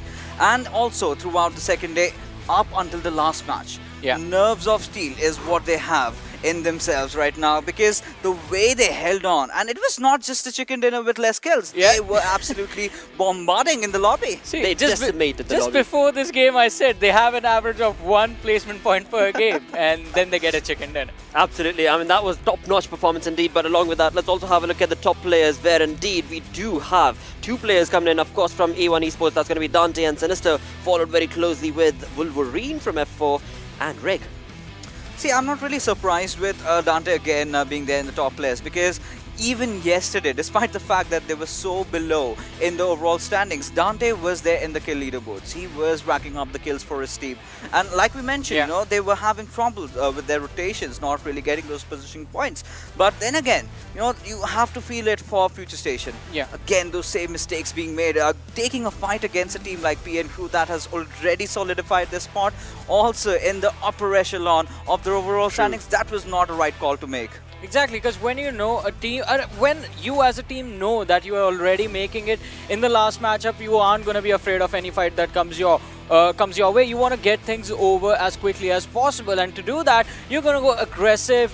It doesn't matter how many players try to push you, you're going to take those fights head on, and that is exactly, as you said, why it was a bad decision. But still, the other teams that we were talking about, Sceneline did the same thing. Sceneline also tried to go aggressive, did not work out for them. But for A1 Esports, XP Blood Legion, I mean, right now it's just like the coin is in the air whether these teams make it or not. Absolutely. For now, that is what it has been. Of course, the storyline has been that. But moving on towards the match summary, you look at Wolverine from F4. I mean, again, when it comes to this lad, every single time he does bring in a lot of damage towards the other players of the lobby, but their push always does seem to be a bit uncalled for. But you know, Lakshay, I'm really kind of willy-nilly about F4 being able to make it or not, because they had the position, they had those kills also going in their favor. But the ice-breaking fight over here was them going against Blood Legion, where Dominic really outstood them. And he took down those last 2 players, and, well, Blood Legion went on to get the 3rd spot. Absolutely. I mean, talk about those rankings. That was just phenomenal plays, but eventually, again, it always does fall back on towards how did this game fare out for these teams. And with that, let's also, of course, have a look at the same, where you do know for a fact, as we just witnessed, A1 Esports with a dominating play, 14 kills to this team just when you needed it.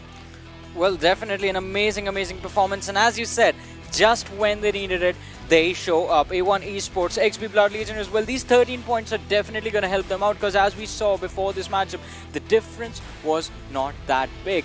But as we move forward to the second chart of the standings, there's going to be a surprise. Future Station not performing this game as well. I mean, it's not a surprise for me anymore, to be honest, Johnny. We have to be scoffing about it. Future Station, this is one of those teams that we have such high hopes from. And not just us, all the fans out from Bangladesh certainly know that this is one of those teams that can actually potentially win the PMPL. And you know, watching them in this condition, not really making it to the Super Weekend, I mean, that's not a kind of a start that you would want in this league. No team wants that actually, Fixes. Absolutely correct it is. It is painful to actually even bring that up because again, I mean, league play just started. There's just day number 2. 2 days you had 10 games in total, but that's how it fared out to be. But with that, let's move on to the zones themselves. Of course, it is always about those rotations, if they will pan out in your favor, if the end game will work in your favor. And with that, let's go through the zone analysis. Well, definitely, and it was quite an interesting circle because this is something that Fixes asked for in the previous match on Sanhok. Exactly. You know, I really wanted to see a quarry circle. It was initially heading towards quarry where F4 did have a good position, but right at that point you had that curveball coming in and the circle took an eastern ship. Now this is where A1 Esports, look at their position. They had so many players that they could easily spot out, and their path, their rotation path, that was way clear. They easily took that northern route. They did manage to fend off the other pushes over there, and yes, they went a complete ham inside the lobby, managed to get those 14 kills for themselves. I mean, even after the game was over, you did see that sigh of relief from the players. Well, definitely. And if you are someone in that game, there's definitely going to be a sigh of relief after those moments. And it was quite interesting to see how the fights were taken, as Fixes you so wonderfully pointed out, specific moments where teams made those over-aggressive moves. I mean, towards the very end as well, we saw the same things happening, but that is the reason why we saw the performances coming in from the side of A1 Esports and XB Blood Legion. Along with that, another thing to point out, of course, is going to be, well, that was one of those few moments. The moments all started way back when T2K was the one pushing along with 4 team members strong against DRS and was taken down. And along with that, it is time to move and jump into these Oppo moments. So these guys come in, take on 2 players of the DRS, and then Deadeyes Guys come in as a third party with their own, well, sort of a situation, creating ruckus for the players of T2K. But it was an interesting scenario because DRS, they took this one quite perfectly. You know, you have to give it out to Galton. Those nades, those beautiful, precise nades, they pretty much did the job for them. But here you have Dominic. Had he not clutched this one out, things could have been entirely different, even going after wall trucks over there. But still, you know, you have to give the ups to Wolverine. Had he not racked up those 5 kills, I think this team could have been in a whole world of trouble, not even being able to qualify. I mean, look at the level of aggression and confidence from the side of from the players of A1 Esports in the end. That was impressive. But we have the damage histogram in front of us right now, and look at the players from DRS Gaming. That fight against the players of Team T2K, they had to clutch that one out, and they definitely did it quite nicely.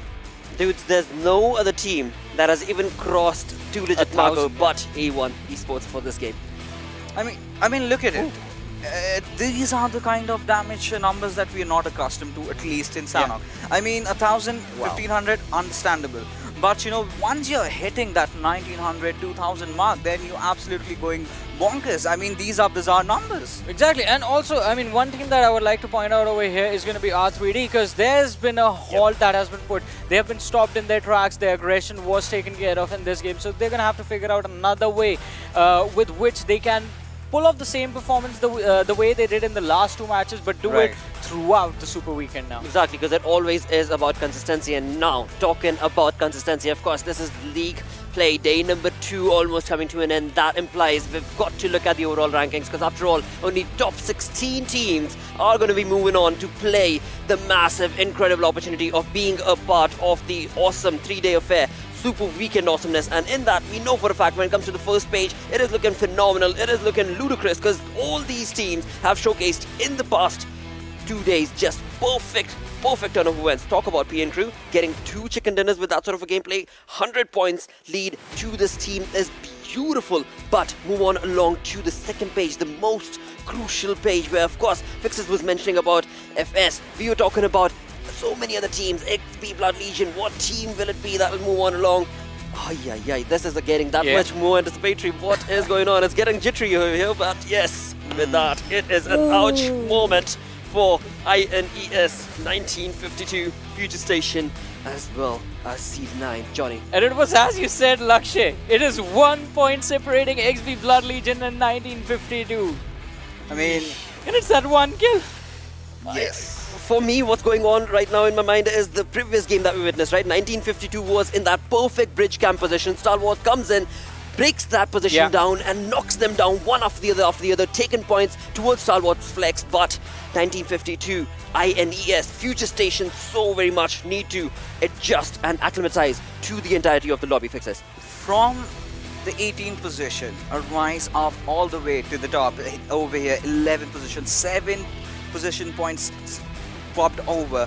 37 kills coming in for the boys from A1 Esports. I mean, they have been there through the thick and thins of it. I was telling you, right? All they needed to find was the tempo, their rotation path. If they do it right, nobody can really stop them, and that is exactly they have portrayed. You know, they are a force to be reckoned with. Now they are going into the Super Weekend, and this last match is certainly going to boost up their morals, and I think the Bangladeshi fans will be in for a delight. Well, with that, let's have a look at the teams that, of course, are going to be the part of this first ever PMPL South Asia Season 3 Super Weekend awesomeness. And these other teams, congratulations to all of them, of course. Venom came online a bit late, but showcased wonderful turnover wins for themselves. XP Blood Legion coming it down to 1 point difference. Well, it was 1 point, but if you make it, you make it. And XP Blood Legion, they have to make sure that they do not miss out on this opportunity. They get as many points from this first Super Weekend as they can. Because, I mean, it is definitely a start that they wanted. If you miss out on the Super Weekend like the 4 teams did just now, we saw INES, 1952, Future Station and Seal9. Even if they come back in the second Super Weekend, they're going to be starting off from a back foot. They are going to be on a disadvantage. So it's going to be a troublesome situation. And in order to make it even worse for the teams that did not make it, you need to make sure that you do your best. Plus, also every single chicken dinner in the Super Weekend, $1,000. Exactly, and along with that, the kind of points that you rack up are going to be working in your favor compared to the other teams who are going to be starting off from a bit of a back end. That's going to be based on the next weekend. That, again, only time will answer. But right now, let's move on along. We've seen a lot of kills throughout these past 2 days. Let's have a look at the kill leaders from the games today.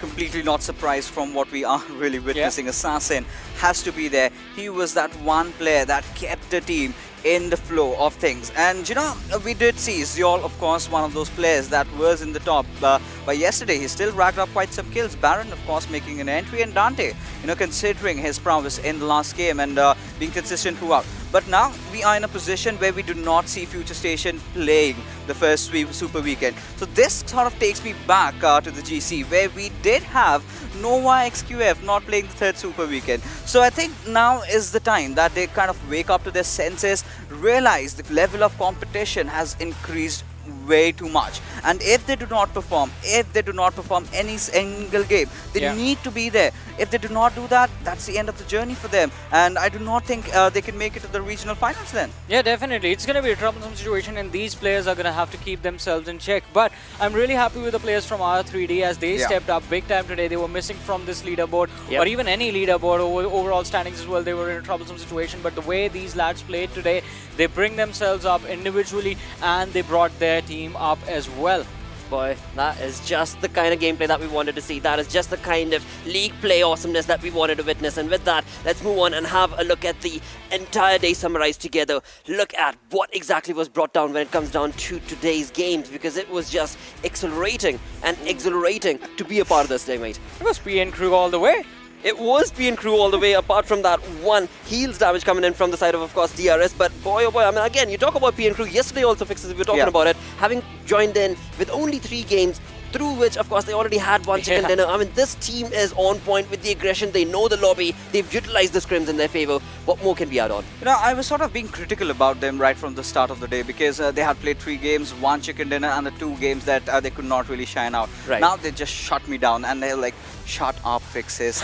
This is where we are answering you. This is how we are answering back at you. And that is it. That's the way we want to be shut down. And with performance. Exactly. That has been happening with me throughout as well. I mean, we saw the prediction video that played before the day started today, right? Every single prediction that we made, me and Ocean, has been completely turned on its heels. We predicted T2K to be barely on the edge of 16. Well, they are not. They are inside the top 5. I mean, again, when you summarize the entirety of the saga, right? Till now, of course, we've just completed league play, day number 2, and with that, we've got the top 16 teams that, of course, are going to be moving on into the Super Weekend Awesomeness, and that, of course, is a huge feat. Congratulations to all these teams. The other ones, well, again, keep your fingers crossed, because this is going to be a 3-week affair before we move into the finals for the South Asia region. And right now, when it comes to these top 16 teams, they will have that one-day break. We'll be back again on Friday and start things off with, of course, the Super Weekend Awesomeness. With that, thank you guys so very much for tuning in and chiming in. Alongside that, a huge thanks it is going to have to be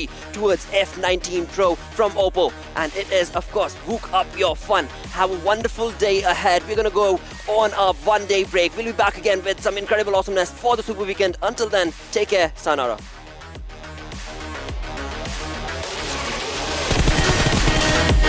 Oh,